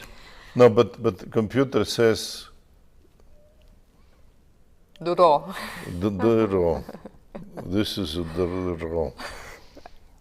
And even there, I mean, after queen f5, queen f3, where is the draw? Queen b5, yes. Queen b5, the square missed. Oh. Very nice symmetry, actually. And king f2? Still not over, eh? No, but that's supposed to be this type of draw. Okay, I mean, it's impossible, yeah? It's impossible, no, but okay. Because suddenly now it's even winning after queen c2. It's even winning, I have to do something completely impossible. Craziness, yeah. But that also explains why he played queen e3. What was the answer? Yeah, so this is all on the board. He took on d5. He took on d5. Yeah. Let's get the live position. No, but he took on d5. That's He our took on position. d5, And yeah. now, Yeah. now they Oh, said, yes, that's exactly what we were thinking. 40 Queen e3, seconds for Pavel. rook 6 d5, pawn moves. takes, queen takes c2. And that's what we were, bishop b4. He gave it, or? He gave, yeah. Bishop b4, yes. That's what he was calculating. And for some miracle, here c5 saves, but come on. Be serious. No, maybe he will play c5, but I mean that for Pavel to see this, that in such a time trouble, to see that there is some incredible perpetual, what we also don't really understand, we only see the computer evaluations. Yeah. Come on, yeah, this is tough. Yeah, this is really tough. But on the other hand, of course, it is possible that it ends with perpetual. Yeah? By the way, for our spectators, some great news. We will very soon be joined by Ruslan Ponomarev. So that's something to look forward to. Meanwhile, Dmitrij is still thinking here. But of course, he has to think, because otherwise he is simply losing. And maybe he will come out of desperation to the move c5, actually. Oh la la. And then we need to see how to give checks, to perform. I think I look forward perpetual. to getting another pair of eyes and another brain to join us here to try and figure out, what's going on, because this is really crazy. I mean, still far from over as well.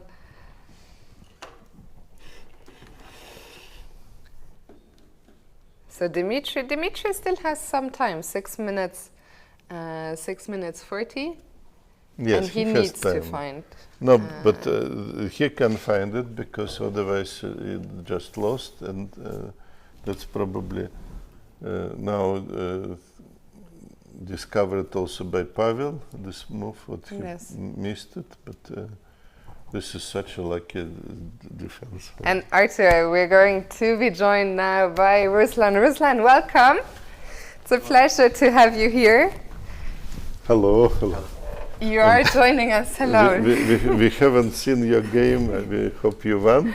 Yes, Okay, I played with black, and all my games with black so far are good here. I won all my black, but with white, I'm not so good. I made 2 draws. So maybe tomorrow I'm thinking I should take a buy. Not to play with white. Black. But someone told me that I will have white anyway. So I don't know. Ruslan, we will get to your game in a second, but there's 8 more minutes of time travel action going on. So for now, have you seen Pavel's crazy game?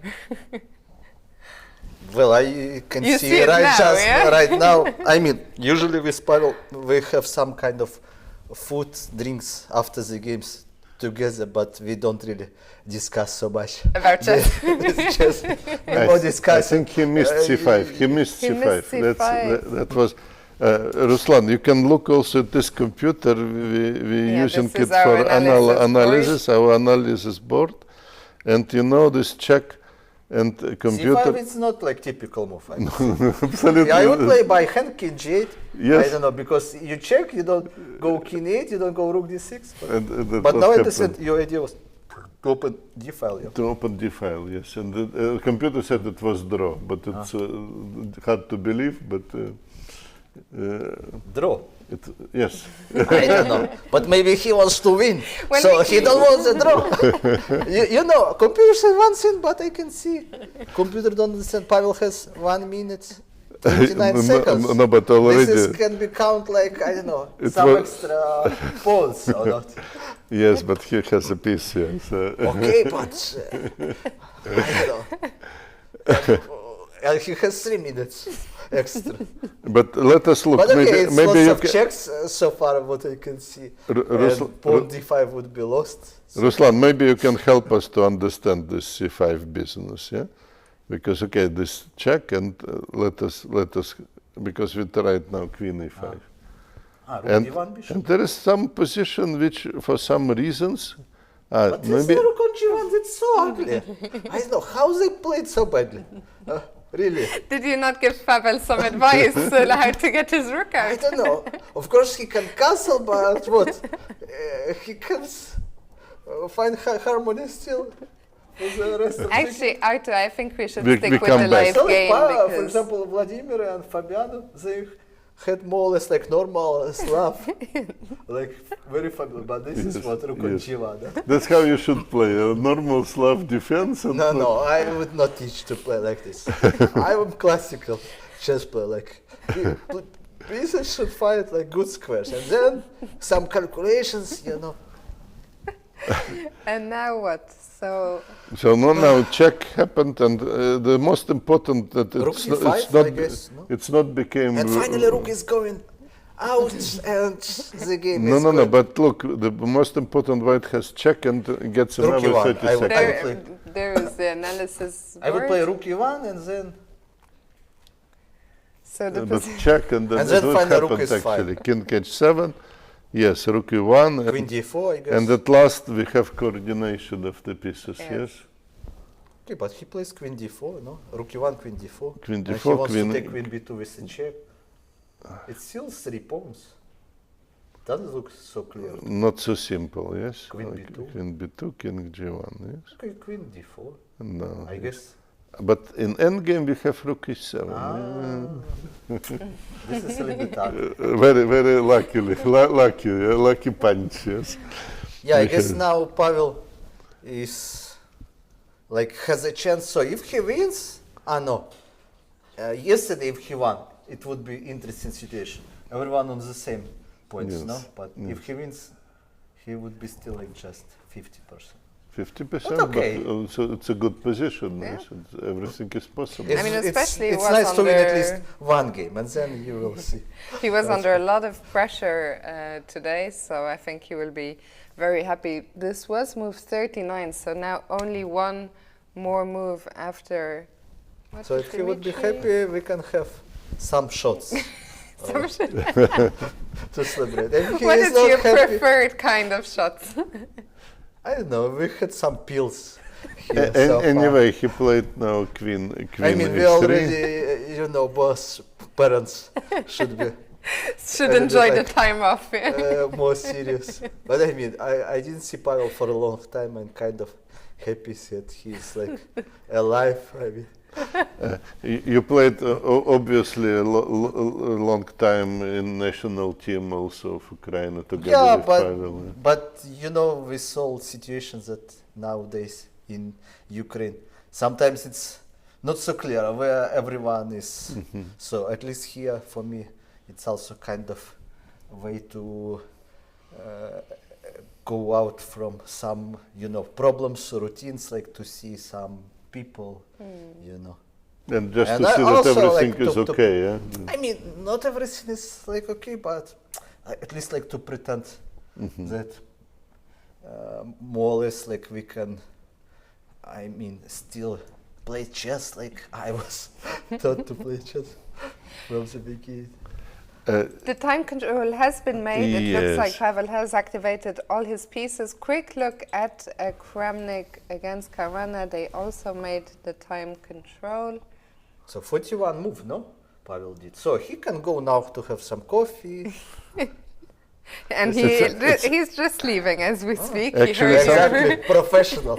Actually, This is like something is professional. going on still, and yes? Kramnik, what is winning, no? No, he was actually winning, but in this moment I thought about 95, he chose queen But how to stop a e7. pawn? Now, just e7. We're just gonna catch up. Okay, because we will missed a lot catch and of come moves. with a couple of moves, just showing, because it's, okay, something happened here, f4, g4, okay, good. Pawn takes g3, knight d8, e5, pawn takes, some entertaining moves are coming, but he was very clear winning, and now, yes, the good question how to stop the pawn, yeah? Maybe it Just c7 is next move. Knight b5, bishop a5. and then c7. But knight f4, c7, g2. Maybe knight f4 first, yes. Or maybe, you want me, I but want if I to take check. on pawn on g3 and no chance, no counterplay at all. True, but I stopped the pawn. All pawns, e6. I have still more pawns and I still want to c7. But okay, you want to go c7, okay. But knight b5. I stopped it. Wow.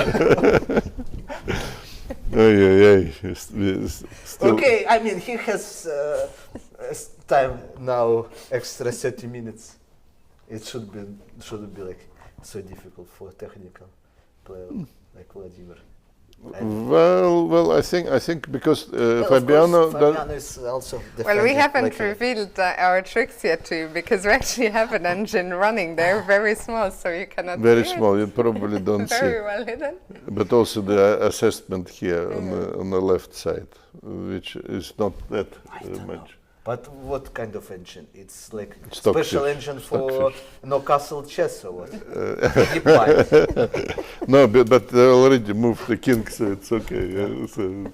Okay. But at the beginning, you can't use the engine, of course, unless you do I some don't- stupid moves.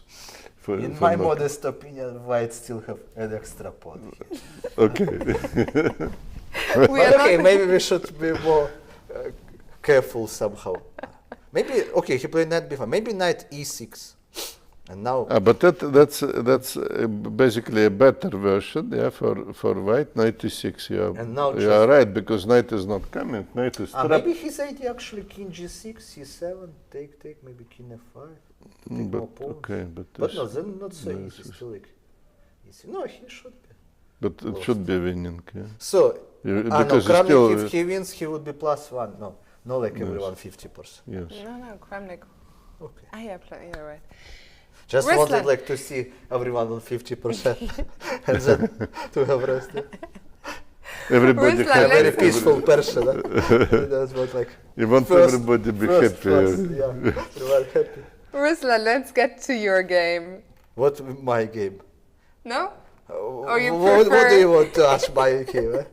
I don't know. Don't criticize my place too No, much. no, we don't. Well, we couldn't just want to criticize, see. we didn't Because see now, of course, anything you yet. will show some, this engine. And that. No, Maybe no, we turn off we the turn engine. it off. Yeah, we turn it off. Okay. Okay. No engine. Okay, I no mean, engine. I don't mind. No, better to tell no, you. no engine. No engine. We will get your thoughts. We look at your the human game. thoughts. Well, final That position. looks good. With c4, he resigned, rook c4, b2. Yes, And this that's is like I kind could of pretty calculate for already. Yes. I had more than 20 minutes. Usually you can get check and then rook behind, but fortunately, I'm still capable. Let's say, to calculate some variations. so Not all of them. don't you mind if you look at it? Yeah, sure. So let us see. And he is a nice young player, yeah. Who Yeah, I is don't know. actually- Each game I played someone who is born maybe 2000, 2001. I'm born in 1983. I kind of thinking, maybe I could be like a dad for them. I mean, very young dad, something like 18 years different, but it's like kind of strange feeling like to play with the kids. Well, I have my own kids who is not so young, who is not like so old, let's say. Does They are he or her, do they play chess? I mean, my oldest son is 7 years old and daughter going to be 3 years in that's a November. nice, so still a nice little bit age, early. yeah. Still, The son- 7, it's already a veteran, yeah? No, he has Today some is- interest already. He's like, Is going to play chess, huh? I don't know. I'm not like forcing like to do anything. But it was actually a funny story. I was playing in Pamplona, some rapid and gave some exhibitions, symbol. And I took my son with me. He like wanted also maybe to skip some day in school. Okay, it just was one day on Friday. And we had good time. I didn't force him like to play tournaments and he was asking, so do you want also to play? And he said, yeah, I want to play. I want like medal, like my dad, etc. And I mean, we played some rapid and I start my game in 5 minutes. He's coming and said, I'm lost. Like, and then like one round he came and said, I made a drawing. I said, oh wow, how did you make a drawing? He said, I am very good with a king. Like no one can catch my king. He got stalemated, yeah? Yeah, he told like in some moment arbiter came and said like in Spanish, Rey ahogado. And so, and actually he did like 2 times. But I said, I said, okay, but next time we should learn not only how to play good with the king, with other pieces. So we are still like Early days, but he's coming. I mean, to be honest, I would say in his age, I think I played better. But okay, he do some other stuff. Like, What does he? When did you become world champion? How many years does he have until?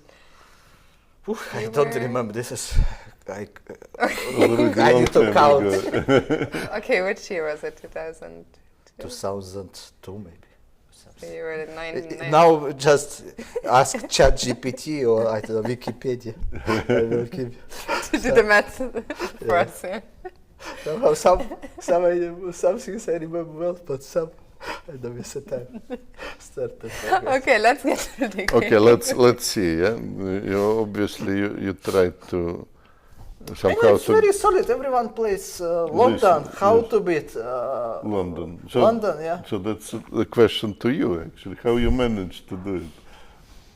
I don't know. I just decided to first develop my First develop the pieces. Yeah. Okay, we Not- make some Yeah, notes. some notes. Some notes. Actually, in the chat, somebody is writing, Ruslan's game today should be published in a video. How to crush the London system Yes, without the slightest doubt, I mean, it's. even with a slightly tame bishop e7 variation. Okay. I don't like this idea to crush, because obviously, if my opponent plays good, how I'm going to crush? I'm just wanting that he makes some mistakes, basically. So you, Okay. And if he don't make mistakes, then I should accept that. We make it note I'm number 2. fine First, with A lot of that. notes. develop your pieces, and second, don't get try my to notepad. crush the opponent. No, but really, I remember in some moment, like I started to play more frequently these open tournaments, and in open tournaments, it's not like you play this round-robin tournaments. Like in 2010, I played here in Dortmund, and you play this, like all guys, Kramnik, Lek, and you say, okay, draw is fine. But now in the open, you need like to kind of to win games as many as possible. But at the same moment, I remember it's not so actually easy, and many times I was like punished to play just complicated, what I think complicated thing, but just bad moves. But actually, I mean, everyone is like capable, I think, to play one good game. So maybe my idea for this game and other game, just to play normally, to keep some tension, not to do some stupid things, and then maybe my opponent will make some weird mistakes. So when someone says like how to crush London, it's not correct question. It's impossible. how to slowly wait and take advantage of I would say your opponent's maybe inaccuracies. you should ask how to keep some tension, of Life, how yeah. to keep some playable position. With c4 I was kind of happy because it's, I mean, already with bishop e2 I was happy. I think bishop e2 is kind of passive move, because why not bishop on d3 goes, no? It's So kind more of strange. active. Because bishop construction. d3 looks on h7, I would say. And now we have some kind of, I don't know, d5, I would say, queen's gambit, no? Position. Yes. I solved my bishop c8 all problems. I was already kind of happy. Instead of like complicate some, I don't know, king's Indian, no space, now I'm like kind of each move developing and was kind of happy. I don't know, here I had some kind of choice, like I wanted to keep more pieces, what to exchange, what not to exchange. Like d takes c4 looks like tempting move, but maybe it's not so good for me if he takes knight c6, bishop c6. I mean, it's not so bad, but I just was not so sure. I thought maybe my knight is more important. But okay, knight on e5 is also central. Knight e5 was already very interesting. I mean, he eventually did one active move. But okay, knight a5, rook c8, I'm attacking on c4. And what I didn't like, yeah, he played rook c1, I think, take, knight a5. Yeah, I don't know, knight b1, I think, very like strange move. This is, I don't understand at all. Why, like one move, one hit, knight a5 and knight b1 goes back. I mean, this is like this hanging pawns typical structure. What did you expect him to play? I don't know, you should probably protect pawn on c4, maybe to play something like queen d3, like normal So something move. like this. Yeah? Maybe I would play still something like knight d7 to try to exchange this knight. And Put some pressure. but now he don't need to play, let's say, knight b1. He could play just knight e2, let's say. Or e4, yes? Yeah, I don't know. Knight b1, like this was just lots of help. Okay, from my too opponent. passive, yeah? Yeah, too passive. Maybe he wanted, I don't know, with knight d2 to protect, but here's a problem, knight d2, I take on e5, bishop e5, and have f6, and then taking on d4, and so. Okay, we continue here. And now you're... Yeah, now once again I had some choice what to exchange. To play bishop f6 or knight c6. I decided to keep my Bishop, yeah. to play knight c6. Take. I don't know, my play was very like simple. Just each move tried like to exchange his pieces that were defending and attacking something. And now he had some kind of like troubles to protect all weaknesses on. I mean, with all these pawns, c4, d4, it's kind of dynamic pawns, but knight should be not on b1, it should be on f3 somewhere. And that's kind of like problem. Too passive. No, Yeah, bad knight, simply. Yes. I don't know, maybe he didn't sleep so well, or maybe he didn't have properly lunch. Sometimes this can affect. And you play a little bit like passive. And I don't know, queen a4. I was here kind of wondering, maybe you can help me to understand. Like, I was also tempted to play e takes d5, rook d5, queen d5, c takes d5, like rook c3, and he, let's say, play g3. I don't know, I couldn't, and let's say I play rook c7 subs. Is it like easy winning or not? Like somehow, because I mean, when I play rook d7, he would probably play queen a4. I'm not like winning. And let's say we exchange all these pawns, a, d, a, b. I don't know, I was kind of not so 100% sure about this. Kramnik somehow won against Leko, yes? If you remember, I mean, with two rooks. I kind of remember some games. Tukmakov beat Savchenko in Sonal tournament in Donetsk in, I think, 1999 or somewhere. Old game where I played myself. But still it's kind of, I don't know, tricky. Probably it's not winning yet, yeah? Or maybe... I know, it's technical position, so I kind of had the maybe doubts. if he goes somehow, maybe... No, but he should defend correctly. Like, basically, of course, plan could be, let's say I put rook g6, h5, rook on f5 and rook d2 and trying to win this pawn, but maybe he'll try to give me some perpetual checks. I know, interesting, like, to check. In the game, eventually I managed to have queen versus two rooks, which I like it more. Okay. The two rooks. So he had difficult choice. Yeah. Difficult choice. Queen a4, I think he had maybe chance, maybe to play something like queen g4, what I missed a little bit. It's kind of strange, like all pieces like hanging. Pinned, everything is pinned, looks horribly pinned. That's how to play, yes. Okay. No, but if, I don't know, maybe it takes d5, he has something like maybe rook g3 move. And but after g6, that would be unexpected. he takes c takes d5. Unexpected change. I think it was in attitude, very good.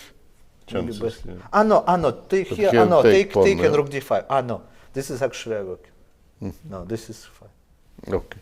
So maybe he was already short on time, and before he didn't really defend well.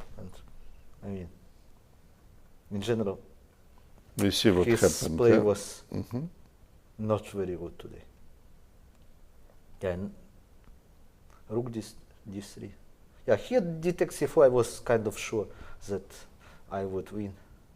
I remember I played game versus Willer in this World Championship match in 2001 Where you semi-final. sacrifice exchange, yes?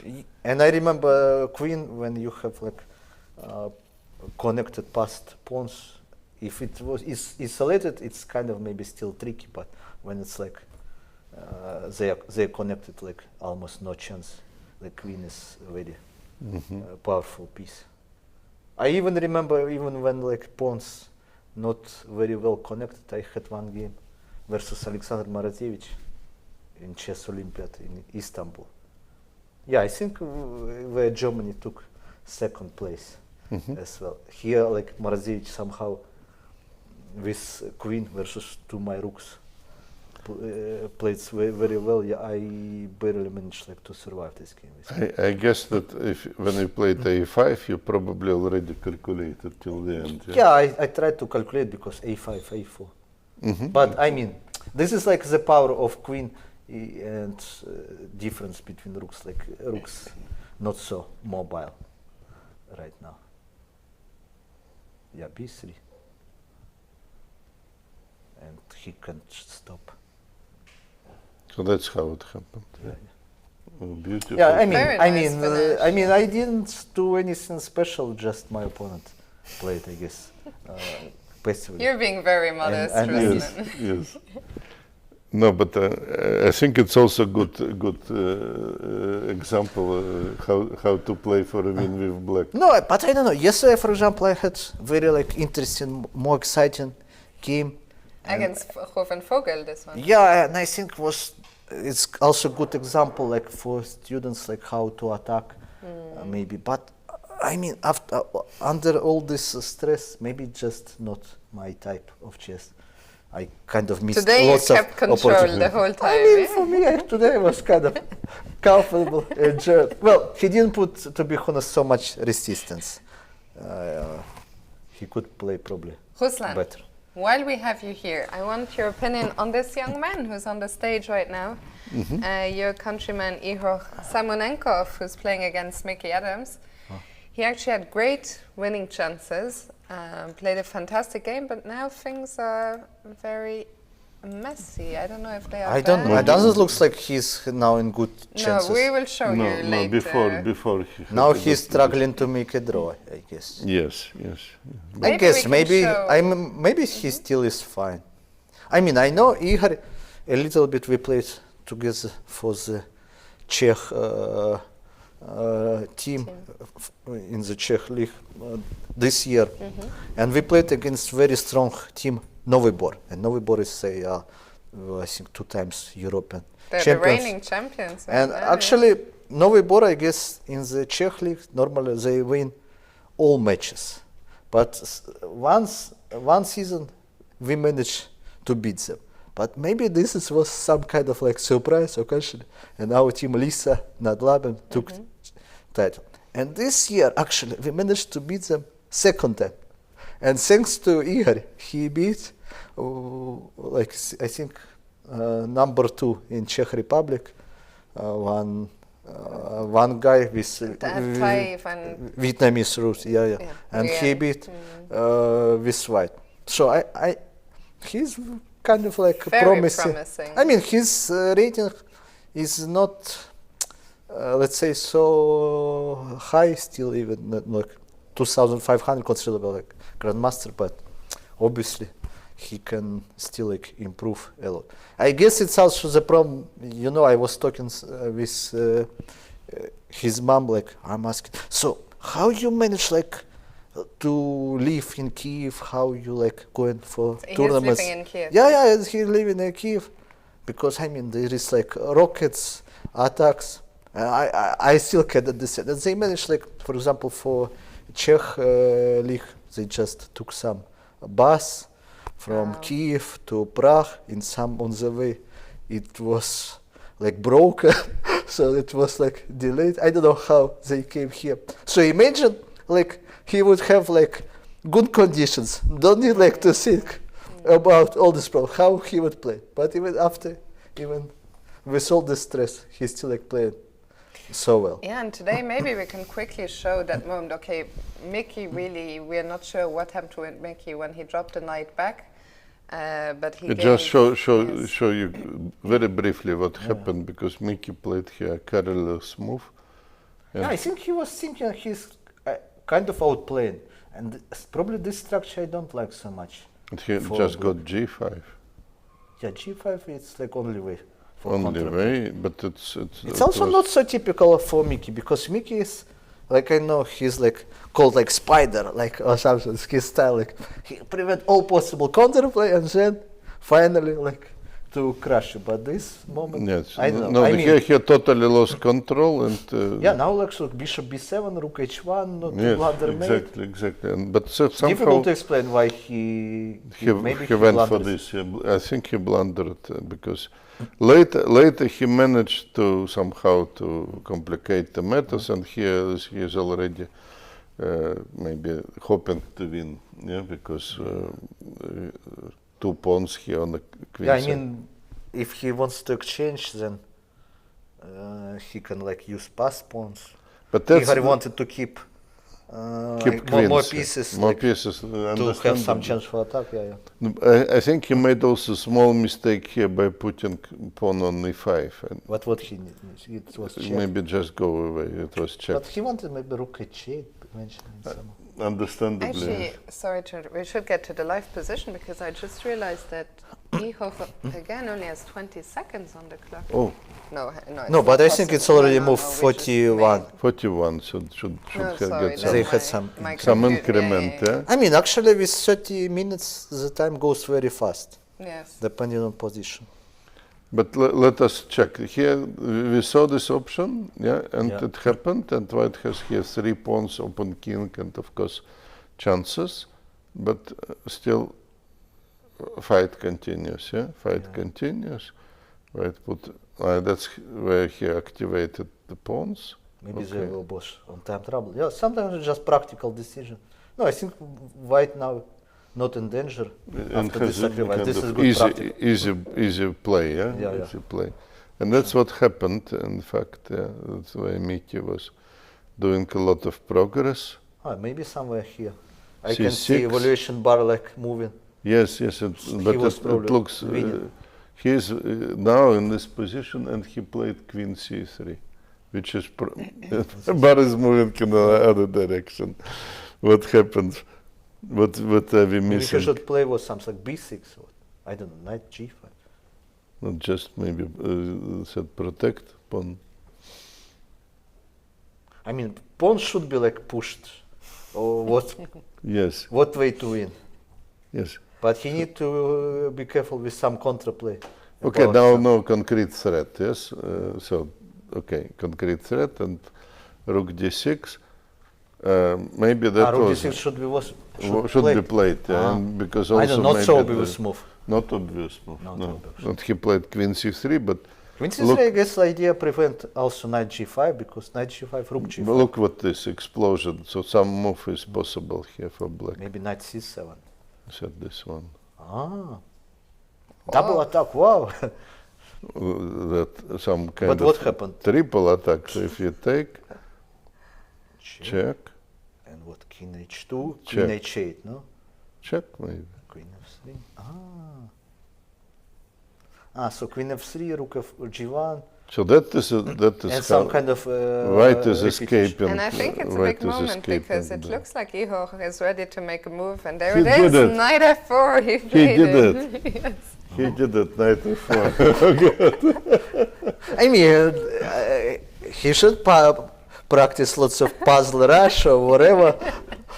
And now it's showing. He can use the 6 I mean, it's not the same, you know, at home you are calm situation with good light, with Of on course. your nice chair, and here like you even don't know exactly If it's like possible, not possible, you should trust Yes, because also your instincts. what is about check, for example, yeah?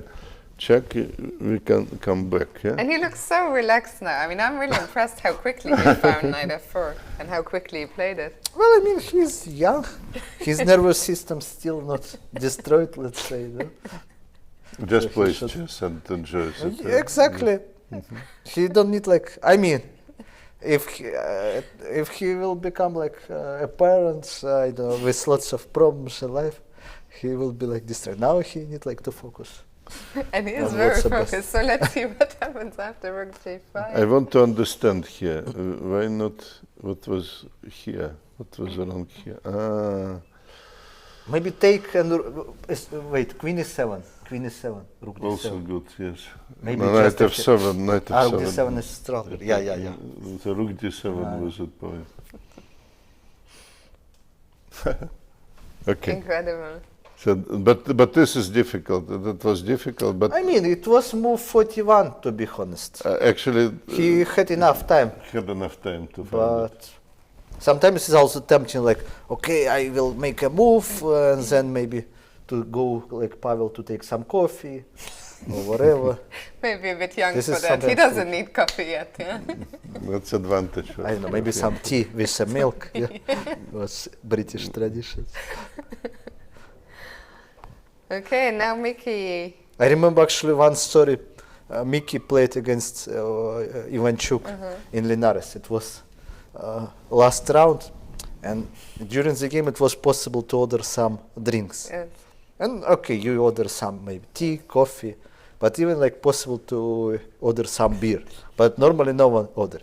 And it was one game like I think it was some rook endgame. Mickey has 2 pawns versus 1, but on the same like flank should be obvious draw. Vasily offered to draw. Mickey decides that he would like to play, and Vasily one moment decided to order a beer. And looking at this situation, Immediately Mickey looked, was his opponent drinking a beer already. Like 2 moves later, he offered a draw himself. That was strong move. Vasily. Oh, fantastic. I mean, it was last round. I think maybe Mickey didn't do so well, and he still wants like to improve situation, like looking for chances. That No, was just funny.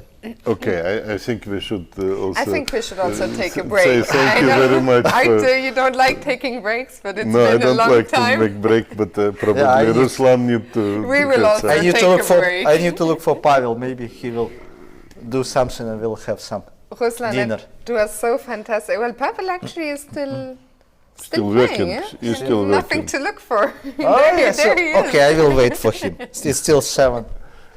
I will change my clothes, maybe not to be so Okay. official. Yes. But it yes. was Dinner. fantastic to have you. We're gonna go on a break as well, and we'll see you guys very soon.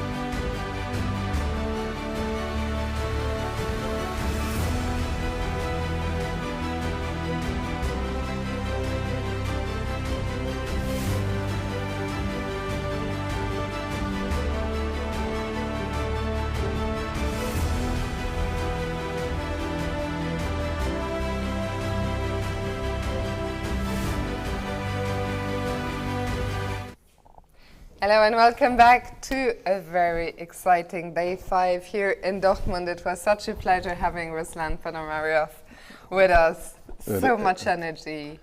Yes, energy and competence at the same time. Yes. So please really look at this, what he was saying, how he was playing with black pieces.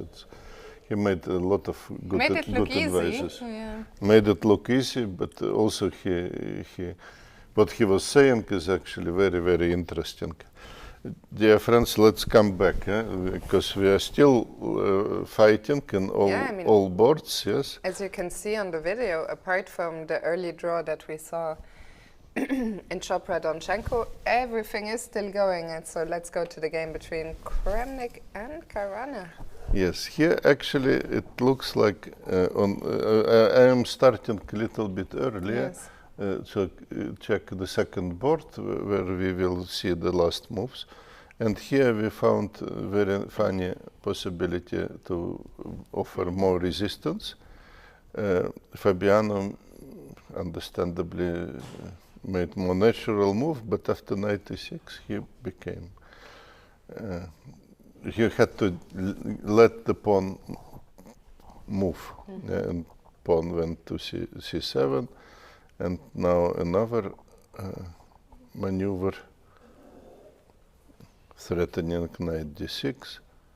So basically white can win the piece now in any moment, but he of course first improves the position, making it even some Zugzwang play. For me, it's hard to understand how King G1 is an improvement. Maybe you can explain it to me and to our viewers. No, it is just playing for Zugzwang, I guess, because black doesn't have any possibilities to make a reasonable move. Black played move knight and now bishop g3. So okay, it's maybe more like this is king g2. Don't hurry. Yeah, just the pieces here. Yeah, it will be dropped in some stage if necessary. Yeah, but white still keep more pressure by keeping this material on board. So maybe if black goes knight e6. Actually, black made a move. Yes, then we will go c8. Yeah, but I don't know what black played. He played h4. He played h4. Okay, so let us come back and concentrate on the game. h4. Okay, it actually doesn't make much difference. We can keep pawn e5 protected with bishop h2. So what will be now? At some stage probably black would be forcing white to promote. Yeah, actually, so he dropped the bishop to h2. We've had some more moves again. Yes, we have some moves more. Yeah. Okay, let us see. Yes, so there is some progress. h4, bishop h2, black played king h5. So again, white is not in a hurry. And king h3. Yeah, making all good kind of useful improvement moves. I think that Kramnik is clearly will win this game. I mean, what can black even do here? Actually, not much, and probably in this moment he would play, and then white would promote. Yeah, take. Maybe knight d4. I don't know. Now we have to think about this situation. The problem is that we may not be able to stop the pawn after we take on f3, so let us see. e6 is coming. King is running away. Yes, no counterplay here, and how to stop the pawn, nobody knows. Nobody knows, no way to stop the pawn, and we see this happen. Fabiano did play knight e6, Kramnik just got... Did he? Wait. Yes, he put the queen and black took. He put the knight. No, it was taken on c8 and knight d4. No, sorry. It's been a long day. Little bit tired. So exchange on knight d4, it's our variation actually. So that's what we were talking about. Knight d6 here wins.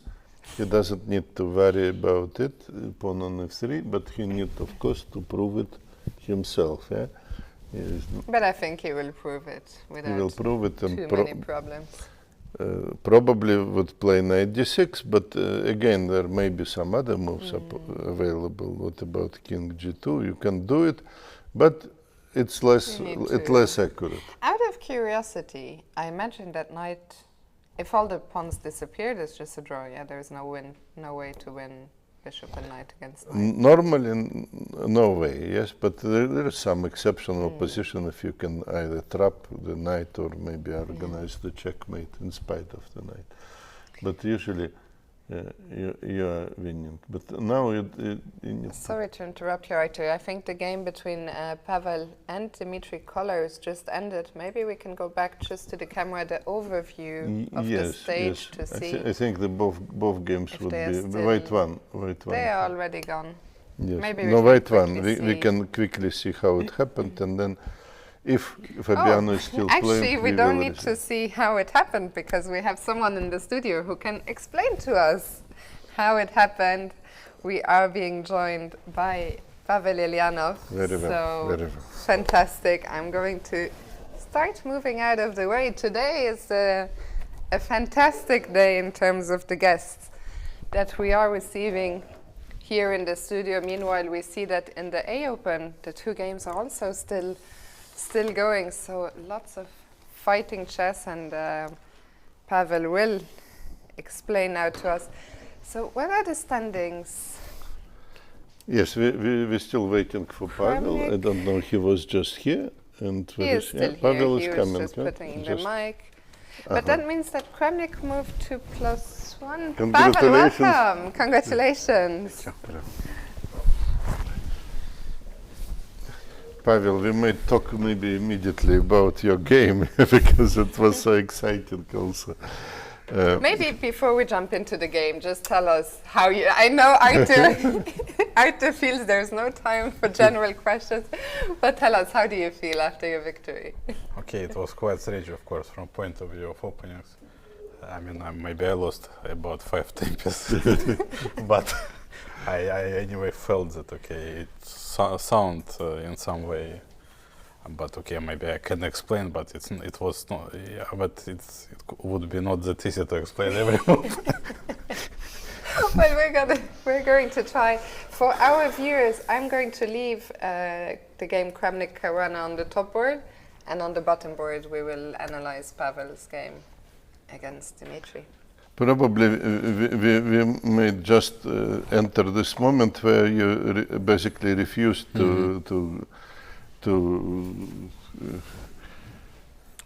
repeat the moves. Yes. Okay, can you tell us what okay, actually, thoughts?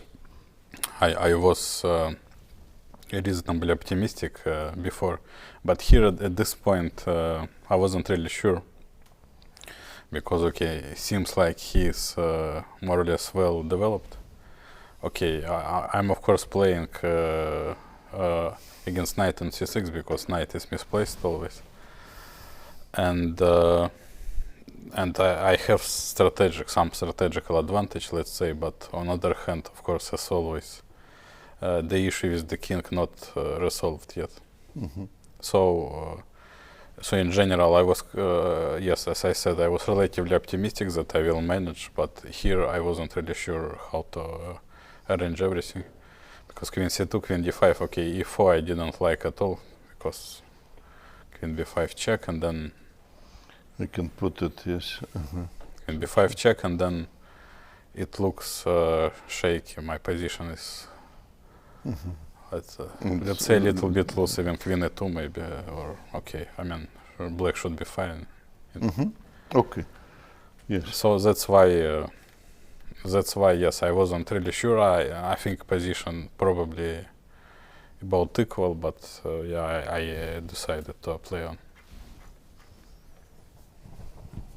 And black went rook d8, and that was a little bit tough. Yeah, also you don't have time, yeah? Here, yes. So according to engine, probably black is better. So I felt it that it's dangerous. Yeah. Were you having some flashbacks with the rook on h1 to the first game you Yeah, played? something. But yeah, I mean, this is not a big deal in this chess. Probably the critical, for me it was a critical moment, it was somewhere here because black had very interesting exchange sacrifice on d4. Yes, yeah, I saw that. Okay, this possible, or maybe in some other order. Yeah, so I thought something like that, and probably it's dangerous.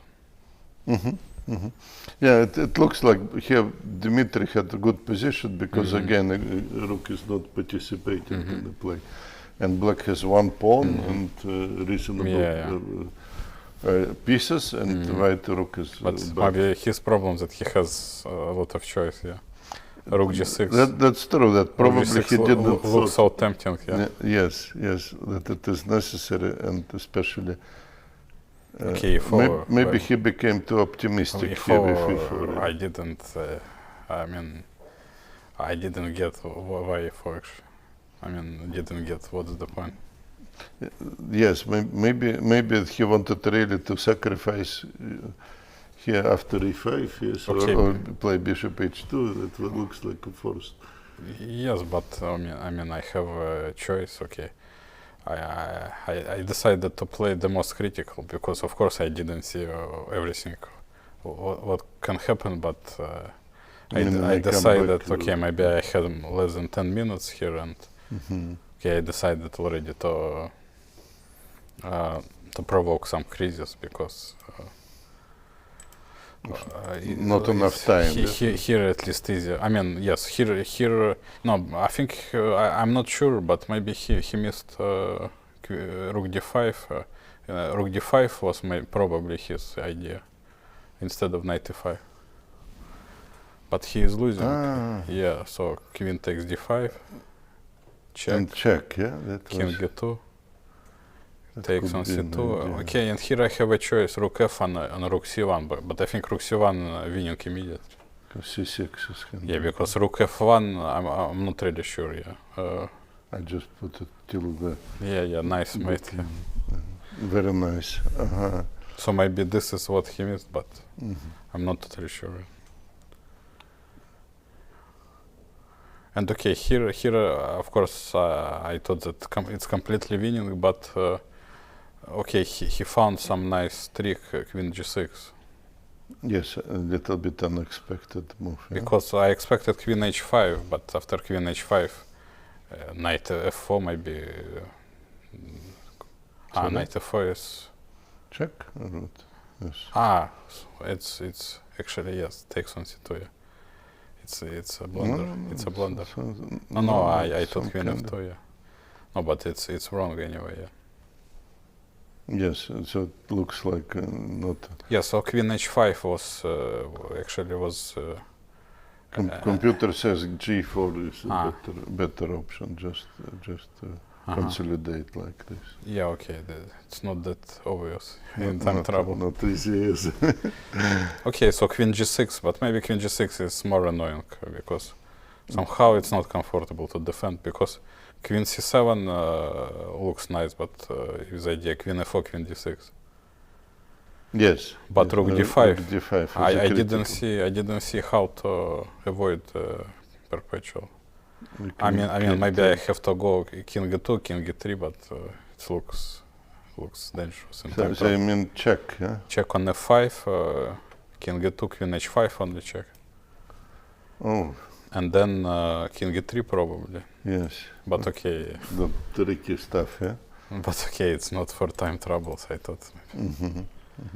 Okay. But yeah, probably. Computer is not afraid, but okay. Of course, yeah, it's not so human, but... And understandable that the king is in the middle. And I don't know, besides queen c7, because okay, queen e3, of course, I a little bit panicked, but I thought at least I'm safe here. Yes, because I saw bishop b4 and No, there is some strange problem in this because it looks like good line, but c5. Actually, c5 I missed. Yeah, I missed, but anyway, takes and queen e5. I didn't see over the board how to make a draw for black. Yes, but there is some. The computer says that it's draw, but it is absolutely unclear for human. Yeah, bishop e1. I calculated, but yes, and he says to check. If you, okay, queen here, then somehow. Yeah, this is easy. King f2. This is what I saw. Yeah. Exactly. That's also we were like checking back. Yeah. In the file. Somehow, okay. I only know what machine is saying. That he says that it is draw, but it's kind of study like. Of course, it's possible. Yeah, but yeah, it's not easy. It's very difficult, and actually he rather quickly played king g8, which seems to be logical.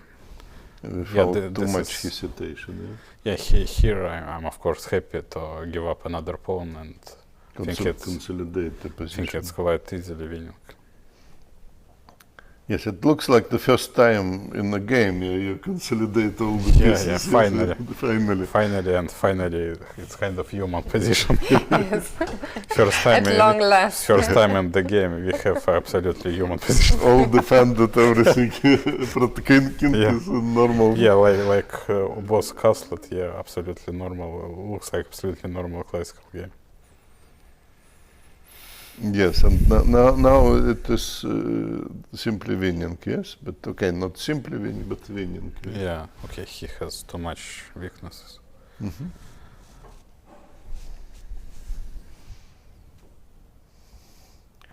Yes, so that now you start working on it, yeah, on different weaknesses, and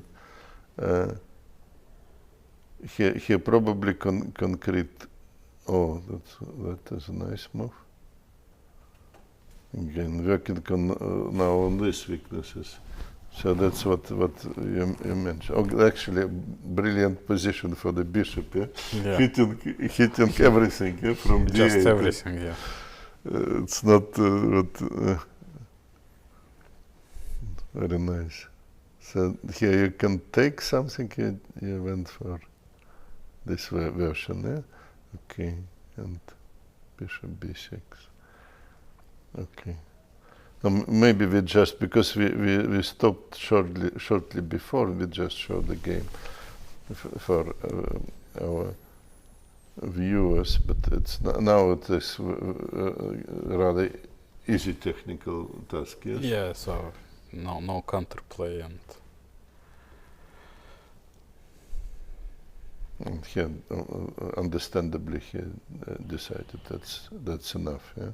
So with that win, you end the first half of the tournament on 50%. The last time you were here in the studio with us was before the tournament started. Also 50%. Also 50%. I don't know, yeah, it's zero. Tricky question. How did you enjoy playing those 3 games of no castling chess? Well, first one was, quite bad one against Vladimir. Because I didn't really I was unable to evaluate in any moment my position normally because after let's say queen b2, I don't remember, it was like move 12 or something like that. My position is just very bad already with white, so it was some kind of opening collapse. But it would be good in normal chess. That's actually what we were also talking shortly to Vladimir, and he said that this is difficult task to evaluate. Difficult to adjust, yeah.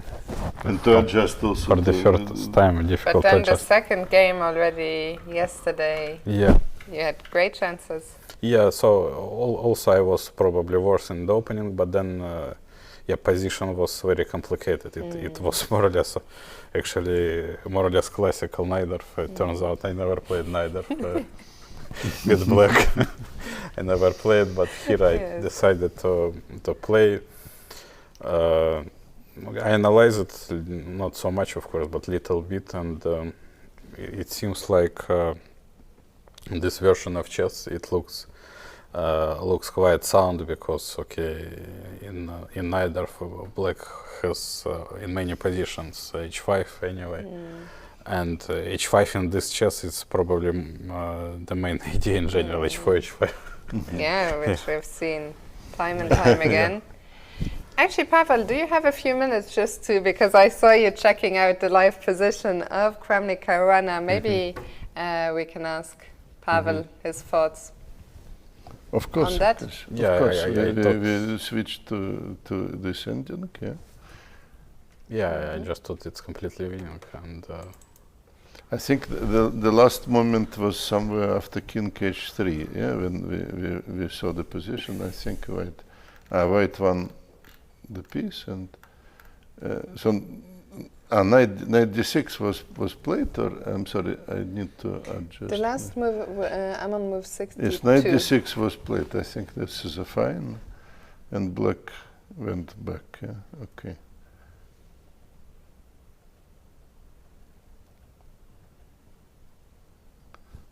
Very tricky defender, this Caruana.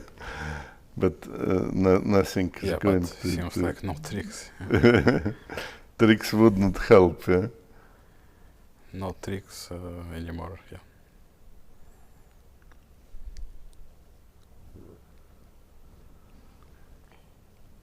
I'm not really sure that I understand where Vladimir brings his knight, or what is...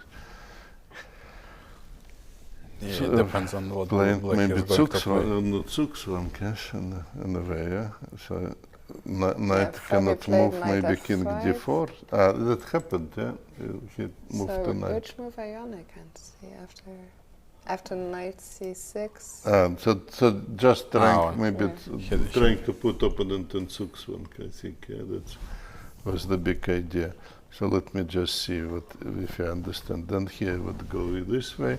And if king would move, probably knight d4, so that's very nice. It's very nice. So black played knight f5. And also they managed to get some normal position like Slav, like classical Slavs, something like that. And there is Fabiano resignation. Very nice win by Kramnik. And Pavel, finally, one last position. I would like to show you your countryman, Ihor Samunenkov. I don't know if you know him, if you, if there's any information you can share with us about him, but he has been playing he is an incredible game. He is major talent, of course, Ukrainian talent, because, I mean, more or less everyone left or one on the other way, and at the moment he is the main talent, and I don't know, he is like 13, I'm not sure, and 2500. Yes, it's of course great. It's a crazy position he has on the board. Time is ticking down. He was actually had a close to winning advantage against Mickey. Then he was lost, and then he found this incredible resource. Knight f4. Maybe we can I saw. Knight f4. I saw. Yes, but this was unpleasant move because the main idea of knight g5 you have rook d7. Even this, trick. Because take is not enough, then knight f7 you can stop the pawn. Yes, knight d8. With knight d8, yes. So, but queen c3 happened, and then all of a sudden. Great. This is what I saw. So white gave a check. I saw. I calculated that it's probably draw if he takes. Yes, and obviously he has to give up the queen, I guess. Yes, he has to give up the queen. And then queen f3, rook g1, and I thought it's draw. Yes. Okay, so this evaluation. That is a type of position. This evaluation was correct, because and maybe black has given Yeah. simply perpetual here because. Yeah, okay, it's not risk anything. It's draw whatever. Or draw. Yeah. Yes, but here White continued to play like this, King G2, but now he lost, of course, some initiative. Queen F6. This is a moment where yeah, he just played King thinks H6, and King Mickey is H6. done Queen G5.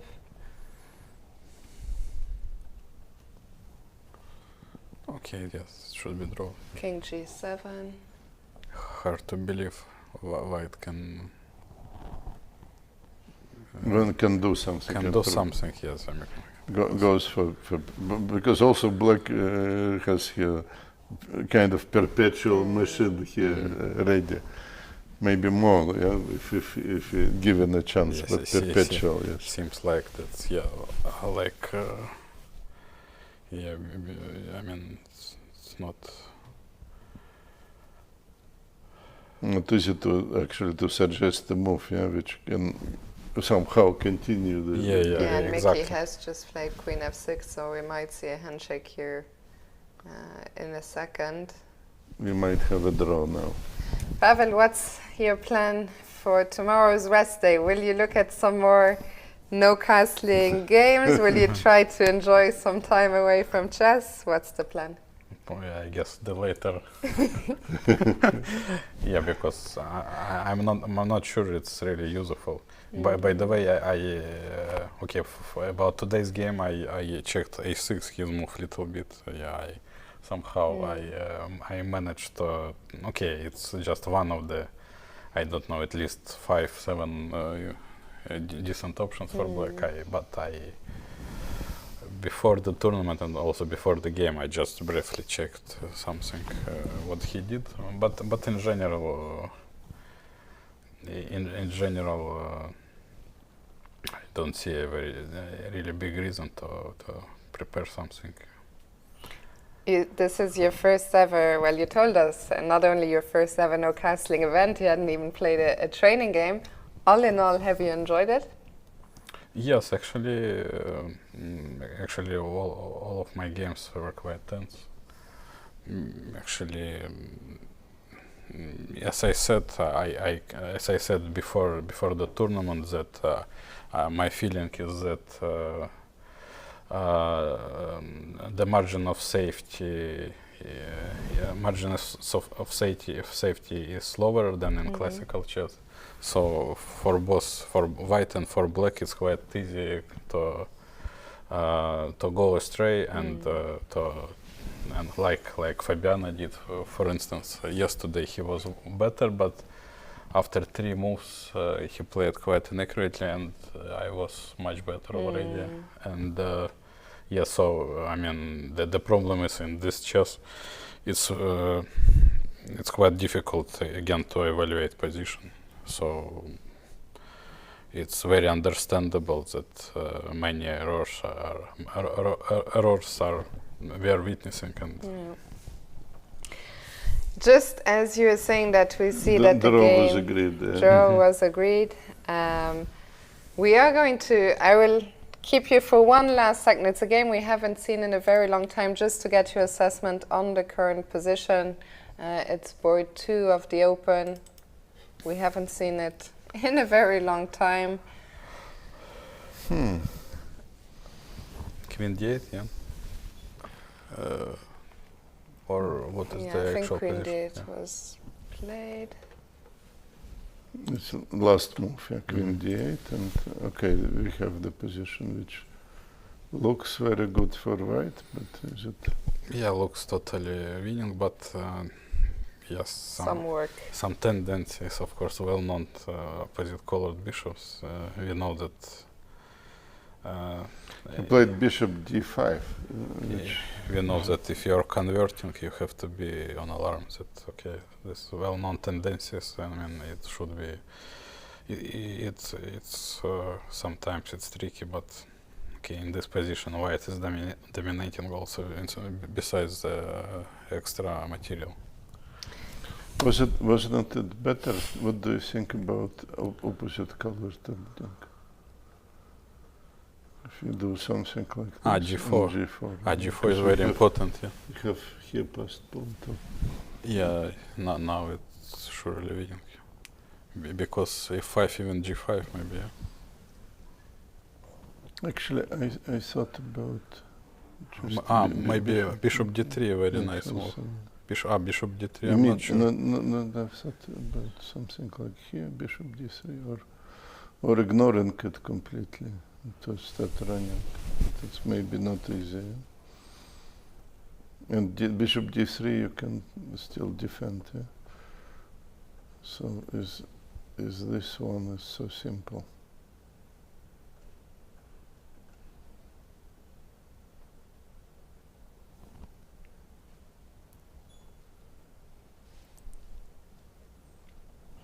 I think anyway, Artur, we will let, unless you want to stay, Pavel? Sorry? Unless you want to say, but I was going to say because just, also... No, I just wanted to calculate a little bit. I was in my thoughts, yeah, and but here it's the question of one tempo, obviously. It's not easy, yeah? Not easy to calculate, yes. Yes, not easy to calculate, and all this understandable that he didn't go to enter this. Not enough time, and this kind of big decision, but it could be winning like immediately or drawing. It's tough situation. But thank you for coming to us. And Ruslan is waiting for you. He won a nice game, and he was in the studio. He said, I will wait for Pavel, so great news. we will not hold you up any longer. Thank you so much, Pavel. Congratulations, and enjoy your rest day tomorrow. Thank you very much.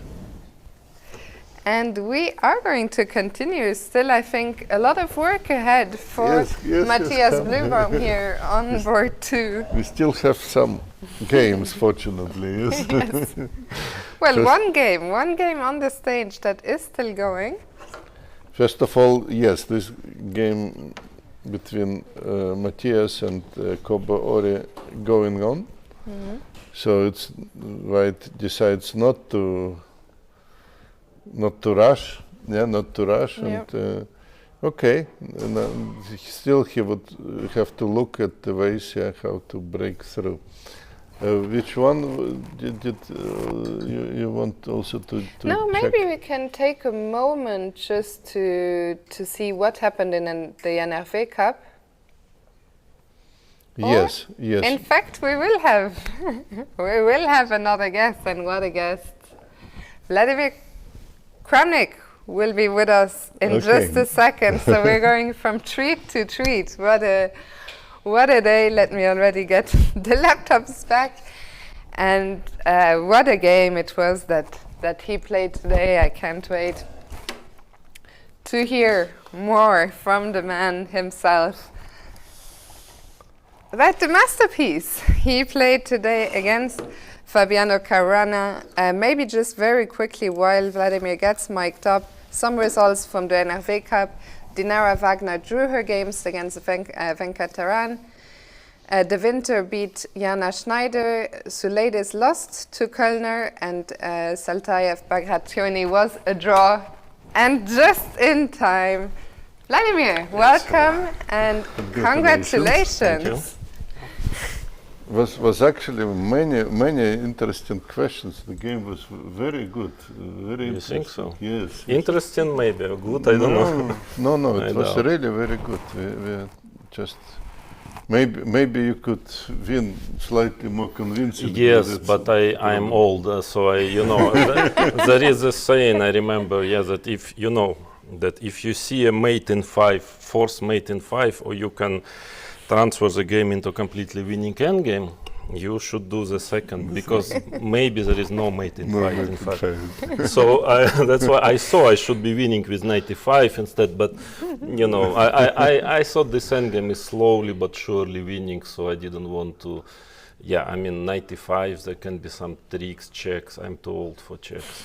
I didn't want any checks in this game anymore. I want to switch off the engine, and maybe we can quickly go through it. Yep. Because I actually like this quiet strategy what you played today. I didn't prepare it at all. I mean, bishop d3 was over the board. I just thought, I saw that computer was giving cd5, queen b3, something, but then I thought bishop d3, maybe bishop g6 is more clever. That's because I thought, okay, if takes, normally it's completely equal position, but here I have very easy plan, king e2, rook d1, and after taking on d3, I kind of like white's position. Then when I played it bishop d3, I was not sure if bishop g6 was not the better move, because once I take on g6, then you know, very important that the rook is entering the game. Yeah, so maybe I would have tried not to take on maybe knight e5 move. I don't know. I didn't check it at home. I mean, but bishop d3, I was quite happy with this queen d3, e6. Maybe it was king e2, rook d1 first, yeah, just not to let bishop b4, but I was a bit concerned about knight d7, let's say rook d1, and maybe knight e4, trying to play f5. I'm not sure about it, because knight c3 is logical, I just didn't want this knight e4. No, I mean here f5. Yes, f5 already, yes. Yeah. I don't know, yeah. Knight c3 makes yeah, a but lot of then sense. black gets, knight d7, king e2, bishop b4, because actually otherwise I just play rook d1 and e4, and it's not so easy for black to solve his problems with the king. So bishop b4, I don't know, there was some ideas, maybe bishop d2 is not necessary, like rook d1 and trying after bishop c3 to take with a b pawn, but okay. I thought bishop d2 is logical. I also maybe am threatening knight takes d5, typical story. Yeah, takes knight e4, rook c1. I was expecting f5 actually, but of course it has also minuses, the e5 square, yeah. But f6, I don't know, I like my position, but it's maybe nothing really special. I played before, I think knight b6 was a mistake. I think maybe Fabiano missed bishop e1, I think, I'm sure he missed it. because then it doesn't, I don't see why to play knight b6. I was expecting a6, let's say, maybe a4, king f7, bishop e1, rook e8, something like this.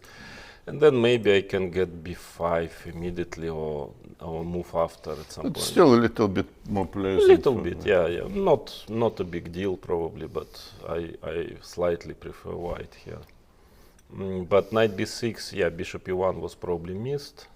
Yes, but I haven't seen this tactical trick somehow. Yeah, because of course the idea is if c5, knight gets to c4, b5, all this might be interesting, but of course, or maybe knight a4, b5, some ideas, but here, what was played a6.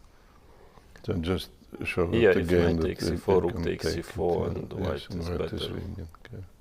Or better. Yeah, well, much better. Yeah. a6. I was not sure if b5 here. I was not sure about that. Was interesting just to try to use a tempi. But okay, a4 is a good move. a4, but then it was not that clear. King f7. I'm not, but maybe c5 a little premature. Maybe I can still play a move like king f1. Here maybe that was a little bit better. It might be an important tempi actually. But I thought c5, frankly, I thought I think knight c8 is correct, just to try to protect the pawn from e7, but I wanted to play knight g1, but then I realized queen c7, very important move, after knight g1, that is very important. Otherwise, of course, it's like a very important tempi for white, but after queen c7 and after f3, black can take on h2, and it seems to work. So that's why I went king f1 first, and queen c7. Because knight e7, knight g1. I guess Fabiano was worried about this plan, knight g1, and then f3 and bishop gets. I still, maybe it's playable. I was thinking about h5 here. I mean knight g1. No, knight g1, h5, at least to get this square, even if it's a strange square. f3, knight g5. h4, let's say knight h7, and then trying to push g5 somehow to try to create counterplay. I'm not sure if it's enough. Let's say e4, maybe white can go, and then g5. I don't know how much counterplay is here. Rook a2, rook e2. I mean, but maybe there is, I mean, it's not so clear. I mean, I have, of course, this bishop g3, bishop d6, maybe actually I should just take on g5 and then maneuver my bishop to d6.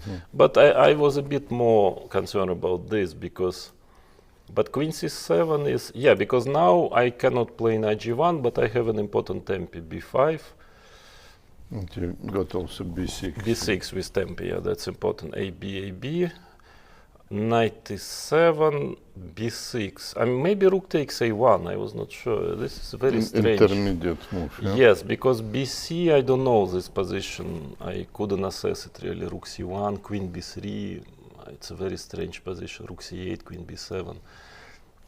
Maybe white is winning, maybe white is losing. I don't know, king e8, king d7, maybe pawn falls, maybe not.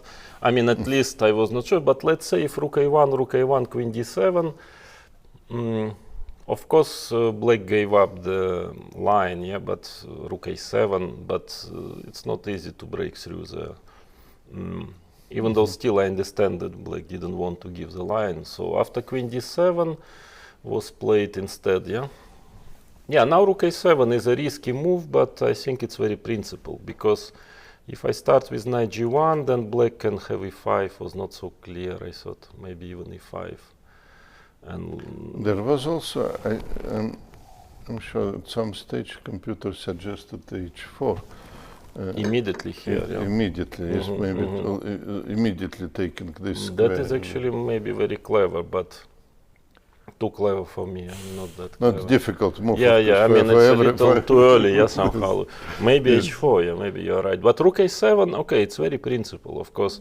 Because I want rook a1, to give up the a line is a bit unpleasant, but here it's play becomes very forced. Rook 8, rook a1, knight c8 has to play an h4. That was wondering how far you can... No, I was calculating this position, knight g1, king g8, I think has to be played, and now h4, So that was already... no, when I played rook a7, I saw, if not h4, I cannot be better, I'm probably worse, simply. So h4, and I think f5 was a critical move here.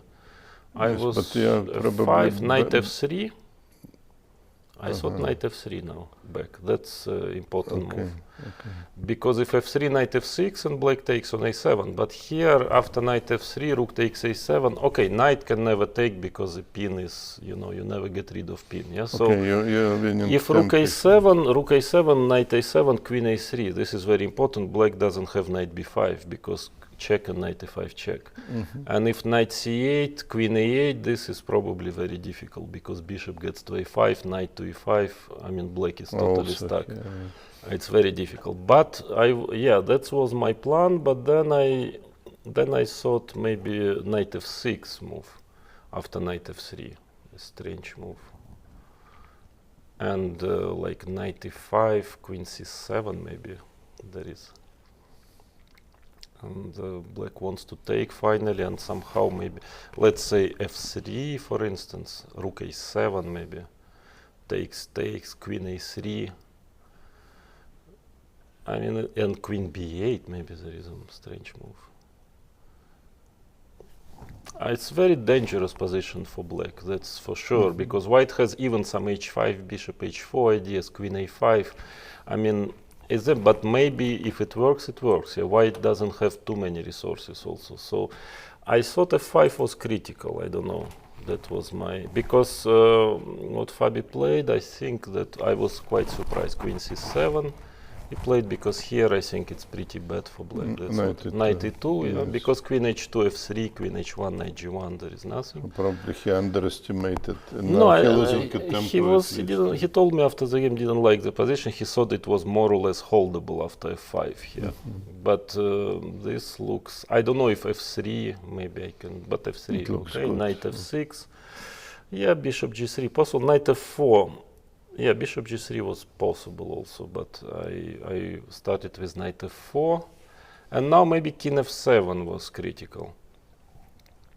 But then, of course, white already has bishop a5, that's very important, and then gets his bishop on b6.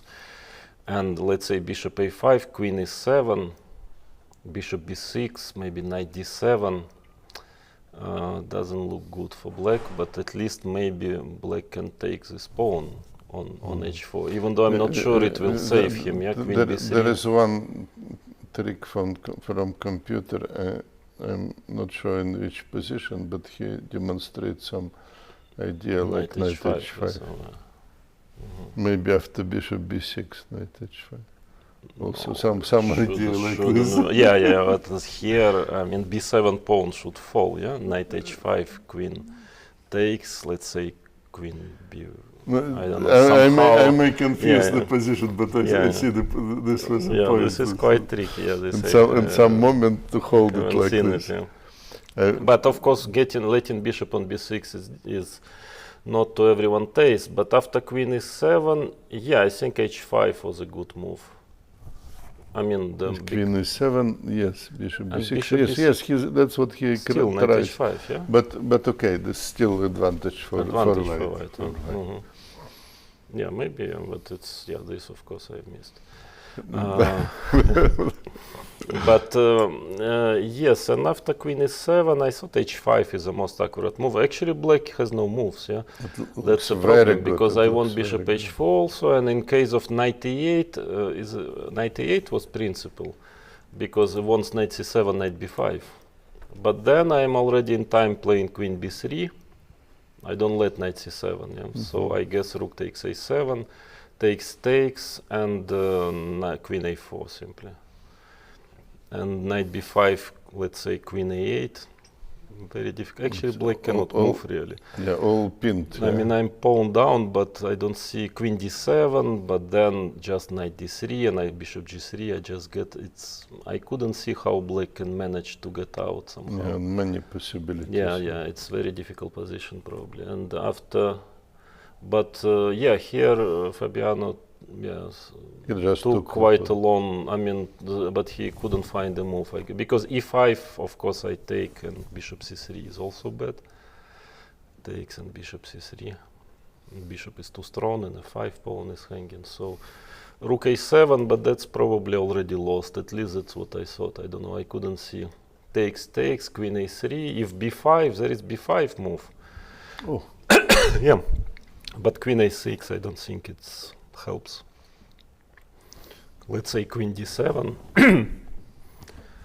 And now what was my plan? Knight d3, I think, was my plan.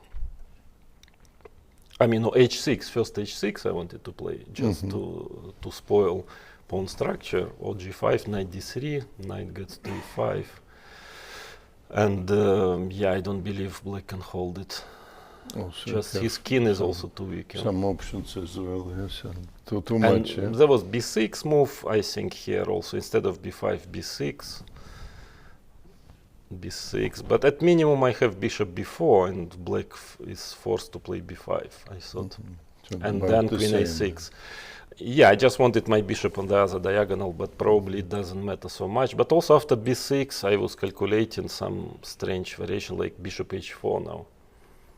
Or h6 first, but let's say bishop h4, bc h6. This also looks actually very dangerous. Might be winning also because now if knight b5, bishop takes f6, I think is very strong. Because now the king is getting under attack. It's very strong attack. Check, take on c6, takes everything. Yeah, queen a check, queen f8, queen c6. All pawns start to fall with checks and so on. Yeah. So I don't know, at least, but Fabi found some way to hold his own, but it's probably lost. Check, queen e8, queen b7, h6, otherwise h6. Yeah, now of course I guess many ways to win, but I wanted like the most simple. So I went knight g6, and after king h7, yes, I guess knight e5 should be an easy win. Yeah, but I thought f4 maybe some kind of. Okay, it's lost, of course, but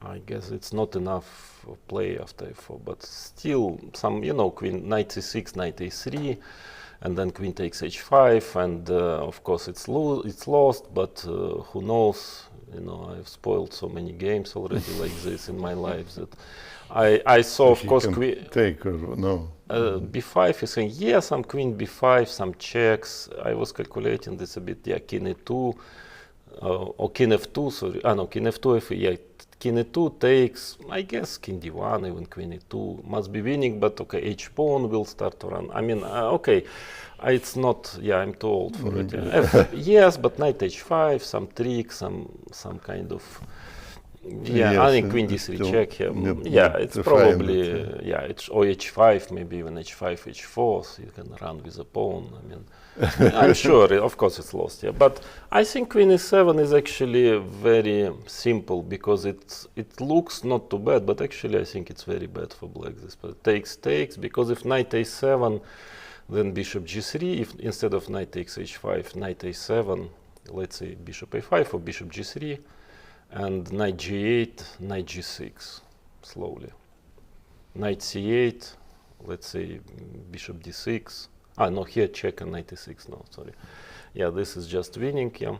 So, and the endgame, it's like equal pawns, but I don't think black can really save it, because first of all, king g6 maybe was certain, because I want knight d8 simply.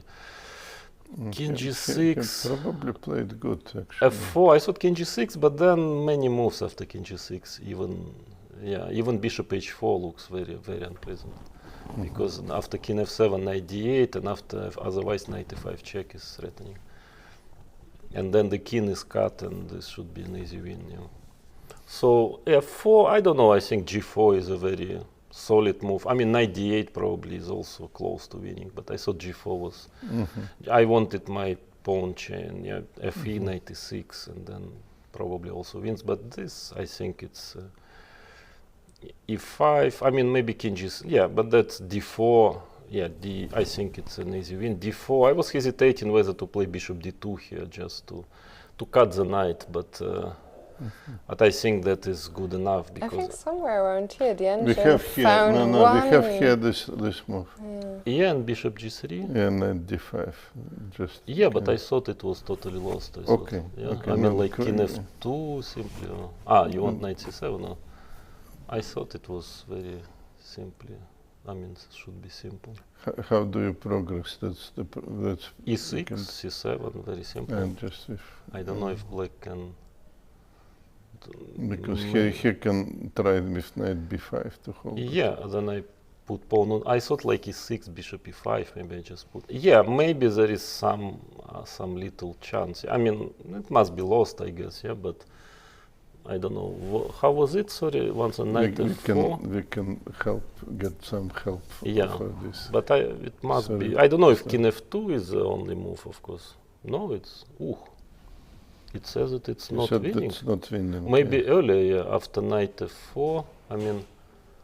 No, this is a problem because he's stopping. Yes.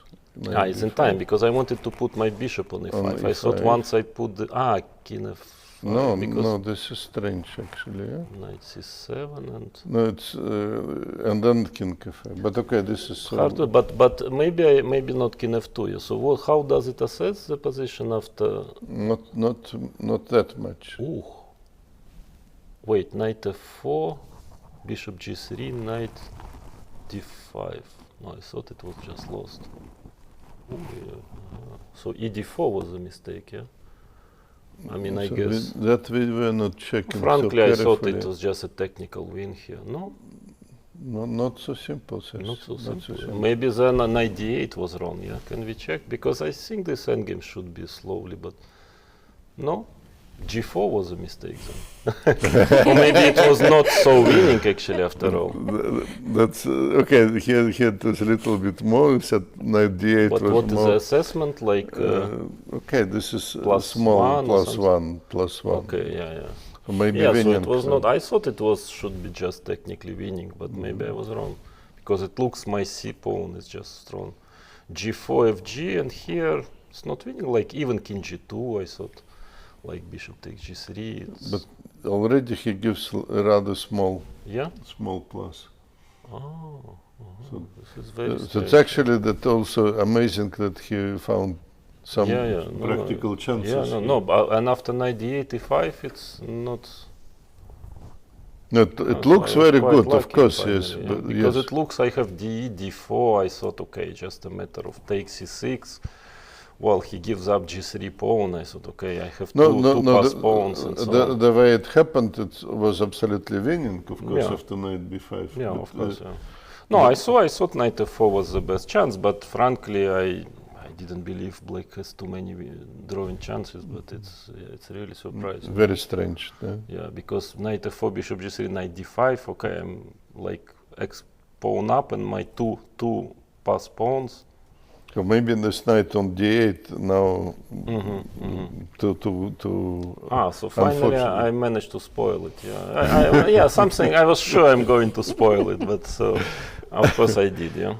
Okay, but these lines are incredibly it's very tricky and Fabiano really defended. Tricky, but still knight f4. Yeah, you defended very well with this e5. Knight f4. It's amazing. Bishop g3, knight d5. And I cannot promote, Yes, it's also... I mean, like e6, can I play knight f4, let's say bishop g3, knight d5, e6, simply, and c7, so that's what I'm not promoting, I think you're not promoting, yes. How come? So you just stop. Like bishop d6, I don't have bishop d6, okay. And if my king starts to go king e2, king d3. No, the problem that you cannot regroup the problem, knight. But it's also protecting, So king e2, king e2 king g6, king d3. How come it's not winning? It's really amazing. King c4. How can it not be winning? Like king c5 or something, or bishop d6. How can it be not winning? I mean, it just looks like totally. And if I play bishop d6 instead, I mean, instead of king c5,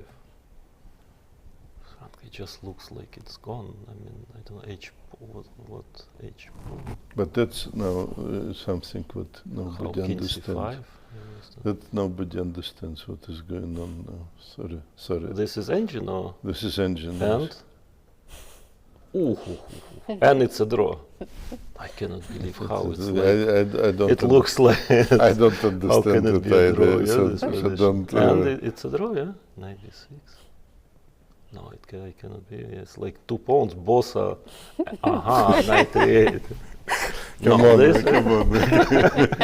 No, but in practical sense, it's very difficult. Yes, for black, yes. But no machines can hold it somehow. Yeah, so that's actually. It looks very bad, frankly. Yes. Yeah. And another example of these amazing computers that can do many things, of course.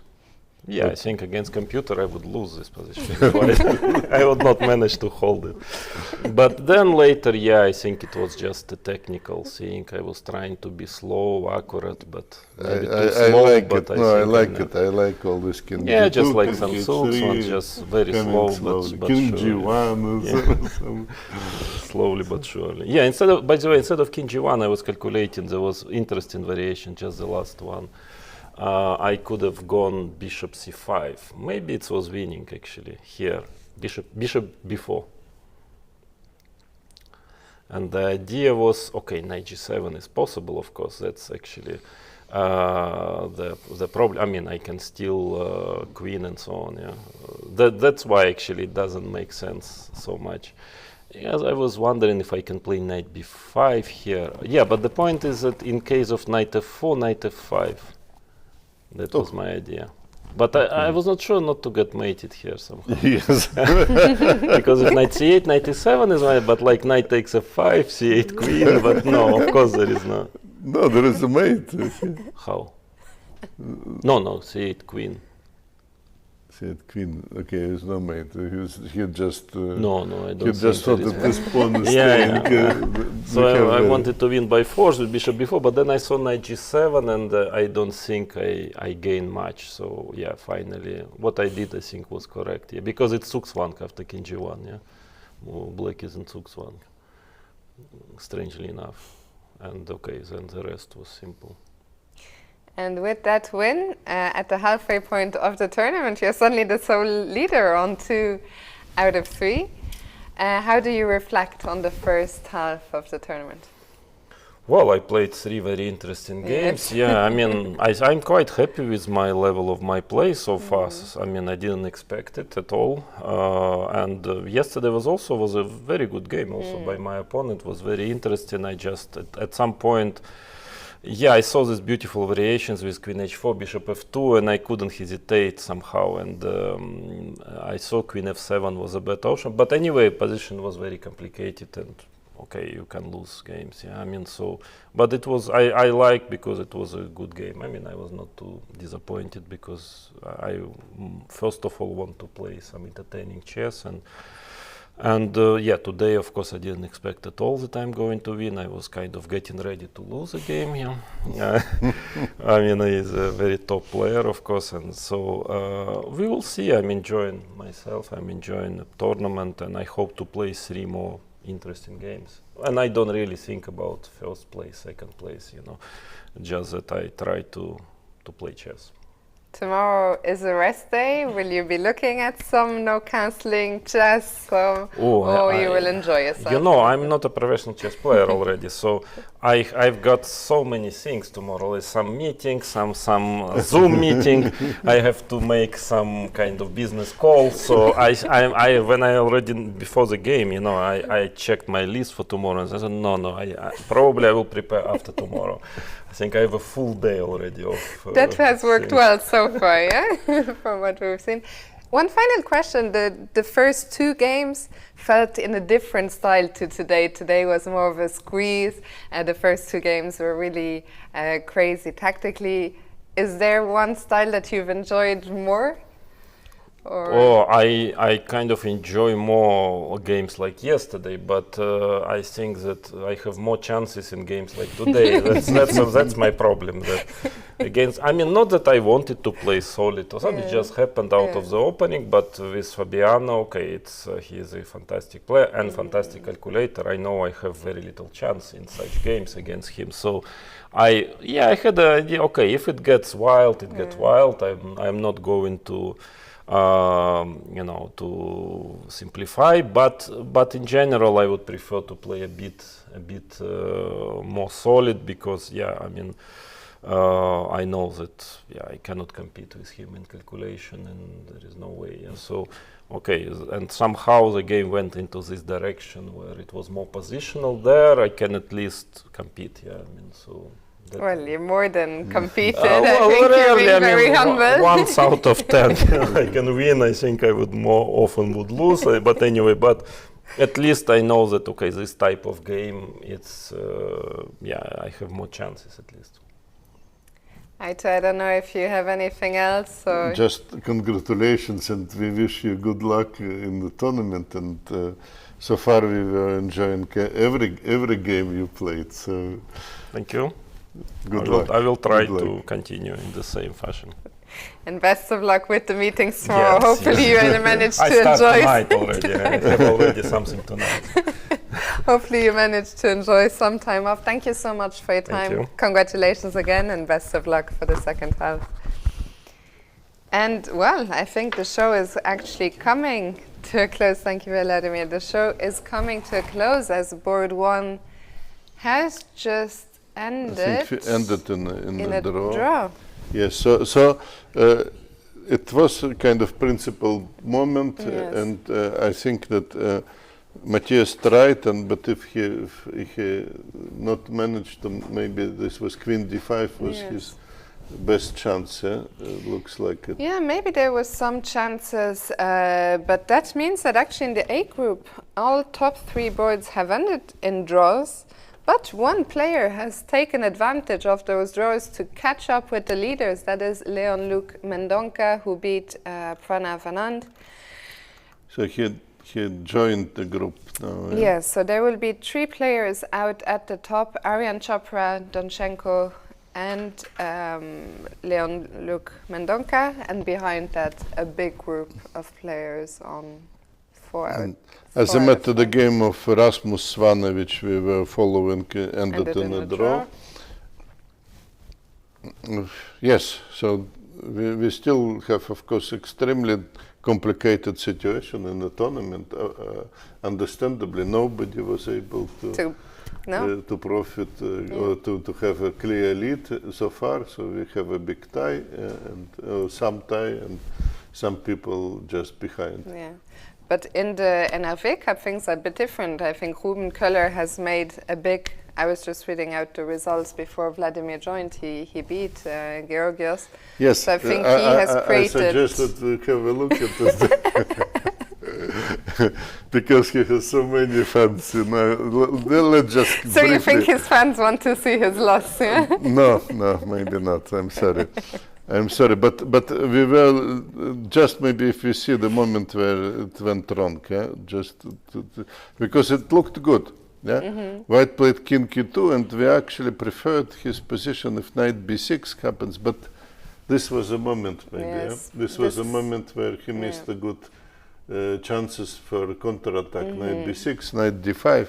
We were so enthusiastic here for really hoping that he will find it, but Rook G4 we see immediately the changed. Already.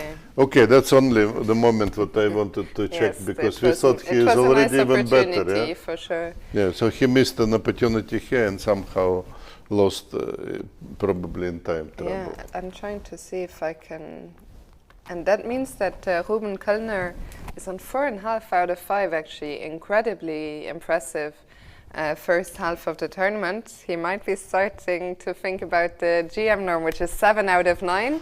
Still a long way. I think he shouldn't think about any norms, but just continue playing his chess and think from day to day, just to try to perform one good game in a row. He's obviously in a good shape, and we wish him a good luck, of course. Absolutely. Tomorrow we'll have more time actually to pay more attention to his game, since tomorrow is a rest day in the NC World Masters, so our focus will be on the A group and on the NRV Cup. For today, that is all from us. It's been another tremendously exciting day. We had so many great guests, many great games. We really did not plan it. The people just coming. It's great. Yes. So that means please also come tomorrow. Watch, they should. Yeah, maybe somebody will come. I think we already know that Fabiano Caruana will most likely be joining us tomorrow at some point, so just be there the whole time to make sure you don't miss him. Would be great, of course, would be great. Yes. Yes, dear friends, we will be for you tomorrow, and please come and subscribe to the channel, and we have also many other things going on here, many interviews. Yes, so you can find all the interviews, all the impressions videos on our YouTube channel. We will be back here tomorrow, same place, same time, 3 p.m. Central European Summer Time. Thank you for watching us today, and we hope to see you tomorrow. Have a good night. See you tomorrow.